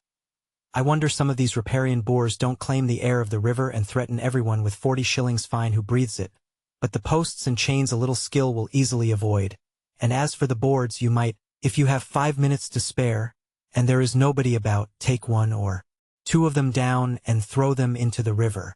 Halfway up the backwater we got out and lunched. And it was during this lunch that George and I received rather a trying shock. Harris received a shock, too. But I do not think Harris's shock could have been anything like so bad as the shock that George and I had over the business. You see, it was in this way. We were sitting in a meadow about 10 yards from the water's edge, and we had just settled down comfortably to feed. Harris had the beefsteak pie between his knees and was carving it, and George and I were waiting with our plates ready. "Have you got a spoon there?" says Harris. "I want a spoon to help the gravy with." The hamper was close behind us, and George and I both turned round to reach one out. We were not 5 seconds getting it. When we looked round again, Harris and the pie were gone. It was a wide open field. There was not a tree or a bit of hedge for hundreds of yards. He could not have tumbled into the river because we were on the water side of him, and he would have had to climb over us to do it. George and I gazed all about. Then we gazed at each other. "Has he been snatched up to heaven?" queried. "They'd hardly have taken the pie too," said George. There seemed weight in this objection, and we discarded the heavenly theory. "I suppose the truth of the matter is," suggested George, descending to the commonplace and practicable, "that there has been an earthquake." And then he added, with a touch of sadness in his voice, "I wish he hadn't been carving that pie." With a sigh, we turned our eyes once more towards the spot where Harris and the pie had last been seen on earth. And there, as our blood froze in our veins and our hair stood up on end, we saw Harris's head, and nothing but his head, sticking bolt upright among the tall grass, the face very red, and bearing upon it an expression of great indignation. George was the first to recover. "Speak," he cried, "and tell us whether you are alive or dead. And where is the rest of you?" "Oh, don't be a stupid ass," said Harris's head. "I believe you did it on purpose." "Did what?" exclaimed George and I. "Why, put me to sit here. Darn silly trick. Here, catch hold of the pie." Rescuing the pie, and out of the middle of the earth, as it seemed to us, rose the pie, very much mixed up and damaged, and after it scrambled Harris, tumbled, grubby, and wet. He had been sitting, without knowing it, on the very verge of a small gully, the long grass hiding it from view, and in leaning a little back he had shot over, pie and all. He said he had never felt so surprised in all his life, as when he first felt himself going, without being able to conjecture in the slightest what had happened. He thought at first that the end of the world had come. Harris believes to this day that George and I planned it all beforehand. Thus does unjust suspicion follow even the most blameless, for, as the poet says, who shall escape calumny? Who, indeed? Chapter 14. Wargrave, Waxworks, Sonning, Arstua. Montmorency is sarcastic. Fight between Montmorency and the tea kettle. George's banjo studies. Meet with discouragement. Difficulties in the way of the musical amateur. Learning to play the bagpipes. Harris feels sad after supper. George and I go for a walk, return hungry and wet. There is a strangeness about Harris. Harris and the Swans, a remarkable story. Harris has a troubled night. We caught a breeze, after lunch, which took us gently up past Wargrave and Shiplake. Mellowed in the drowsy sunlight of a summer's afternoon, Wargrave, nestling where the river bends, makes a sweet old picture as you pass it, and one that lingers long upon the retina of memory. The George and Dragon at Wargrave boasts a sign, painted on the one side by Leslie R.A., and on the other by Hodgson of that ilk. Leslie has depicted the fight. Hodgson has imagined the scene after the fight, George, the work done, enjoying his pint of beer. Day, the author of Sandford and Merton, lived and, more credit to the place still, was killed at Wargrave. In the church is a memorial to Mrs. Sarah Hill, who bequeathed £1 annually to be divided at Easter between 2 boys and 2 girls who have never been undutiful to their parents, who have never been known to swear or to tell untruths, to steal or to break windows. Fancy giving up all that for 5 shillings a year. It is not worth it. It is rumored in the town that once, many years ago, a boy appeared who really never had done these things, or at all events, which was all that was required or could be expected, had never been known to do them, and thus won the crown of glory. He was exhibited for 3 weeks afterwards in the town hall, under a glass case. What has become of the money since no one knows? They say it is always handed over to the nearest waxworks show. Shiplake is a pretty village, but it cannot be seen from the river, being upon the hill. Tennyson was married in Shiplake Church. The river up to Sonning winds in and out through many islands, and is very placid, hushed, and lonely. Few folk, except at twilight, a pair or two of rustic lovers, walk along its banks. Airy and Lord Fitznoodle have been left behind at Henley, and dismal, dirty reading is not yet reached. It is a part of the river in which to dream of bygone days, and vanished forms and faces, and things that might have been, but are not, confound them. We got out at Sonning and went for a walk round the village. It is the most fairy-like little nook on the whole river. It is more like a stage village than one built of bricks and mortar. Every house is smothered in roses, and now, in early June, they were bursting forth in clouds of dainty splendor. If you stop at Sonning, put up at the Bull, behind the church. It is a veritable picture of an old country inn with green, square courtyard in front, where, on seats beneath the trees, the old men group of an evening to drink their ale and gossip over village politics, with low, quaint rooms and latticed windows, and awkward stairs and winding passages. We roamed about sweet Sonning for an hour or so, and then, it being too late to push on past reading, we decided to go back to one of the Shiplake Islands and put up there for the night. It was still early when we got settled, and George said that, as we had plenty of time, it would be a splendid opportunity to try a good, slap-up supper. He said he would show us what could be done up the river in the way of cooking, and suggested that, with the vegetables and the remains of the cold beef and general odds and ends, we should make an Irish stew. It seemed a fascinating idea. George gathered wood and made a fire, and Harris and I started to peel the potatoes. I should never have thought that peeling potatoes was such an undertaking. The job turned out to be the biggest thing of its kind that I had ever been in. We began cheerfully, one might almost say skittishly, but our lightheartedness was gone by the time the first potato was finished. The more we peeled, the more peel there seemed to be left on. By the time we had got all the peel off and all the eyes out, there was no potato left, at least none worth speaking of. George came and had a look at it. It was about the size of a peanut. He said, "Oh, that won't do. You're wasting them. You must scrape them." So we scraped them, and that was harder work than peeling. They are such an extraordinary shape, potatoes, all bumps and warts and hollows. We worked steadily for 25 minutes, and did 4 potatoes. Then we struck. We said we should require the rest of the evening for scraping ourselves. I never saw such a thing as potato scraping for making a fellow in a mess. It seemed difficult to believe that the potato scrapings in which Harris and I stood, half smothered, could have come off 4 potatoes. It shows you what can be done with economy and care. George said it was absurd to have only 4 potatoes in an Irish stew, so we washed half a dozen or so more, and put them in without peeling. We also put in a cabbage and about half a peck of peas.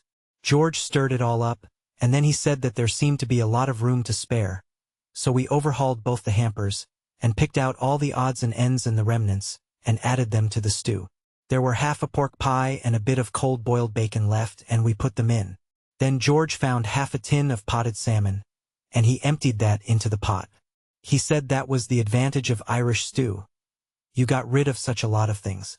I fished out a couple of eggs that had got cracked, and put those in. George said they would thicken the gravy. I forget the other ingredients, but I know nothing was wasted. And I remember that, towards the end, Montmorency, who had evinced great interest in the proceedings throughout, strolled away with an earnest and thoughtful air, reappearing, a few minutes afterwards, with a dead water rat in his mouth, which he evidently wished to present as his contribution to the dinner, whether in a sarcastic spirit, or with a genuine desire to assist, I cannot say. We had a discussion as to whether the rat should go in or not. Harris said that he thought it would be all right mixed up with the other things and that every little helped. But George stood up for precedent. He said he had never heard of water rats in Irish stew, and he would rather be on the safe side and not try experiments. Harris said, "If you never try a new thing, how can you tell what it's like? It's men such as you that hamper the world's progress. Think of the man who first tried German sausage. It was a great success, that Irish stew. I don't think I ever enjoyed a meal more. There was something so fresh and piquant about it. One's palate gets so tired of the old hackneyed things. Here was a dish with a new flavor, with a taste like nothing else on earth. And it was nourishing, too. As George said, there was good stuff in it. The peas and potatoes might have been a bit softer, but we all had good teeth, so that did not matter much.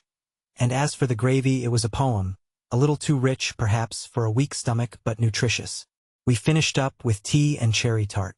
Montmorency had a fight with the kettle during tea time, and came off a poor second. Throughout the trip, he had manifested great curiosity concerning the kettle. He would sit and watch it as it boiled with a puzzled expression, and would try and rouse it every now and then by growling at it. When it began to splutter and steam, he regarded it as a challenge, and would want to fight it, only, at that precise moment, someone would always dash up and bear off his prey before he could get at it. Today he determined he would be beforehand. At the first sound the kettle made, he rose, growling, and advanced towards it in a threatening attitude. It was only a little kettle, but it was full of pluck, and it up and spit at him. "Montmorency and the kettle, would ye?" growled Montmorency, showing his teeth. "I'll teach ye to cheek a hard-working, respectable dog. Ye miserable, long-nosed, dirty-looking scoundrel, ye. Come on." And he rushed at that poor little kettle, and seized it by the spout. Then, across the evening stillness, broke a blood-curdling yelp, and Montmorency left the boat, and did a constitutional 3 times round the island at the rate of 35 miles an hour, stopping every now and then to bury his nose in a bit of cool mud. From that day Montmorency regarded the kettle with a mixture of awe, suspicion, and hate. Whenever he saw it he would growl and back at a rapid rate, with his tail shut down, and the moment it was put upon the stove he would promptly climb out of the boat, and sit on the bank, till the whole tea business was over. George got out his banjo after supper, and wanted to play it, but Harris objected. He said he had got a headache, and did not feel strong enough to stand it. George thought the music might do him good, said music often soothed the nerves and took away a headache, and he twanged 2 or 3 notes, just to show Harris what it was like. Harris said he would rather have the headache. George has never learned to play the banjo to this day. He has had too much all-round discouragement to meet. He tried on 2 or 3 evenings while we were up the river to get a little practice, but it was never a success. Harris's language used to be enough to unnerve any man. Added to which, Montmorency would sit and howl steadily, right through the performance. It was not giving the man a fair chance. "What's he want to howl like that for when I'm playing?" George would exclaim indignantly, while taking aim at him with a boot. "What do you want to play like that for when he is howling?" Harris would retort, catching the boot. "You let him alone. He can't help howling. He's got a musical ear, and your playing makes him howl." So George determined to postpone study of the banjo until he reached home. But he did not get much opportunity even there. Mrs. P. used to come up and say she was very sorry. For herself, she liked to hear him, but the lady upstairs was in a very delicate state, and the doctor was afraid it might injure the child. Then George tried taking it out with him late at night and practicing round the square. But the inhabitants complained to the police about it, and a watch was set for him one night, and he was captured. The evidence against him was very clear, and he was bound over to keep the peace for 6 months. He seemed to lose heart in the business after that.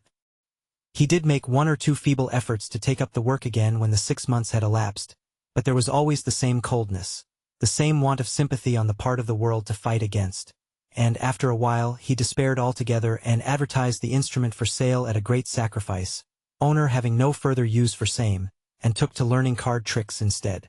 It must be disheartening work learning a musical instrument. You would think that society, for its own sake, would do all it could to assist a man to acquire the art of playing a musical instrument. But it doesn't. I knew a young fellow once, who was studying to play the bagpipes, and you would be surprised at the amount of opposition he had to contend with.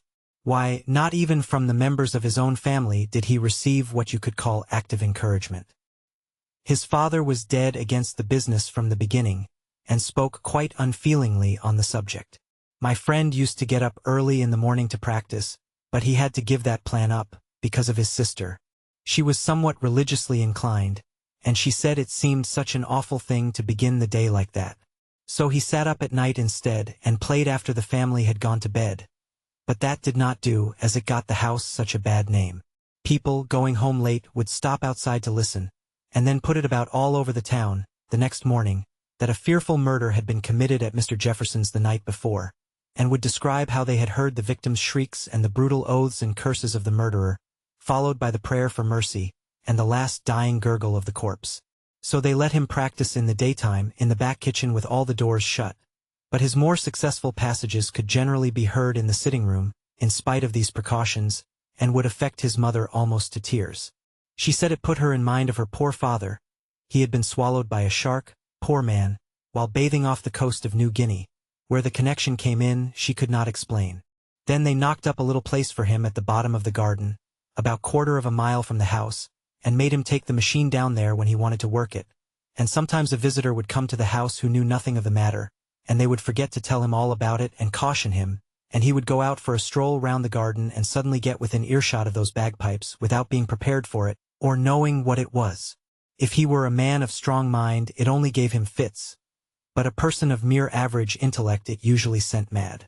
There is, it must be confessed, something very sad about the early efforts of an amateur in bagpipes.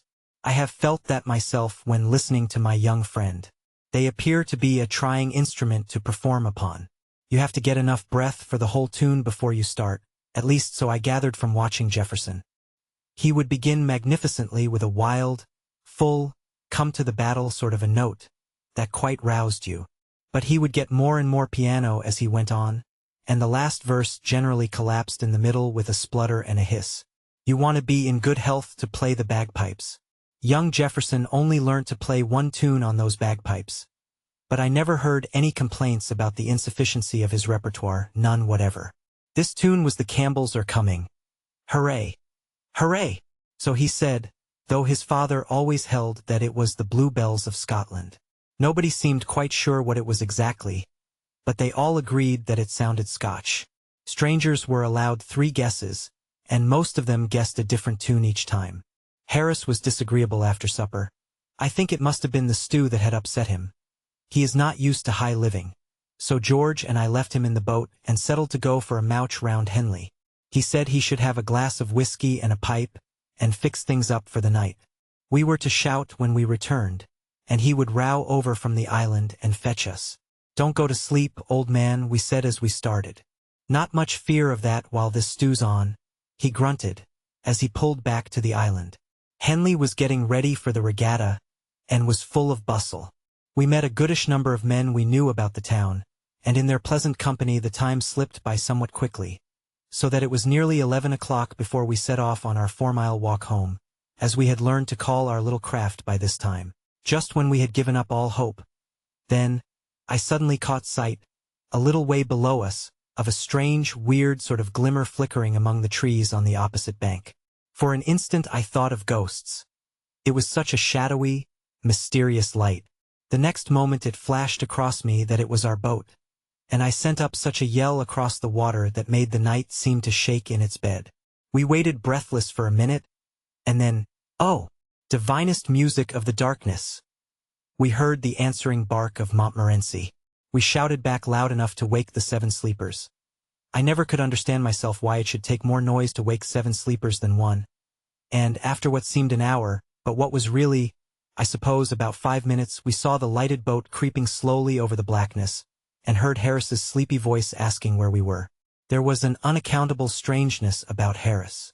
It was something more than mere ordinary tiredness. He pulled the boat against a part of the bank from which it was quite impossible for us to get into it, and immediately went to sleep. It took us an immense amount of screaming and roaring to wake him up again and put some sense into him. But we succeeded at last and got safely on board. Harris had a sad expression on him, so we noticed when we got into the boat. He gave you the idea of a man who had been through trouble. We asked him if anything had happened, and he said, "Swans, swans." It seemed we had moored close to a swan's nest, and soon after George and I had gone, the female swan came back and kicked up a row about it. Harris had chivied her off, and she had gone away and fetched up her old man. Harris said he had had quite a fight with these 2 swans. But courage and skill had prevailed in the end, and he had defeated them. Half an hour afterwards they returned with 18 other swans. It must have been a fearful battle, so far as we could understand Harris's account of it. The swans had tried to drag him and Montmorency out of the boat and drown them, and he had defended himself like a hero for 4 hours, and had killed the lot, and they had all paddled away to die. How many swans did you say there were? Asked George. 32, replied Harris, sleepily. You said 18 just now, said George. No, I didn't, grunted Harris. I said 12. Think I can't count? What were the real facts about these swans we never found out? We questioned Harris on the subject in the morning, and he said, what swans? And seemed to think that George and I had been dreaming. Oh, how delightful it was to be safe in the boat. After our trials and fears, we ate a hearty supper, George and I, and we should have had some toddy after it if we could have found the whiskey, but we could not. We examined Harris as to what he had done with it, but he did not seem to know what we meant by whiskey, or what we were talking about at all. Montmorency looked as if he knew something, but said nothing. I slept well that night, and should have slept better if it had not been for Harris. I have a vague recollection of having been woke up at least a dozen times during the night by Harris wandering about the boat with the lantern, looking for his clothes. He seemed to be worrying about his clothes all night. Twice he routed up George and myself to see if we were lying on his trousers. George got quite wild the second time. What the thunder do you want your trousers for, in the middle of the night? He asked indignantly. Why don't you lie down and go to sleep? I found him in trouble the next time I awoke because he could not find his socks, and my last hazy remembrance is of being rolled over on my side, and of hearing Harris muttering something about its being an extraordinary thing where his umbrella could have got to. Chapter 15. Household duties. Love of work. The old river hand, what he does and what he tells you he has done. Skepticism of the new generation. Early boating recollections. Rafting. George does the thing in style. The old boatman, his method. So calm, so full of peace. The beginner. Punning. A sad accident. Pleasures of friendship. Sailing, my first experience. Possible reason why we were not drowned. Woman at housework. We woke late the next morning, and, at Harris's earnest desire, partook of a plain breakfast with non-dainties. Then we cleaned up and put everything straight, a continual labor, which was beginning to afford me a pretty clear insight into a question that had often posed me. Namely, how a woman with the work of only one house on her hands manages to pass away her time, and at about 10, set out on what we had determined should be a good day's journey. We agreed that we would pull this morning as a change from towing, and Harris thought the best arrangement would be that George and I should scull and he steer. I did not chime in with this idea at all. I said I thought Harris would have been showing a more proper spirit if he had suggested that he and George should work, and let me rest a bit. It seemed to me that I was doing more than my fair share of the work on this trip, and I was beginning to feel strongly on the subject. It always does seem to me that I am doing more work than I should do. It is not that I object to the work, mind you. I like work. It fascinates me. I can sit and look at it for hours. I love to keep it by me. The idea of getting rid of it nearly breaks my heart. You cannot give me too much work. To accumulate work has almost become a passion with me. My study is so full of it now, that there is hardly an inch of room for any more. I shall have to throw out a wing soon, and I am careful of my work, too.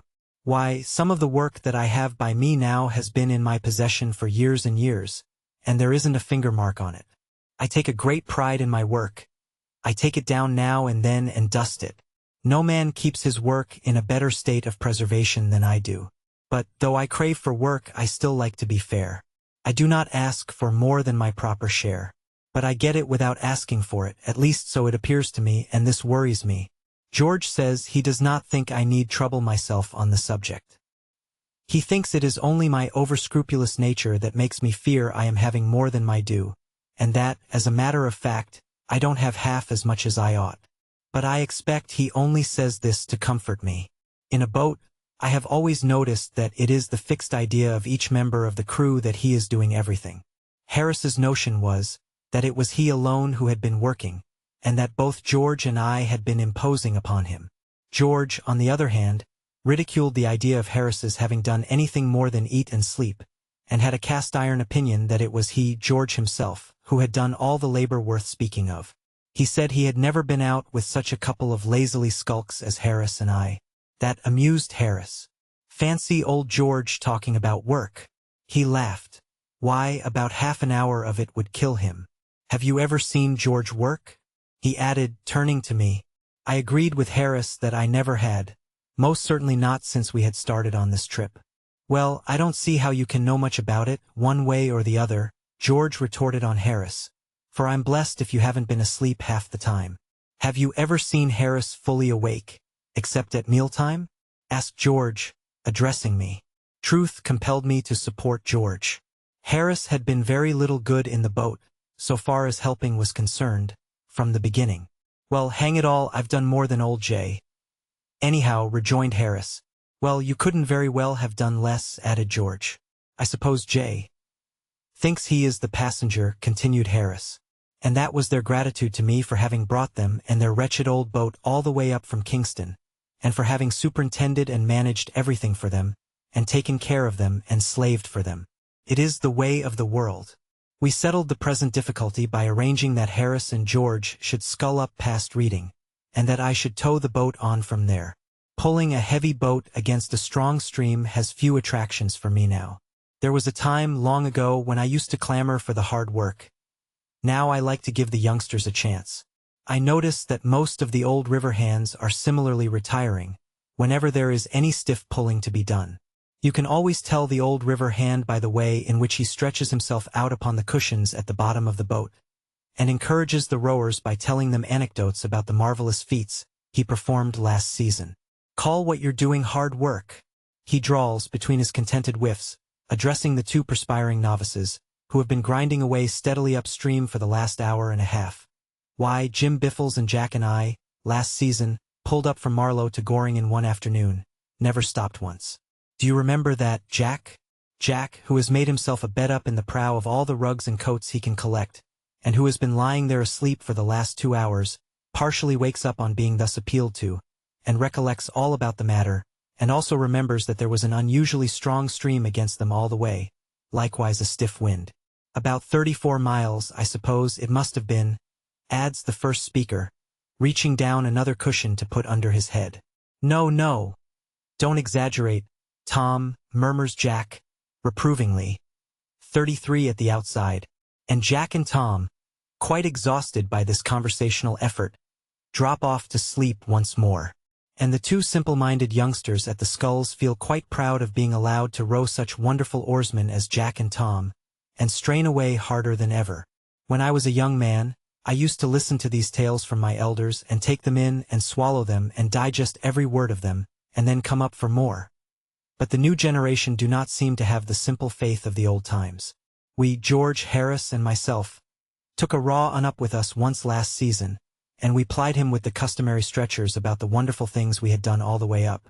We gave him all the regular ones, the time-honored lies that have done duty up the river with every boating man for years past, and added 7 entirely original ones that we had invented for ourselves, including a really quite likely story, founded, to a certain extent, on an all-but-true episode which had actually happened in a modified degree some years ago to friends of ours, a story that a mere child could have believed without injuring itself much.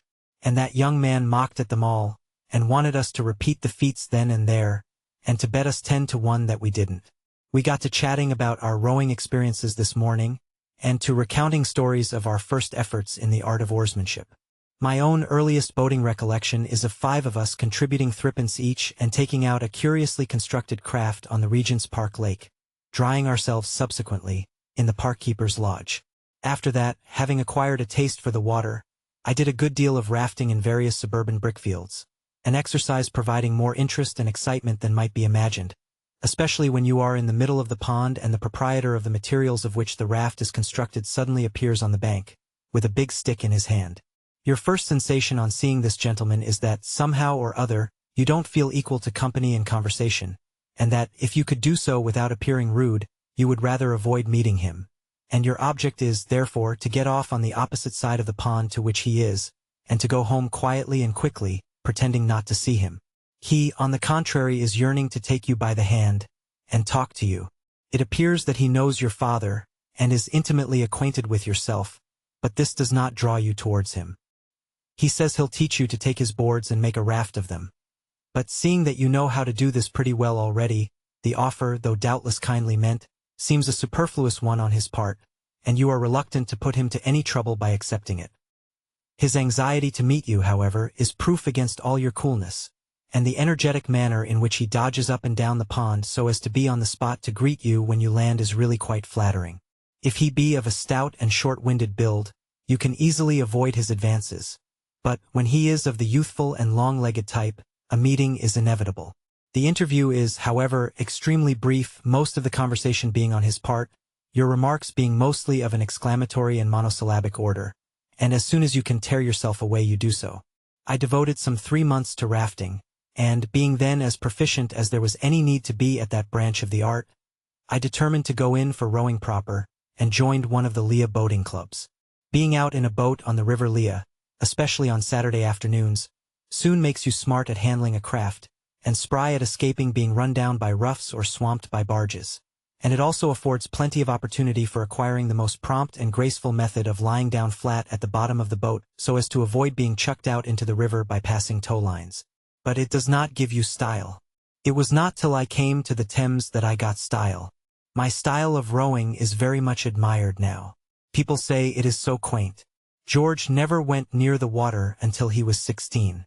Then he and 8 other gentlemen of about the same age went down in a body to Kew one Saturday, with the idea of hiring a boat there, and pulling to Richmond and back. One of their number, a shock-headed youth named Joskins, who had once or twice taken out a boat on the Serpentine, told them it was jolly fun, boating. The tide was running out pretty rapidly when they reached the landing stage, and there was a stiff breeze blowing across the river, but this did not trouble them at all, and they proceeded to select their boat. There was an 8-oared racing outrigger drawn up on the stage. That was the one that took their fancy. They said they'd have that one, please. The boatman was away, and only his boy was in charge. The boy tried to damp their ardor for the outrigger, and showed them 2 or 3 very comfortable-looking boats of the family party build. But those would not do at all. The outrigger was the boat they thought they would look best in. So the boy launched it, and they took off their coats and prepared to take their seats. The boy suggested that George, who, even in those days, was always the heavy man of any party, should be number 4. George said he should be happy to be number 4, and promptly stepped into bow's place, and sat down with his back to the stern. They got him into his proper position at last, and then the others followed. A particularly nervous boy was appointed cox, and the steering principle explained to him by Joskins. Joskins himself took stroke. He told the others that it was simple enough. All they had to do was to follow him. They said they were ready, and the boy on the landing stage took a boat hook and shoved him off. What then followed George is unable to describe in detail. He has a confused recollection of having, immediately on starting, received a violent blow in the small of the back from the butt end of number 5's skull, at the same time that his own seat seemed to disappear from under him by magic, and leave him sitting on the boards. He also noticed, as a curious circumstance, that number 2 was at the same instant lying on his back at the bottom of the boat, with his legs in the air, apparently in a fit. They passed under Kew Bridge, broadside, at the rate of 8 miles an hour. Joskins being the only one who was rowing. George, on recovering his seat, tried to help him, but on dipping his oar into the water, it immediately, to his intense surprise, disappeared under the boat, and nearly took him with it. And then Cox threw both rudder lines overboard, and burst into tears. How they got back George never knew, but it took them just 40 minutes.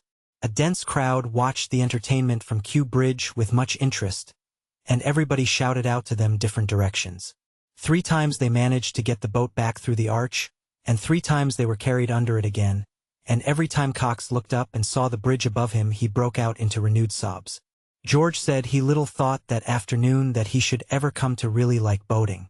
Harris is more accustomed to sea rowing than to river work, and says that, as an exercise, he prefers it. I don't. I remember taking a small boat out at Eastbourne last summer. I used to do a good deal of sea rowing years ago, and I thought I should be all right, but I found I had forgotten the art entirely. When one scull was deep down underneath the water, the other would be flourishing wildly about in the air. To get a grip of the water with both at the same time I had to stand up. The parade was crowded with nobility and gentry, and I had to pull past them in this ridiculous fashion. I landed halfway down the beach, and secured the services of an old boatman to take me back. I like to watch an old boatman rowing, especially one who has been hired by the hour. There is something so beautifully calm and restful about his method. It is so free from that fretful haste, that vehement striving, that is every day becoming more and more the bane of 19th century life. He is not forever straining himself to pass all the other boats. If another boat overtakes him and passes him, it does not annoy him. As a matter of fact, they all do overtake him and pass him, all those that are going his way. This would trouble and irritate some people. The sublime equanimity of the hired boatman under the ordeal affords us a beautiful lesson against ambition and uppishness. Plain practical rowing of the get the boat along order is not a very difficult art to acquire, but it takes a good deal of practice before a man feels comfortable when rowing past girls. It is the time that worries a youngster. It's jolly funny, he says, as for the 20th time within 5 minutes he disentangles his sculls from yours. I can get on all right when I'm by myself. To see two novices try to keep time with one another is very amusing. Bow finds it impossible to keep pace with Stroke, because Stroke rows in such an extraordinary fashion. Stroke is intensely indignant at this, and explains that what he has been endeavoring to do for the last 10 minutes is to adapt his method to Bow's limited capacity. Bow, in turn, then becomes insulted, and requests Stroke not to trouble his head about him, Bow, but to devote his mind to setting a sensible stroke. Two novices in a boat. Or, shall I take Stroke? He adds, with the evident idea that that would at once put the whole matter right. They splash along for another 100 yards with still moderate success, and then the whole secret of their trouble bursts upon Stroke like a flash of inspiration. I tell you what it is. You've got my sculls, he cries, turning to Bow. Pass yours over. Well, do you know, I've been wondering how it was I couldn't get on with these, answers Bow, quite brightening up and most willingly assisting in the exchange. Now we shall be all right. But they are not even then. Stroke has to stretch his arms nearly out of their sockets to reach his sculls now, while Bow's pair, at each recovery, hit him a violent blow in the chest. So they change back again, and come to the conclusion that the man has given them the wrong set altogether. And over their mutual abuse of this man they become quite friendly and sympathetic. George said he had often longed to take to punting for a change. Punting is not as easy as it looks. As in rowing, you soon learn how to get along and handle the craft, but it takes long practice before you can do this with dignity and without getting the water all up your sleeve. One young man I knew had a very sad accident happen to him the first time he went punting. He had been getting on so well that he had grown quite cheeky over the business, and was walking up and down the punt, working his pole with a careless grace that was quite fascinating to watch. Up he would march to the head of the punt, plant his pole, and then run along right to the other end, just like an old punter. Oh, it was grand. Man and pole, and it would all have gone on being grand if he had not unfortunately, while looking round to enjoy the scenery, taken just one step more than there was any necessity for, and walked off the punt altogether. The pole was firmly fixed in the mud, and he was left clinging to it while the punt drifted away. It was an undignified position for him. A rude boy on the bank immediately yelled out to a lagging chum to hurry up and see a real monkey on a stick. I could not go to his assistance because, as ill luck would have it, we had not taken the proper precaution to bring out a spare pole with us. I could only sit and look at him. His expression as the pole slowly sank with him I shall never forget. There was so much thought in it. I watched him gently let down into the water, and saw him scramble out, sad and wet. I could not help laughing. He looked such a ridiculous figure. I continued to chuckle to myself about it for some time, and then it was suddenly forced in upon me that really I had got very little to laugh at when I came to think of it. Here was I, alone in a punt, without a pole, drifting helplessly down midstream, possibly towards a weir. I began to feel very indignant with my friend for having stepped overboard and gone off in that way. He might, at all events, have left me the pole. I drifted on for about 1/4 of a mile, and then I came in sight of a fishing punt moored in midstream, in which sat 2 old fishermen. They saw me bearing down upon them, and they called out to me to keep out of their way. "Can't," I shouted back. "But you don't try," they answered. I explained the matter to them when I got nearer, and they caught me and lent me a pole. The weir was just 50 yards below. I am glad they happened to be there. The first time I went punting was in company with 3 other fellows. They were going to show me how to do it. We could not all start together, so I said I would go down first and get out the punt, and then I could potter about and practice a bit until they came. I could not get a punt out that afternoon. They were all engaged. So I had nothing else to do but to sit down on the bank, watching the river and waiting for my friends. I had not been sitting there long before my attention became attracted to a man in a punt who, I noticed with some surprise, wore a jacket and cap exactly like mine. He was evidently a novice at punting, and his performance was most interesting. You never knew what was going to happen when he put the pole in. He evidently did not know himself. Sometimes he shot upstream and sometimes he shot downstream, and at other times he simply spun round and came up the other side of the pole. And with every result he seemed equally surprised and annoyed. The people about the river began to get quite absorbed in him after a while, and to make bets with one another as to what would be the outcome of his next push. In the course of time my friends arrived on the opposite bank, and they stopped and watched him too. His back was towards them, and they only saw his jacket and cap. From this they immediately jumped to the conclusion that it was I, their beloved companion, who was making an exhibition of himself, and their delight knew no bounds. They commenced to chaff him unmercifully.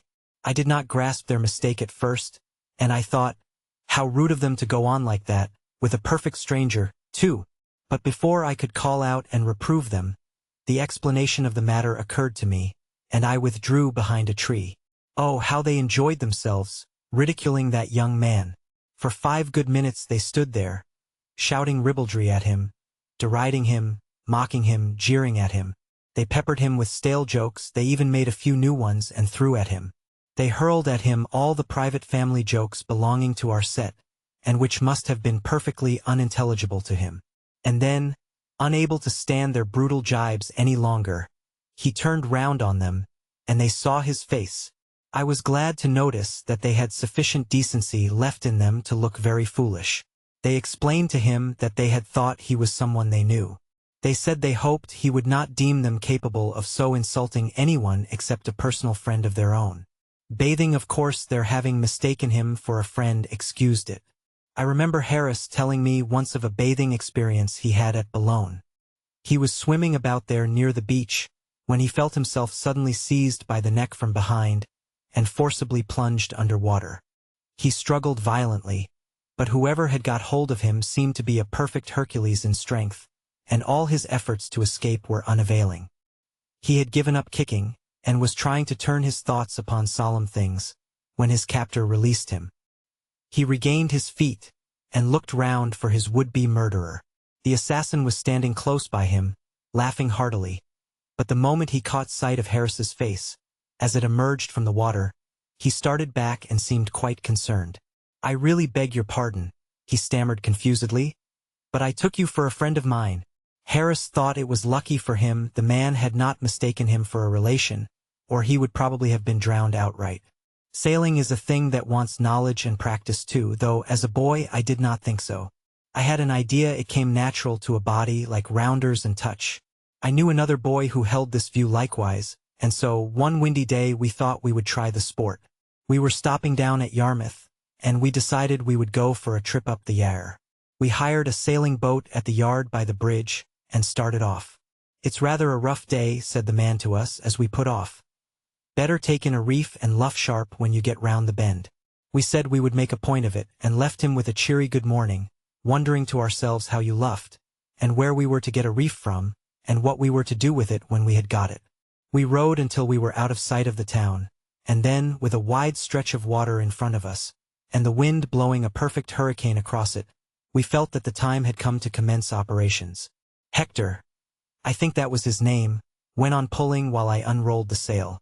It seemed a complicated job, but I accomplished it at length, and then came the question which was the top end. By a sort of natural instinct, we, of course, eventually decided that the bottom was the top, and set to work to fix it upside down. But it was a long time before we could get it up, either that way or any other way. The impression on the mind of the sail seemed to be that we were playing at funerals, and that I was the corpse and itself was the winding sheet. When it found that this was not the idea, it hit me over the head with the boom, and refused to do anything.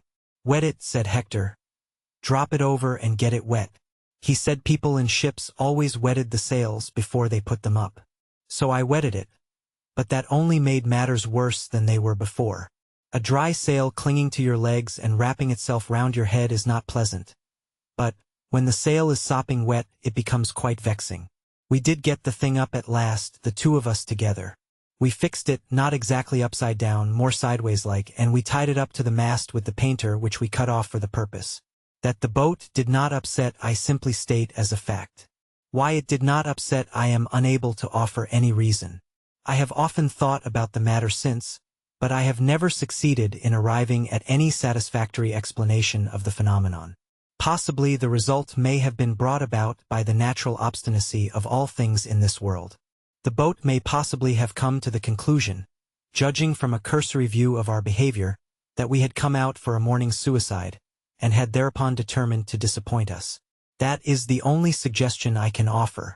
By clinging like grim death to the gunwale, we just managed to keep inside the boat, but it was exhausting work. Hector said that pirates and other seafaring people generally lashed the rudder to something or other, and hauled in the main topjib during severe squalls, and thought we ought to try to do something of the kind. But I was for letting her have her head to the wind.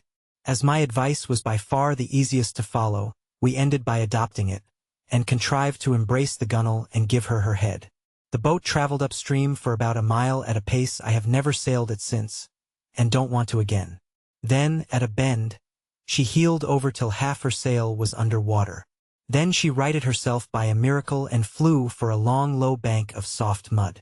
That mud bank saved us.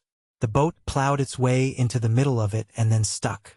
Finding that we were once more able to move according to our ideas, instead of being pitched and thrown about like peas in a bladder, we crept forward and cut down the sail.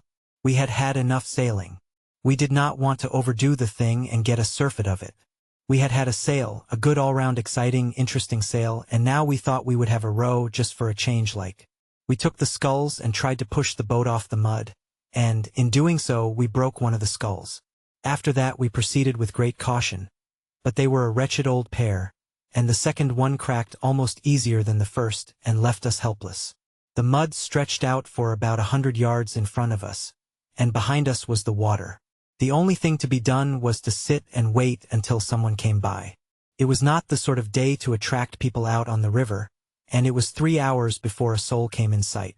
It was an old fisherman who, with immense difficulty, at last rescued us, and we were towed back in an ignominious fashion to the boat-yard. What between tipping the man who had brought us home, and paying for the broken sculls, and for having been out 4 hours and a half, it cost us a pretty considerable number of weeks' pocket money, that sail. But we learned experience, and they say that is always cheap at any price. Chapter 16. Reading. We are towed by steam launch. Irritating behavior of small boats.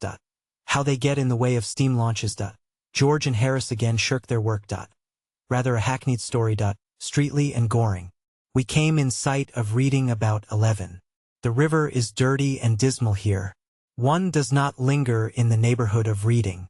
The town itself is a famous old place, dating from the dim days of King Ethelred, when the Danes anchored their warships in the Kennet, and started from Reading to ravage all the land of Wessex. And here Ethelred and his brother Alfred fought and defeated them, Ethelred doing the praying and Alfred the fighting. In later years, Reading seems to have been regarded as a handy place to run down to, when matters were becoming unpleasant in London. Parliament generally rushed off to Reading whenever there was a plague on at Westminster. And in 1625 the law followed suit, and all the courts were held at Reading. It must have been worth while having a mere ordinary plague now and then in London to get rid of both the lawyers and the Parliament. During the parliamentary struggle, Reading was besieged by the Earl of Essex, and, a quarter of a century later, the Prince of Orange routed King James's troops there. Henry I lies buried at Reading in the Benedictine abbey founded by him there, the ruins of which may still be seen, and, in this same abbey, Great John of Gaunt was married to the Lady Blanche. At Reading Lock we came up with a steam launch belonging to some friends of mine, and they towed us up to within about a mile of Streatley. It is very delightful being towed up by a launch. I prefer it myself to rowing. The run would have been more delightful still, if it had not been for a lot of wretched small boats that were continually getting in the way of our launch, and, to avoid running down which, we had to be continually easing and stopping. It is really most annoying, the manner in which these rowing boats get in the way of one's launch up the river. Something ought to done to stop it. And they are so confoundedly impertinent, too, over it. You can whistle till you nearly burst your boiler before they will trouble themselves to hurry. I would have one or two of them run down now and then, if I had my way, just to teach them all a lesson. The river becomes very lovely from a little above Reading. The railway rather spoils it near Tilehurst, but from Mapledurham up to Streatley it is glorious. A little above Maple Durham Lock you pass Hardwick House, where Charles I played bowls. The neighborhood of Pangbourne, where the quaint little Swan Inn stands, must be as familiar to the habitués of the art exhibitions as it is to its own inhabitants. My friend's launch cast us loose just below the grotto, and then Harris wanted to make out that it was my turn to pull. This seemed to me most unreasonable. It had been arranged in the morning that I should bring the boat up to 3 miles above Reading. Well, here we were, 10 miles above Reading. Surely it was now their turn again. I could not get either George or Harris to see the matter in its proper light, however. So, to save argument, I took the sculls. I had not been pulling for more than a minute or so, when George noticed something black floating on the water, and we drew up to it. George leant over, as we neared it, and laid hold of it. And then he drew back with a cry, and a blanched face. It was the dead body of a woman. It lay very lightly on the water, and the face was sweet and calm. It was not a beautiful face. It was too prematurely aged-looking, too thin and drawn to be that. But it was a gentle, lovable face, in spite of its stamp of pinch and poverty, and upon it was that look of restful peace that comes to the faces of the sick sometimes when at last the pain has left them. Fortunately for us, we having no desire to be kept hanging about coroners' courts. Some men on the bank had seen the body too, and now took charge of it from us. We found out the woman's story afterwards. Of course it was the old vulgar tragedy. She had loved and been deceived or had deceived herself. Anyhow, she had sinned. Some of us do now and then, and her family and friends, naturally shocked and indignant, had closed their doors against her, left to fight the world alone. With the millstone of her shame around her neck, she had sunk ever lower and lower. For a while she had kept both herself and the child on the 12 shillings a week that 12 hours drudgery a day procured her, paying 6 shillings out of it for the child, and keeping her own body and soul together on the remainder. 6 shillings a week does not keep body and soul together very unitedly. They want to get away from each other when there is only such a very slight bond as that between them. And one day, I suppose, the pain and the dull monotony of it all had stood before her eyes plainer than usual, and the mocking spectre had frightened her. She had made one last appeal to friends, but against the chill wall of their respectability, the voice of the erring outcast fell unheeded. And then she had gone to see her child, had held it in her arms and kissed it, in a weary, dull sort of way, and without betraying any particular emotion of any kind, and had left it, after putting into its hand a penny box of chocolate she had bought it, and afterwards, with her last few shillings, had taken a ticket and come down to Goring. Woman in the water. It seemed that the bitterest thoughts of her life must have centered about the wooded reaches and the bright green meadows around Goring. But women strangely hug the knife that stabs them, and perhaps, amidst the gall, there may have mingled also sunny memories of sweetest hours, spent upon those shadowed deeps over which the great trees bend their branches down so low. She had wandered about the woods by the river's brink all day, and then, when evening fell and the gray twilight spread its dusky robe upon the waters, she stretched her arms out to the silent river that had known her sorrow and her joy. And the old river had taken her into its gentle arms, and had laid her weary head upon its bosom, and had hushed away the pain. Thus had she sinned in all things, sinned in living and in dying. God help her, and all other sinners, if any more there be. Goring on the left bank and Streatley on the right are both or either charming places to stay at for a few days. The reaches down to Pangbourne woo one for a sunny sail or for a moonlight row, and the country round about is full of beauty. We had intended to push on to Wallingford that day, but the sweet smiling face of the river here lured us to linger for a while, and so we left our boat at the bridge and went up into Streatley, and lunched at the Bull, much to Montmorency's satisfaction. They say that the hills on each ride of the stream here once joined and formed a barrier across what is now the Thames, and that then the river ended there above Goring in one vast lake. I am not in a position either to contradict or affirm this statement. I simply offer it. It is an ancient place, Streatley, dating back, like most riverside towns and villages, to British and Saxon times.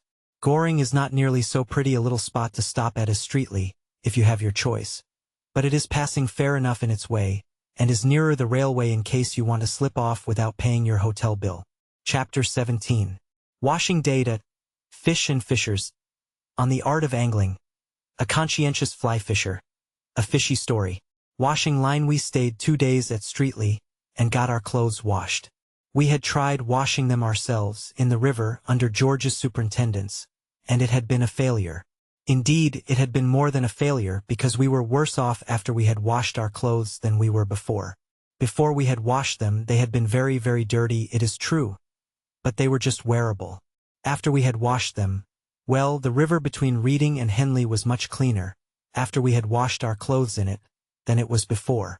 All the dirt contained in the river between Reading and Henley, we collected, during that wash, and worked it into our clothes.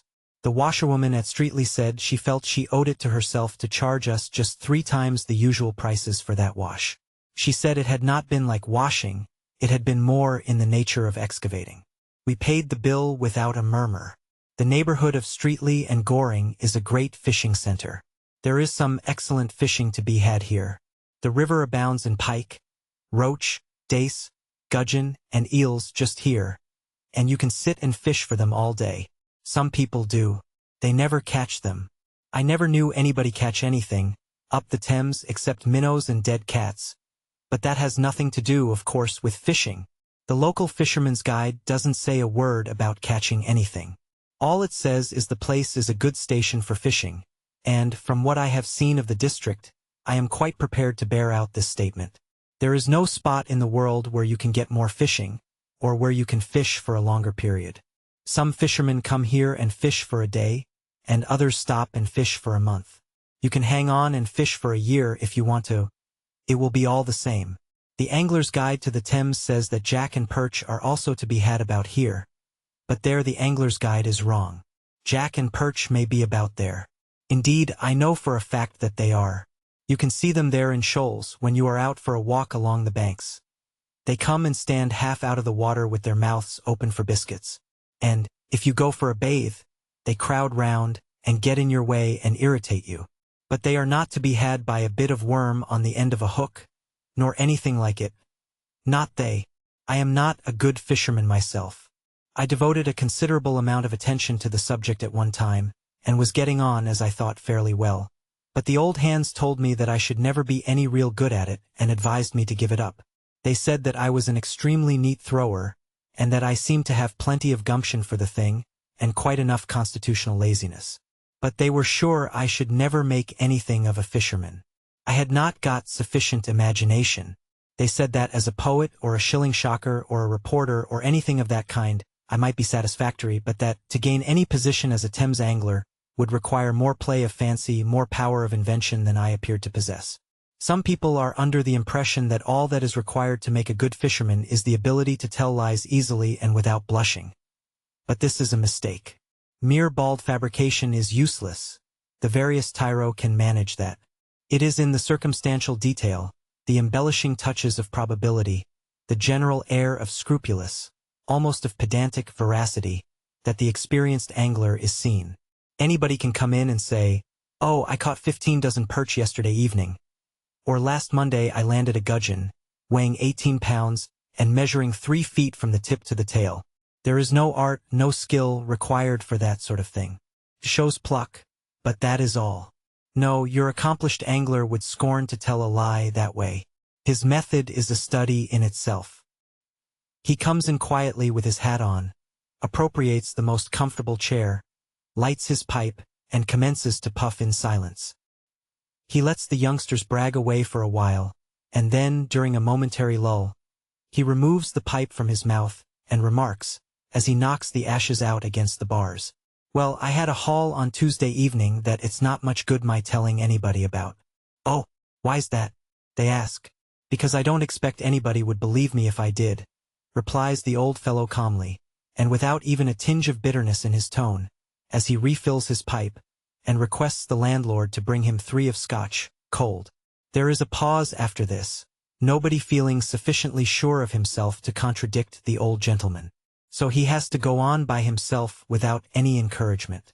"No," he continues thoughtfully, "I shouldn't believe it myself if anybody told it to me, but it's a fact, for all that. I had been sitting there all the afternoon and had caught literally nothing, except a few dozen dace and a score of jack, and I was just about giving it up as a bad job when I suddenly felt a rather smart pull at the line. I thought it was another little one, and I went to jerk it up.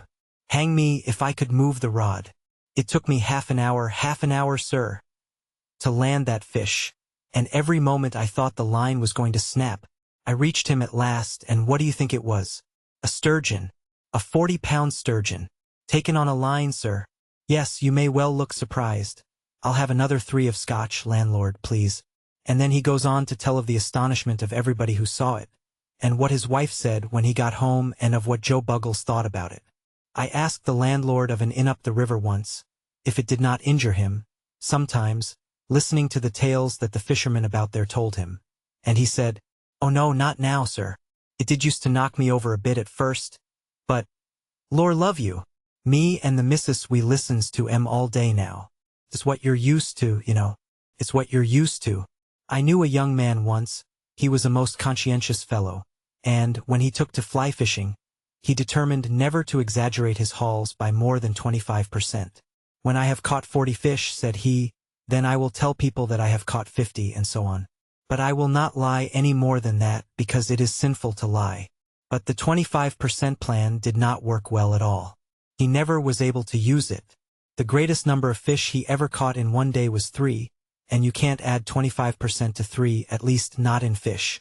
So he increased his percentage to 33 1/3. But that, again, was awkward when he had only caught 1 or 2. So, to simplify matters, he made up his mind to just double the quantity.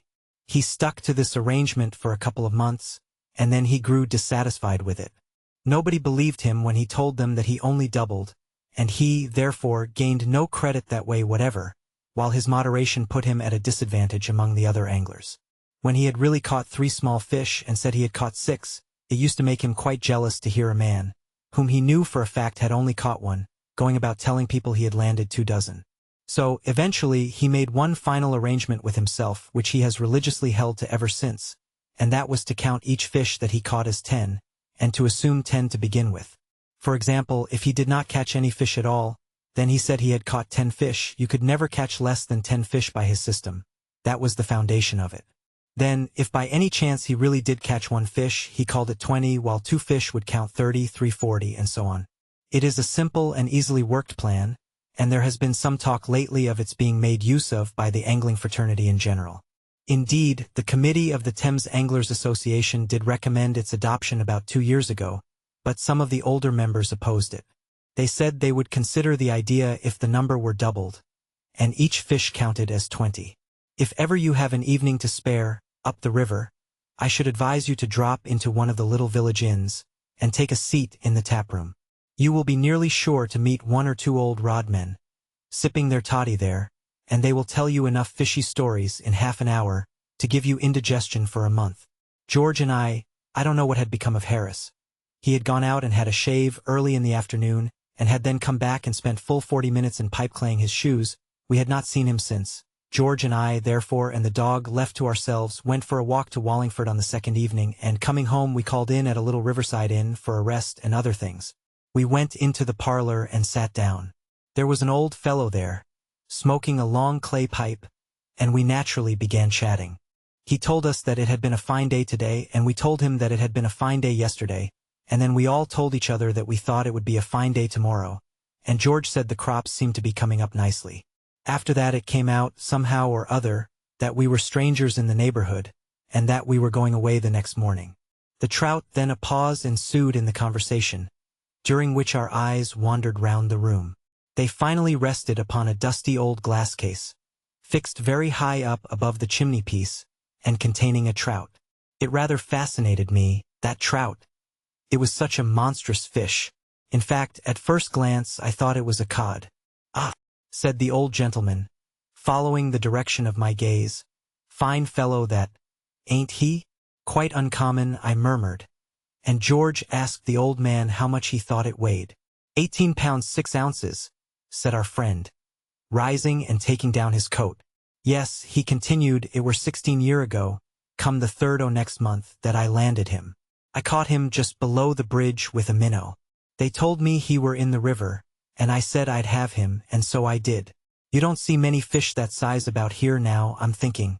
Good night, gentlemen, good night." And out he went and left us alone. We could not take our eyes off the fish after that. It really was a remarkably fine fish. We were still looking at it when the local carrier, who had just stopped at the inn, came to the door of the room with a pot of beer in his hand, and he also looked at the fish.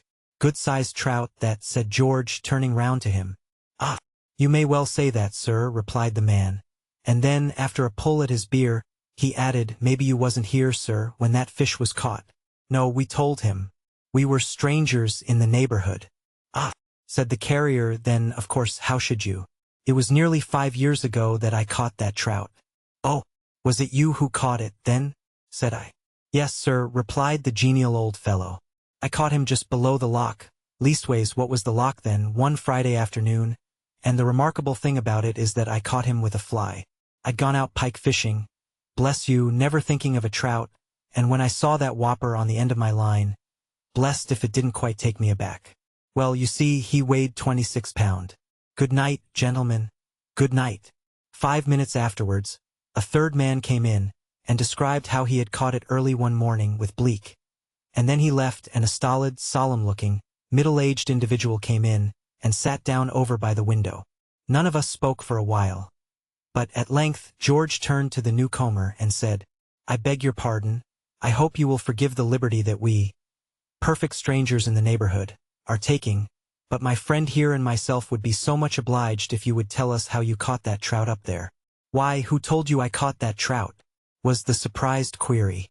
We said that nobody had told us so, but somehow or other we felt instinctively that it was he who had done it.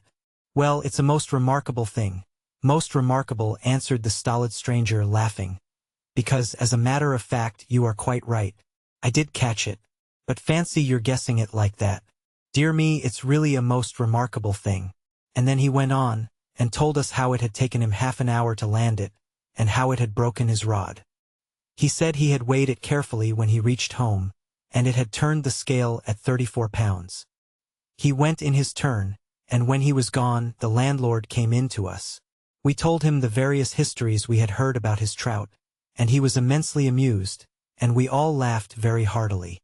Fancy Jim Bates and Joe Muggles and Mr. Jones and old Billy Maunders all telling you that they had caught it. "Ha, ha, ha. Well, that is good," said the honest old fellow, laughing heartily. "Yes, they are the sort to give it me to put up in my parlor if they had caught it, they are. Ha, ha, ha." And then he told us the real history of the fish. It seemed that he had caught it himself years ago when he was quite a lad. Not by any art or skill, but by that unaccountable luck that appears to always wait upon a boy when he plays the wag from school, and goes out fishing on a sunny afternoon, with a bit of string tied on to the end of a tree. He said that bringing home that trout had saved him from a whacking, and that even his schoolmaster had said it was worth the rule of 3 and practice put together. He was called out of the room at this point, and George and I again turned our gaze upon the fish. It really was a most astonishing trout. The more we looked at it, the more we marveled at it. It excited George so much that he climbed up on the back of a chair to get a better view of it. And then the chair slipped, and George clutched wildly at the trout case to save himself, and down it came with a crash, George and the chair on top of it. "You haven't injured the fish, have you?" I cried in alarm, rushing up. "I hope not," said George, rising cautiously and looking about. But he had. That trout lay shattered into 1,000 fragments. I say 1,000, but they may have only been 900. I did not count them.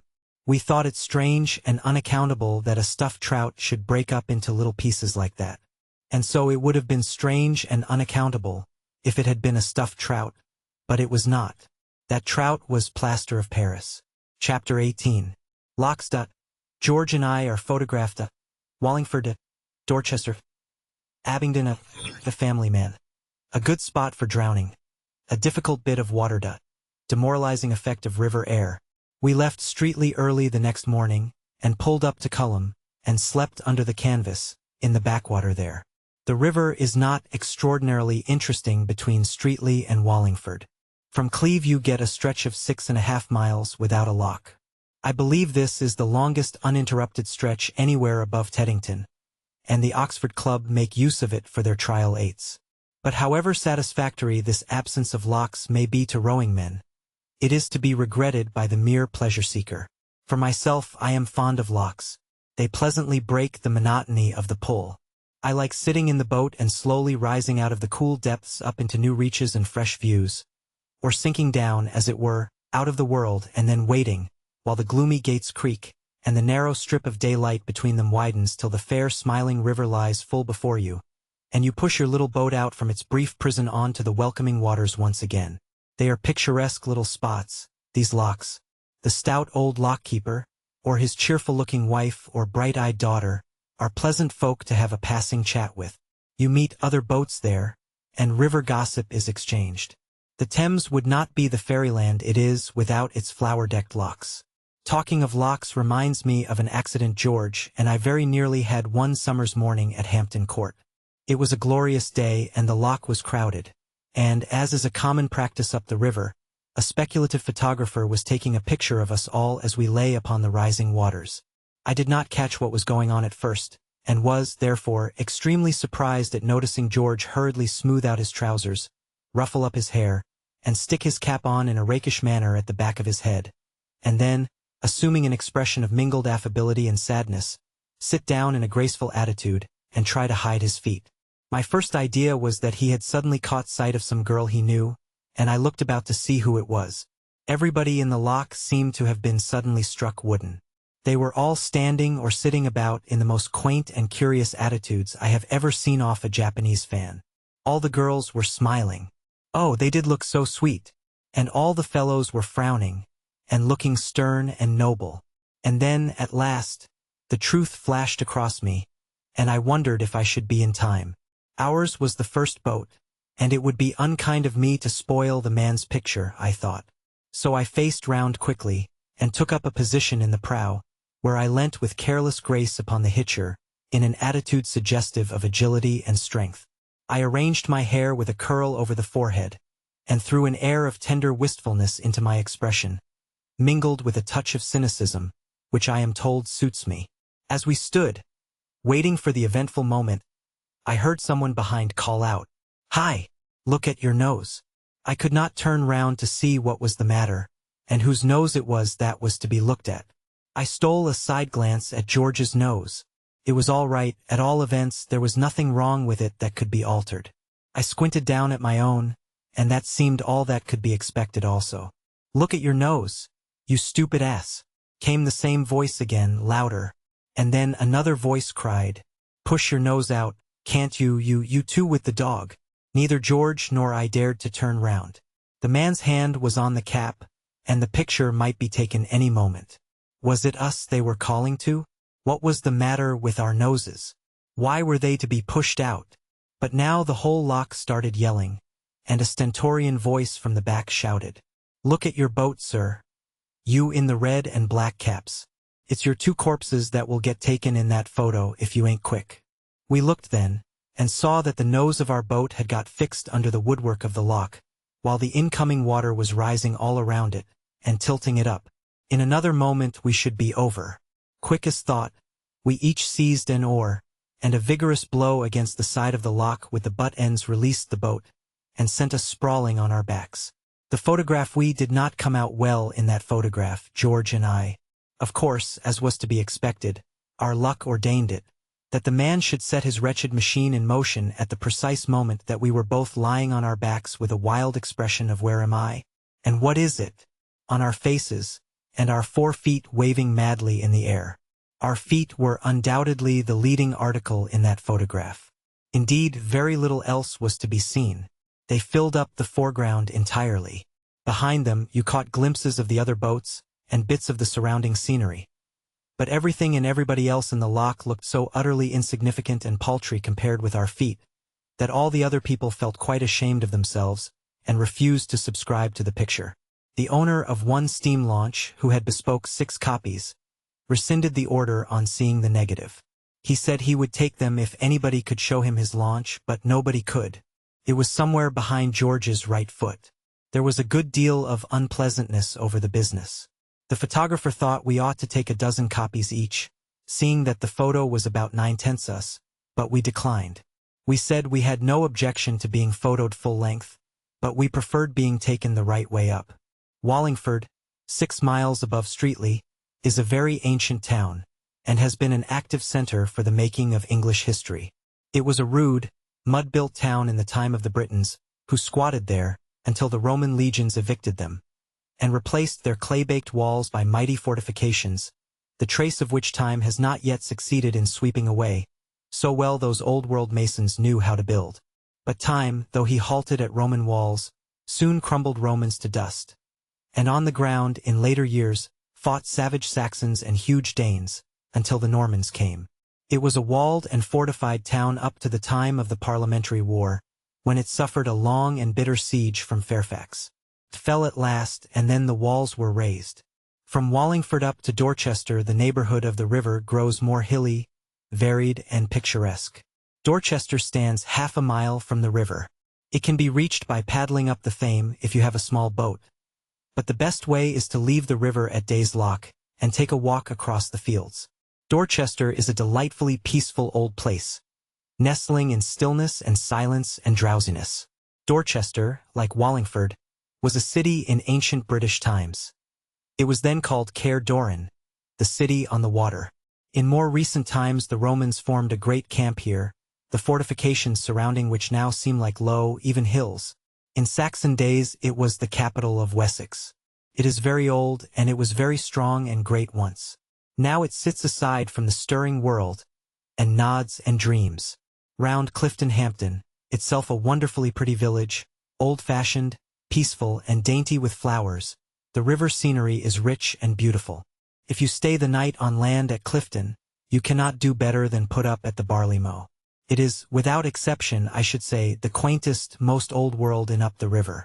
It stands on the right of the bridge, quite away from the village. Its low-pitched gables and thatched roof and latticed windows give it quite a storybook appearance, while inside it is even still more once-upon-a-timeified. It would not be a good place for the heroine of a modern novel to stay at. The heroine of a modern novel is always divinely tall, and she is ever drawing herself up to her full height. At the barley mow she would bump her head against the ceiling each time she did this. It would also be a bad house for a drunken man to put up at. There are too many surprises in the way of unexpected steps down into this room and up into that, and as for getting upstairs to his bedroom or ever finding his bed when he got up, either operation would be an utter impossibility to him. We were up early the next morning, as we wanted to be in Oxford by the afternoon. It is surprising how early one can get up, when camping out. One does not yearn for just another 5 minutes nearly so much, lying wrapped up in a rug on the boards of a boat, with a Gladstone bag for a pillow, as one does in a featherbed. We had finished breakfast, and were through Clifton Lock by 8:30. From Clifton to Culham the river banks are flat, monotonous, and uninteresting, but after you get through Culham Lock, the coldest and deepest lock on the river, the landscape improves. At Abingdon the river passes by the streets. Abingdon is a typical country town of the smaller order, quiet, eminently respectable, clean, and desperately dull. It prides itself on being old, but whether it can compare in this respect with Wallingford and Dorchester seems doubtful. A famous abbey stood here once, and within what is left of its sanctified walls they brew bitter ale nowadays. In St. Nicholas Church at Abingdon, there is a monument to John Blackwell and his wife Jane, who both, after leading a happy married life, died on the very same day, August 21, 1625. And in St. Helen's Church it is recorded that W. Lee, who died in 1637, had in his lifetime issue from his loins 200 lacking but 3. If you work this out you will find that Mr. W. Lee's family numbered 197. Mr. W. Lee, 5 times mayor of Abingdon, was, no doubt, a benefactor to his generation, but I hope there are not many of his kind about in this overcrowded 19th century. From Abingdon to Newnham Courtney is a lovely stretch. Newnham Park is well worth a visit. Can be viewed on Tuesdays and Thursdays. The house contains a fine collection of pictures and curiosities, and the grounds are very beautiful. The pool under Sandford Lasher, just behind the lock, is a very good place to drown yourself in. The undercurrent is terribly strong, and if you once get down into it you are all right. An obelisk marks the spot where 2 men have already been drowned, while bathing there, and the steps of the obelisk are generally used as a diving board by young men now who wish to see if the place really is dangerous. River scene. Iffley Lock and Mill, a mile before you reach Oxford, is a favorite subject with the river-loving brethren of the brush. The real article, however, is rather disappointing after the pictures. Few things I have noticed come quite up to the pictures of them in this world. We passed through Iffley Lock at about 12:30, and then, having tidied up the boat and made all ready for landing, we set to work on our last mile. Between Iffley and Oxford is the most difficult bit of the river I know. You want to be born on that bit of water to understand it. I have been over it a fairish number of times, but I have never been able to get the hang of it. The man who could row a straight course from Oxford to Iffley ought to be able to live comfortably, under one roof with his wife, his mother-in-law, his elder sister, and the old servant who was in the family when he was a baby. First the current drives you on to the right bank, and then on to the left, then it takes you out into the middle, turns you round 3 times, and carries you upstream again, and always ends by trying to smash you up against a college barge. Of course, as a consequence of this, we got in the way of a good many other boats during the mile and they in ours, and, of course, as a consequence of that, a good deal of bad language occurred. I don't know why it should be, but everybody is always so exceptionally irritable on the river. Little mishaps that you would hardly notice on dry land drive you nearly frantic with rage when they occur on the water. When Harris or George makes an ass of himself on dry land, I smile indulgently. When they behave in a chucklehead way on the river, I use the most blood-curdling language to them. When another boat gets in my way, I feel I want to take in and kill all the people in it. The mildest-tempered people, when on land, become violent and bloodthirsty when in a boat. I did a little boating once with a young lady. She was naturally of the sweetest and gentlest disposition imaginable. But on the river it was quite awful to hear her. "Oh, drat the man!" she would exclaim when some unfortunate sculler would get in her way. "Why don't he look where he's going? And oh, bother the silly old thing," she would say indignantly, when the sail would not go up properly. And she would catch hold of it and shake it quite brutally. Yet, as I have said, when on shore she was kind-hearted and amiable enough. Man at the lock, the air of the river has a demoralizing effect upon one's temper, and this it is, I suppose, which causes even bargemen to be sometimes rude to one another, and to use language which, no doubt, in their calmer moments they regret. Chapter 19. Oxford. Montmorency's idea of heaven, the hired upriver boat, its beauties and advantages, the pride of the Thames, the weather changes, the river under different aspects. Not a cheerful evening, yearnings for the unattainable. The cheery chat goes round. George performs upon the banjo. A mournful melody. Another wet day. Flight. A little supper and a toast. Dog running. We spent 2 very pleasant days at Oxford. There are plenty of dogs in the town of Oxford. Montmorency had 11 fights on the first day, and 14 on the second, and evidently thought he had got to heaven. Dogs fighting among folk too constitutionally weak, or too constitutionally lazy, whichever it may be, to relish upstream work. It is a common practice to get a boat at Oxford and row down. For the energetic, however, the upstream journey is certainly to be preferred. It does not seem good to be always going with the current. There is more satisfaction in squaring one's back and fighting against it and winning one's way forward in spite of it, at least so I feel when Harris and George are sculling and I am steering. Dog running. To those who do contemplate making Oxford their starting place, I would say, take your own boat, unless, of course, you can take someone else's without any possible danger of being found out. The boats that, as a rule, are let for hire on the Thames above Marlow, are very good boats. They are fairly watertight, and so long as they are handled with care, they rarely come to pieces or sink. There are places in them to sit down on, and they are complete with all the necessary arrangements, or nearly all, to enable you to row them and steer them. But they are not ornamental. The boat you hire up the river above Marlow is not the sort of boat in which you can flash about and give yourself airs. The hired upriver boat very soon puts a stop to any nonsense of that sort on the part of its occupants. That is its chief, one may say its only recommendation. Dog. The man in the hired upriver boat is modest and retiring.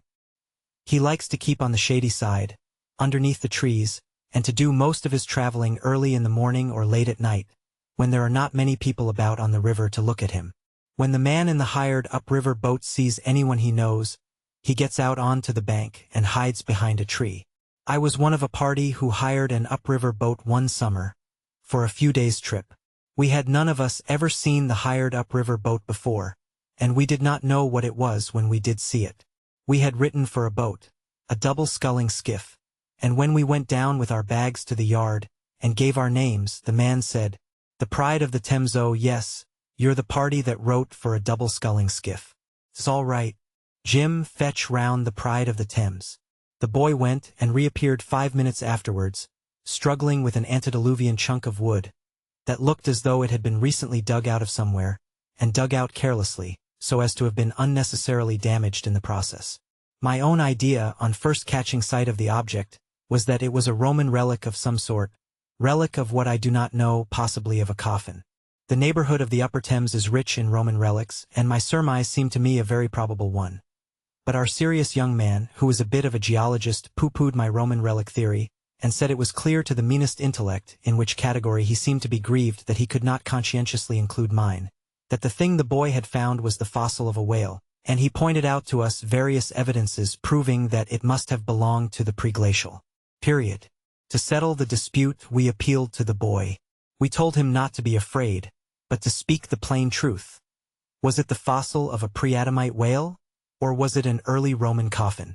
The boy said it was the Pride of the Thames. We thought this a very humorous answer on the part of the boy at first, and somebody gave him tuppence as a reward for his ready wit. But when he persisted in keeping up the joke, as we thought, too long, we got vexed with him. "Come, come, my lad," said our captain sharply, "don't let us have any nonsense. You take your mother's washing tub home again, and bring us a boat." The boat builder himself came up then, and assured us on his word as a practical man that the thing really was a boat, was in fact the boat, the double-sculling skiff selected to take us on our trip down the river. We grumbled a good deal.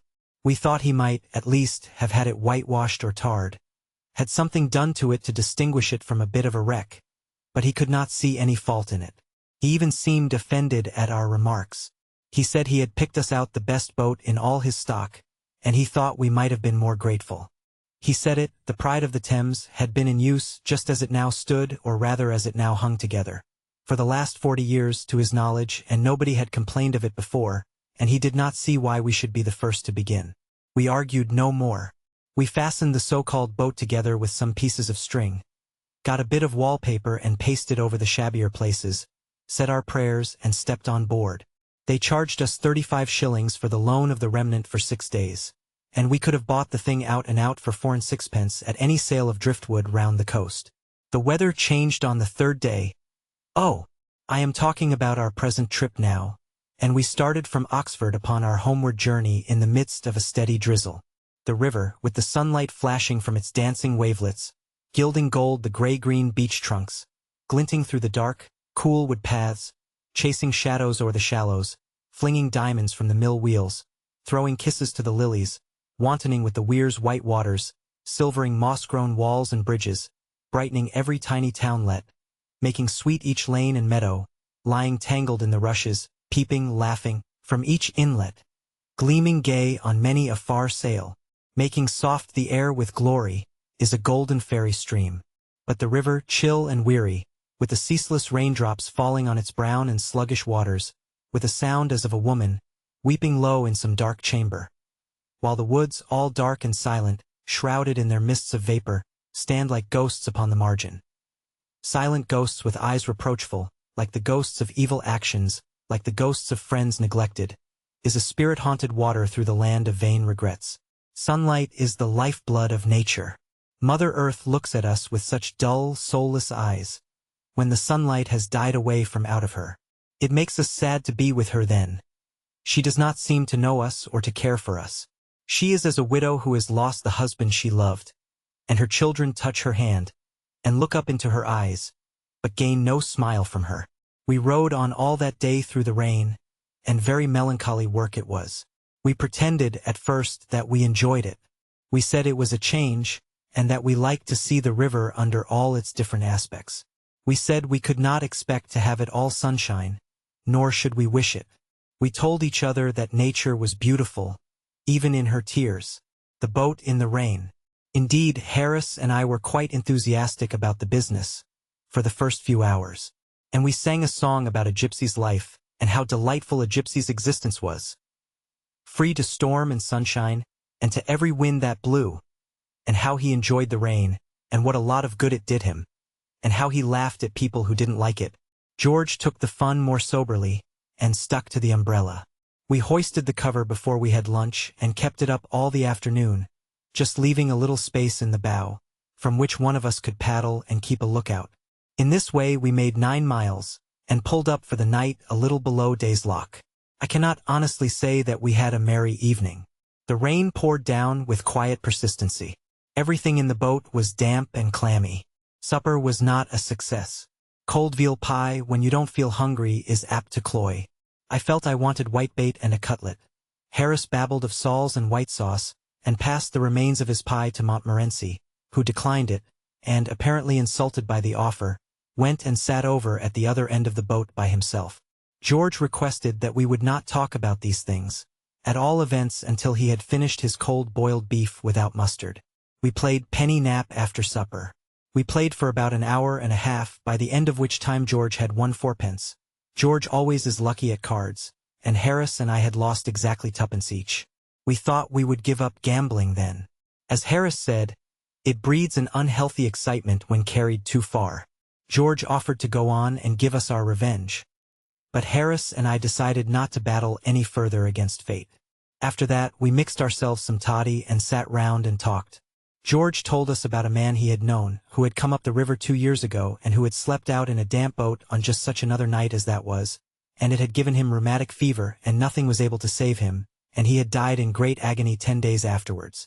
George said he was quite a young man, and was engaged to be married. He said it was one of the saddest things he had ever known. And that put Harris in mind of a friend of his who had been in the volunteers, and who had slept out under canvas one wet night down at Aldershot, on just such another night as this, said Harris, and he had woke up in the morning a cripple for life. Harris said he would introduce us both to the man when we got back to town. It would make our hearts bleed to see him. This naturally led to some pleasant chat about sciatica, fevers, chills, lung diseases, and bronchitis, and Harris said how very awkward it would be if one of us were taken seriously ill in the night, seeing how far away we were from a doctor. There seemed to be a desire for something frolicsome to follow upon this conversation, and in a weak moment I suggested that George should get out his banjo, and see if he could not give us a comic song. I will say for George that he did not want any pressing. There was no nonsense about having left his music at home, or anything of that sort. He at once fished out his instrument, and commenced to play Two Lovely Black Eyes. I had always regarded Two Lovely Black Eyes as rather a commonplace tune until that evening. The rich vein of sadness that George extracted from it quite surprised me. The desire that grew upon Harris and myself, as the mournful strains progressed, was to fall upon each other's necks and weep. But by great effort we kept back the rising tears, and listened to the wild yearnful melody in silence. When the chorus came, we even made a desperate effort to be merry. We refilled our glasses and joined in. Harris, in a voice trembling with emotion, leading, and George and I following a few words behind. Two lovely black eyes. Oh, what a surprise! Only for telling a man he was wrong. There we broke down.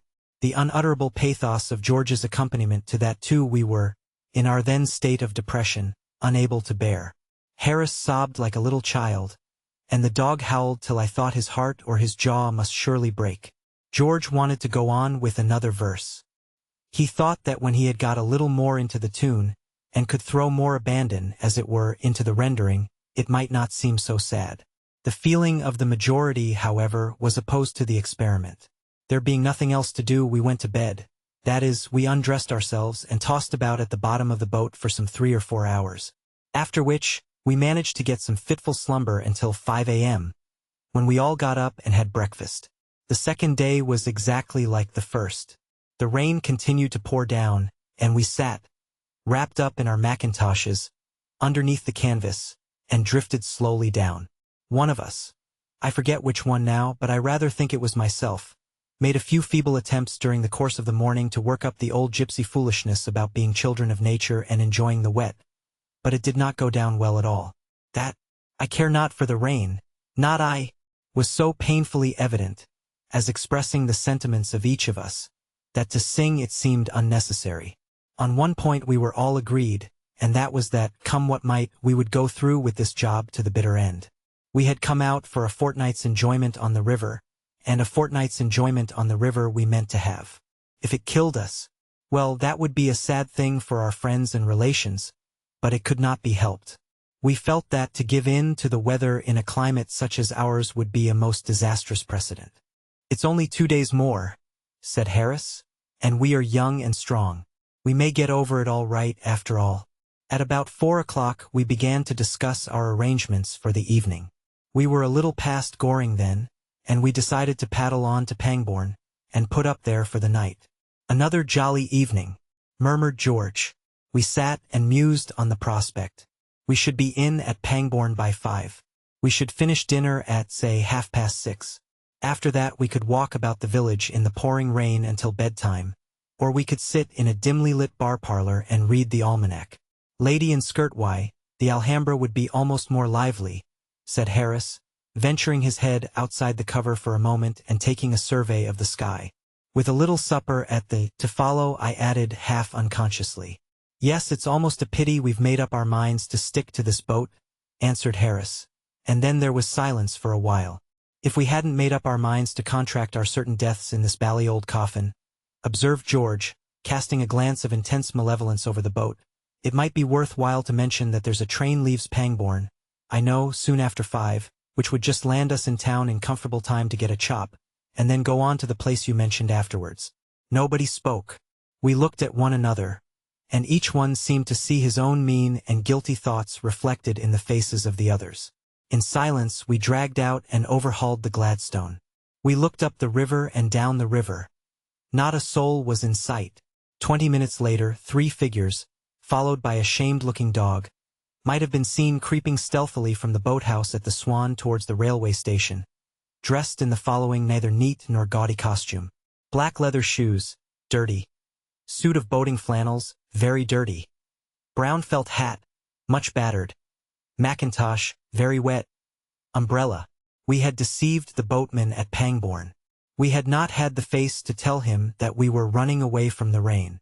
We had left the boat, and all it contained, in his charge, with instructions that it was to be ready for us at 9 the next morning. If, we said, if anything unforeseen should happen, preventing our return, we would write to him.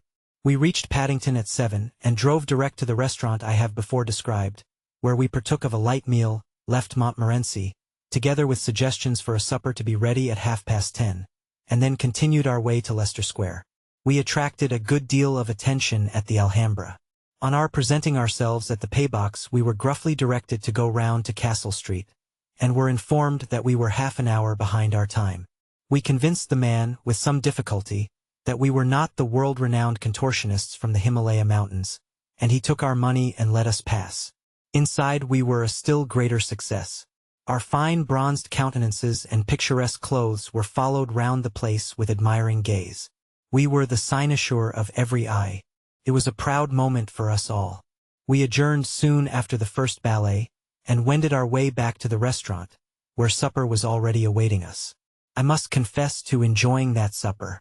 For about 10 days we seemed to have been living, more or less, on nothing but cold meat, cake and bread and jam. It had been a simple, a nutritious diet, but there had been nothing exciting about it, and the odor of Burgundy, and the smell of French sauces, and the sight of clean napkins and long loaves, knocked as a very welcome visitor at the door of our inner man.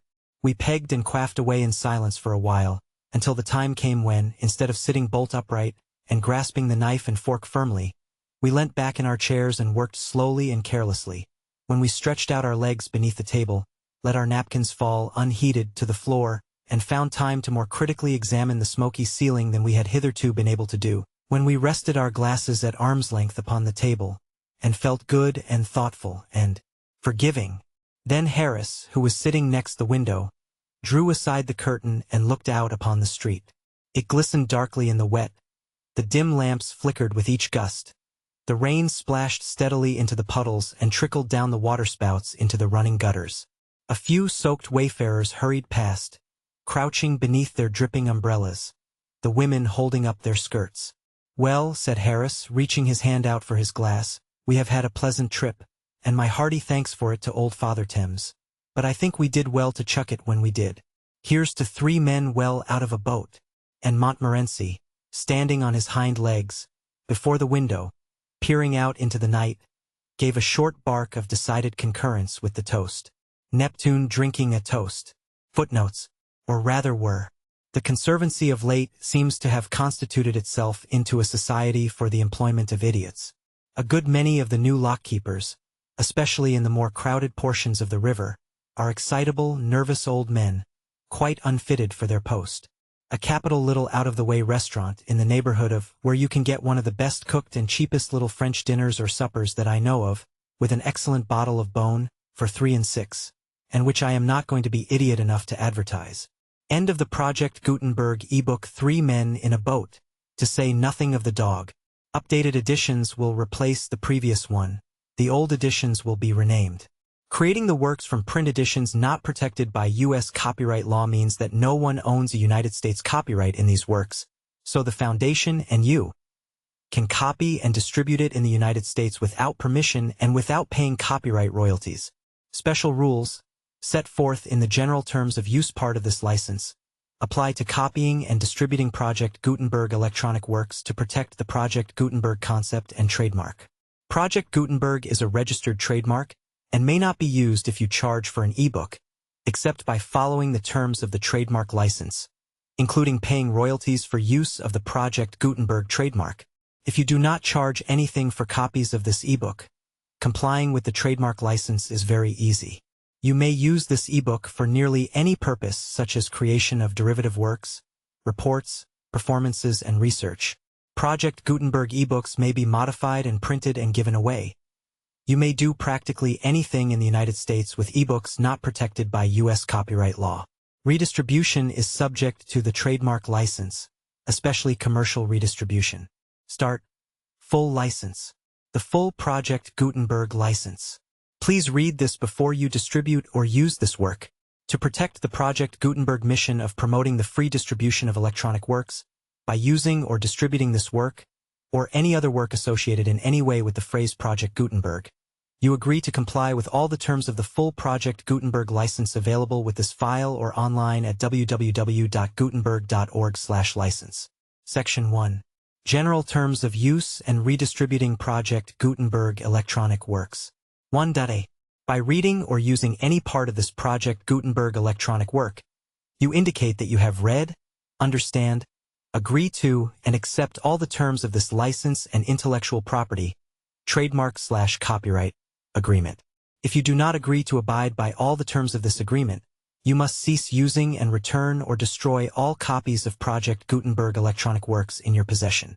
If you paid a fee for obtaining a copy of or access to a Project Gutenberg electronic work, and you do not agree to be bound by the terms of this agreement, you may obtain a refund from the person or entity to whom you paid the fee as set forth in paragraph 1.e.8.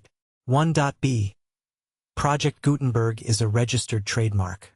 It may only be used on or associated in any way with an electronic work by people who agree to be bound by the terms of this agreement. There are a few things that you can do with most Project Gutenberg electronic works even without complying with the full terms of this agreement. See paragraph 1.c below. There are a lot of things you can do with Project Gutenberg electronic works if you follow the terms of this agreement and help preserve free future access to Project Gutenberg electronic works. See paragraph 1.e below. 1.c. The Project Gutenberg Literary Archive Foundation, the Foundation or PGLAF, owns a compilation copyright in the collection of Project Gutenberg electronic works. Nearly all the individual works in the collection are in the public domain in the United States. If an individual work is unprotected by copyright law in the United States and you are located in the United States, we do not claim a right to prevent you from copying, distributing, performing, displaying, or creating derivative works based on the work as long as all references to Project Gutenberg are removed. Of course, we hope that you will support the Project Gutenberg mission of promoting free access to electronic works by freely sharing Project Gutenberg works in compliance with the terms of this agreement for keeping the Project Gutenberg name associated with the work. You can easily comply with the terms of this agreement by keeping this work in the same format with its attached full Project Gutenberg license when you share it without charge with others. 1.d. The copyright laws of the place where you are located also govern what you can do with this work. Copyright laws in most countries are in a constant state of change. If you are outside the United States, check the laws of your country in addition to the terms of this agreement before downloading, copying, displaying, performing, distributing, or creating derivative works based on this work or any other Project Gutenberg work. The Foundation makes no representations concerning the copyright status of any work in any country other than the United States. 1.e. Unless you have removed all references to Project Gutenberg. 1e.1. The following sentence with active links to or other immediate access to the full Project Gutenberg license must appear prominently whenever any copy of a Project Gutenberg work, any work on which the phrase Project Gutenberg appears, or with which the phrase Project Gutenberg is associated, is accessed, displayed, performed, viewed, copied, or distributed. This ebook is for the use of anyone anywhere in the United States and most other parts of the world at no cost and with almost no restrictions whatsoever. You may copy it, give it away, or reuse it under the terms of the Project Gutenberg license included with this ebook or online at www.gutenberg.org. If you are not located in the United States, you will have to check the laws of the country where you are located before using this ebook. 1e.2. If an individual Project Gutenberg electronic work is derived from texts not protected by U.S. copyright law, does not contain a notice indicating that it is posted with permission of the copyright holder, the work can be copied and distributed to anyone in the United States without paying any fees or charges. If you are redistributing or providing access to a work with the phrase Project Gutenberg associated with or appearing on the work, you must comply either with the requirements of paragraphs 1.e.1 through 1.e.7 or obtain permission for the use of the work and the Project Gutenberg trademark as set forth in paragraphs 1.e.8 or 1.e.9. 1e.3. If an individual Project Gutenberg electronic work is posted with the permission of the copyright holder, your use and distribution must comply with both paragraphs 1e.1 through 1e.7 and any additional terms imposed by the copyright holder. Additional terms will be linked to the Project Gutenberg license for all works posted with the permission of the copyright holder found at the beginning of this work. 1e.4. Do not unlink or detach or remove the full Project Gutenberg license terms from this work, or any files containing a part of this work or any other work associated with Project Gutenberg. 1e.5.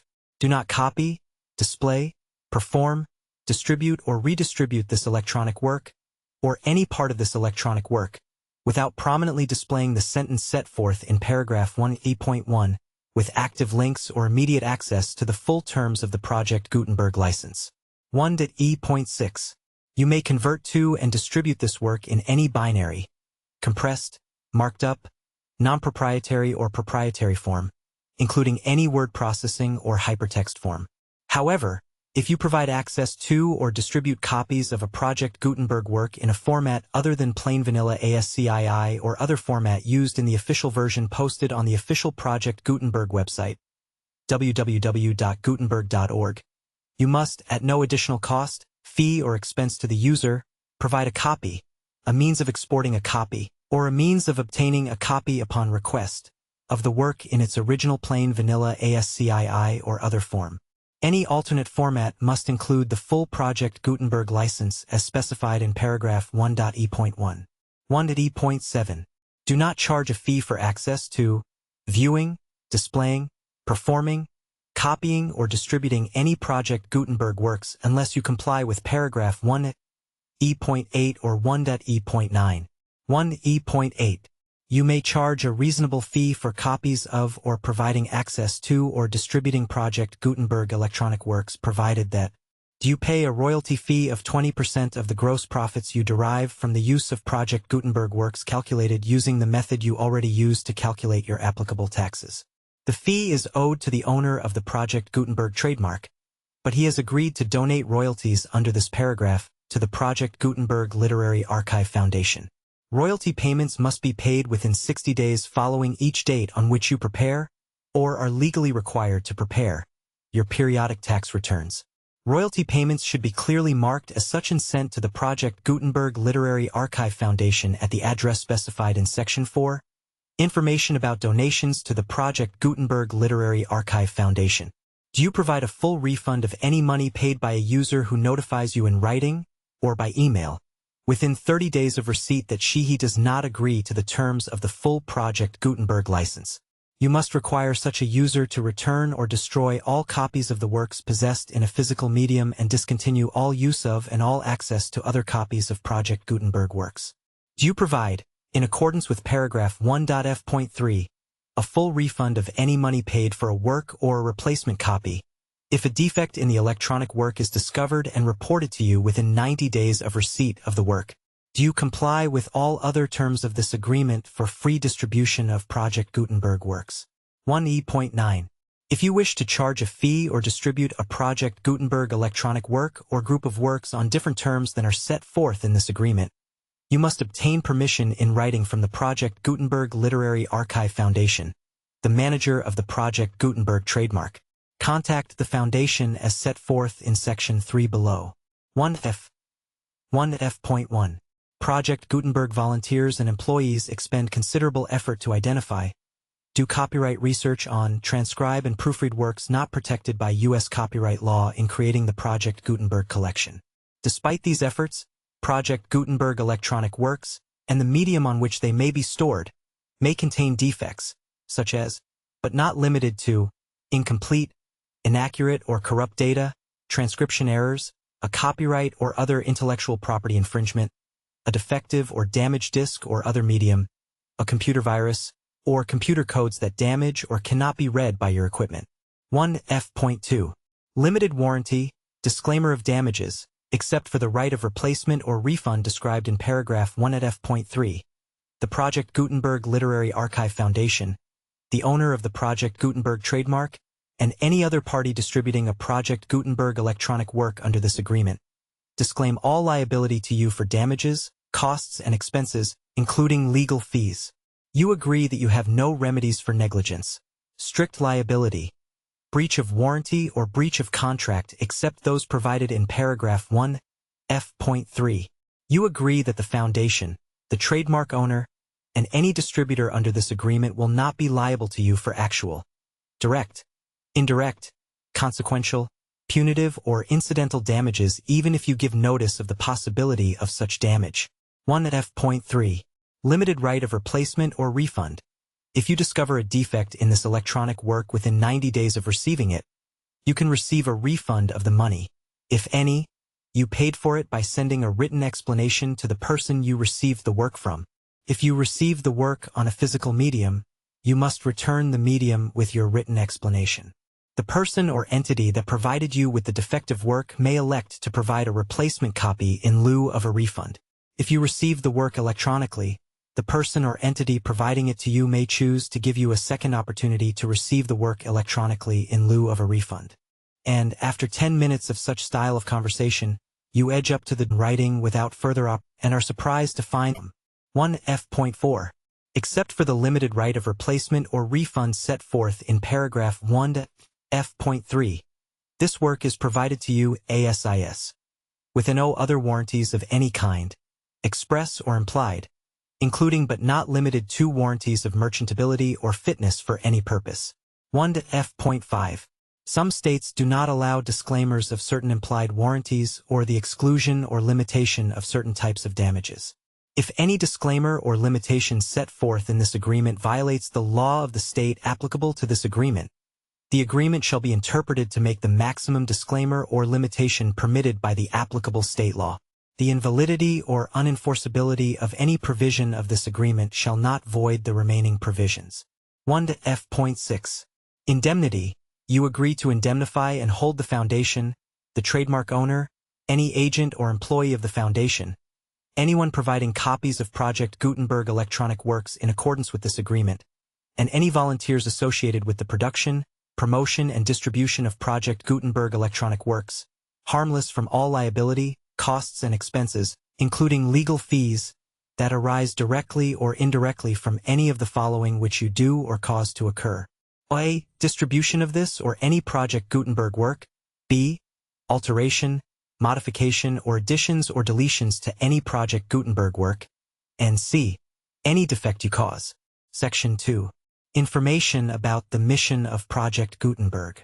Project Gutenberg is synonymous with the free distribution of electronic works in formats readable by the widest variety of computers including obsolete, old, middle-aged, and new computers. It exists because of the efforts of hundreds of volunteers and donations from people in all walks of life. Volunteers and financial support to provide volunteers with the assistance they need are critical to reaching Project Gutenberg's goals and ensuring that the Project Gutenberg collection will remain freely available for generations to come. In 2001, the Project Gutenberg Literary Archive Foundation was created to provide a secure and permanent future for Project Gutenberg and future generations. To learn more about the Project Gutenberg Literary Archive Foundation and how your efforts and donations can help, see Sections 3 and 4 and the Foundation information page at www.gutenberg.org. Section 3. Information about the Project Gutenberg Literary Archive Foundation. The Project Gutenberg Literary Archive Foundation is a non-profit 501(c)(3) educational corporation organized under the laws of the state of Mississippi and granted tax-exempt status by the Internal Revenue Service. The Foundation's EIN or Federal Tax Identification Number is 64-6221541. Contributions to the Project Gutenberg Literary Archive Foundation are tax-deductible to the full extent permitted by U.S. federal laws and your state's laws. The Foundation's business office is located at 809 North 1500 West, Salt Lake City, Utah 84116, 801-596-1887. Email contact links and up-to-date contact information can be found at the Foundation's website and official page at www.gutenberg.org/contact. Section 4. Information about donations to the Project Gutenberg Literary Archive Foundation. Project Gutenberg depends upon and cannot survive without widespread public support and donations to carry out its mission of increasing the number of public domain and licensed works that can be freely distributed in machine-readable form, accessible by the widest array of equipment including outdated equipment. Many small donations, $1 to $5,000, are particularly important to maintaining tax-exempt status with the IRS. The Foundation is committed to complying with the laws regulating charities and charitable donations in all 50 states of the United States. Compliance requirements are not uniform and it takes a considerable effort, much paperwork and many fees to meet and keep up with these requirements. We do not solicit donations in locations where we have not received written confirmation of compliance.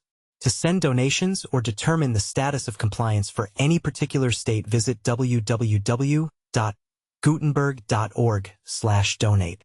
While we cannot and do not solicit contributions from states where we have not met the solicitation requirements, we know of no prohibition against accepting unsolicited donations from donors in such states who approach us with offers to donate. International donations are gratefully accepted, but we cannot make any statements concerning tax treatment of donations received from outside the United States. U.S. laws alone swamp our small staff. Please check the Project Gutenberg web pages for current donation methods and addresses. Donations are accepted in a number of other ways including checks, online payments, and credit card donations. To donate, please visit www.gutenberg.org/donate. Section 5. General information about Project Gutenberg electronic works. Professor Michael S. Hart was the originator of the Project Gutenberg concept of a library of electronic works that could be freely shared with anyone.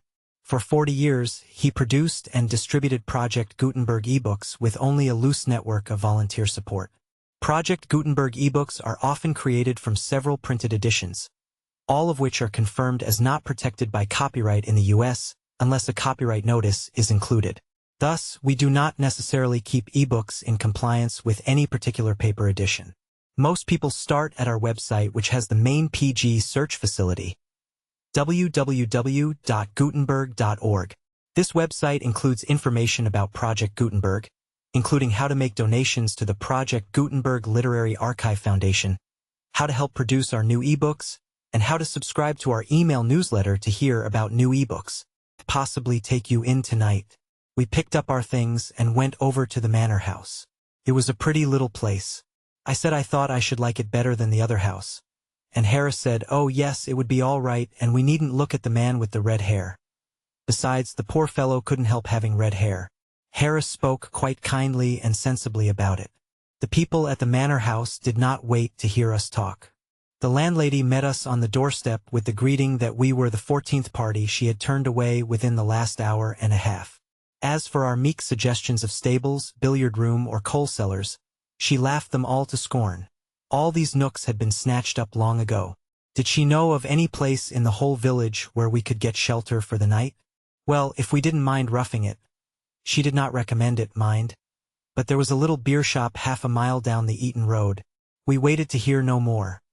We caught up the hamper and the bags and the coats and rugs and parcels and ran. The distance seemed more like a mile than half a mile, but we reached the place at last and rushed, panting, into the bar. The people at the beer shop were rude. They merely laughed at us. There were only 3 beds in the whole house, and they had 7 single gentlemen and 2 married couples sleeping there already. A kind-hearted bargeman, however, who happened to be in the taproom, thought we might try the grocer's, next door to the Stag, and we went back. The grocer's was full. An old woman we met in the shop then kindly took us along with her for a quarter of a mile, to a lady friend of hers, who occasionally let rooms to gentlemen. This old woman walked very slowly, and we were 20 minutes getting to her lady friends. She enlivened the journey by describing to us, as we trailed along, the various pains she had in her back. Her lady friends' rooms were let. From there we were recommended to number 27. Number 27 was full, and sent us to number 32, and 32 was full. Then we went back into the high road, and Harris sat down on the hamper and said he would go no further. He said it seemed a quiet spot and he would like to die there. He requested George and me to kiss his mother for him, and to tell all his relations that he forgave them and died happy. At that moment an angel came by in the disguise of a small boy, and I cannot think of any more effective disguise an angel could have assumed. With a can of beer in one hand, and in the other something at the end of a string, which he let down on to every flat stone he came across, and then pulled up again, this producing a peculiarly unattractive sound, suggestive of suffering. We asked this heavenly messenger, as we discovered him afterwards to be, if he knew of any lonely house, whose occupants were few and feeble, old ladies or paralyzed gentlemen preferred, who could be easily frightened into giving up their beds for the night to 3 desperate men. Or, if not this, could he recommend us to an empty pigsty, or a disused limekill, or anything of that sort. He did not know of any such place, at least not one handy. But he said that, if we liked to come with him, his mother had a room to spare and could put us up for the night. We fell upon his neck there in the moonlight and blessed him, and it would have made a very beautiful picture if the boy himself had not been so overpowered by our emotion as to be unable to sustain himself under it, and sunk to the ground, letting us all down on top of him. Harris was so overcome with joy that he fainted, and had to seize the boy's beer can and half empty it before he could recover consciousness, and then he started off at a run, and left George and me to bring on the luggage. It was a little 4-roomed cottage where the boy lived, and his mother, good soul, gave us hot bacon for supper, and we ate it all, 5 pounds, and a jam tart afterwards, and 2 pots of tea, and then we went to bed. There were 2 beds in the room. One was a 2 feet 6 inches truckle bed, and George and I slept in that and kept in by tying ourselves together with a sheet. And the other was the little boy's bed, and Harris had that all to himself, and we found him in the morning with 2 feet of bare legs sticking out at the bottom, and George and I used it to hang the towels on while we bathed. We were not so uppish about what sort of hotel we would have next time we went to Datchet. To return to our present trip. Nothing exciting happened, and we tugged steadily on to a little below Monkey Island, where we drew up and lunched. We tackled the cold beef for lunch, and then we found that we had forgotten to bring any mustard. I don't think I ever in my life, before or since, felt I wanted mustard as badly as I felt I wanted it then. I don't care for mustard as a rule, and it is very seldom that I take it at all, but I would have given worlds for it then. I don't know how many worlds there may be in the universe, but anyone who had brought me a spoonful of mustard at that precise moment could have had them all. I grow reckless like that when I want a thing and can't get it. Harris said he would have given worlds for mustard too. It would have been a good thing for anybody who had come up to that spot with a can of mustard. Then, he would have been set up in worlds for the rest of his life. But there, I dare say both Harris and I would have tried to back out of the bargain after we had got the mustard. One makes these extravagant offers in moments of excitement, but, of course, when one comes to think of it, one sees how absurdly out of proportion they are with the value of the required article. I heard a man going up a mountain in Switzerland once say he would give worlds for a glass of beer, and when he came to a little shanty where they kept it, he kicked up a most fearful row because they charged him 5 francs for a bottle of base. He said it was a scandalous imposition, and he wrote to the Times about it. It cast a gloom over the boat, there being no mustard. We ate our beef in silence. Existence seemed hollow and uninteresting. We thought of the happy days of childhood, and sighed. We brightened up a bit, however, over the apple tart, and when George drew out a tin of pine-apple from the bottom of the hamper, and rolled it into the middle of the boat, we felt that life was worth living after all. We are very fond of pineapple, all 3 of us. We looked at the picture on the tin, we thought of the juice. We smiled at one another, and Harris got a spoon ready. Then we looked for the knife to open the tin with. We turned out everything in the hamper. We turned out the bags. We pulled up the boards at the bottom of the boat. We took everything out onto the bank and shook it. There was no tin opener to be found. Then Harris tried to open the tin with a pocket knife and broke the knife and cut himself badly. And George tried a pair of scissors, and the scissors flew up and nearly put his eye out. While they were dressing their wounds, I tried to make a hole in the thing with the spiky end of the hitcher, and the hitcher slipped and jerked me out between the boat and the bank into 2 feet of muddy water, and the tin rolled over uninjured and broke a teacup. Then we all got mad. We took that tin out on the bank, and Harris went up into a field and got a big sharp stone, and I went back into the boat and brought out the mast, and George held the tin and Harris held the sharp end of his stone against the top of it, and I took the mast and poised it high up in the air, and gathered up all my strength and brought it down. It was George's straw hat that saved his life that day. He keeps that hat now, what is left of it, and of a winter's evening, when the pipes are lit and the boys are telling stretchers about the dangers they have passed through, George brings it down and shows it round, and the stirring tale is told anew with fresh exaggerations every time. Harris got off with merely a flesh wound.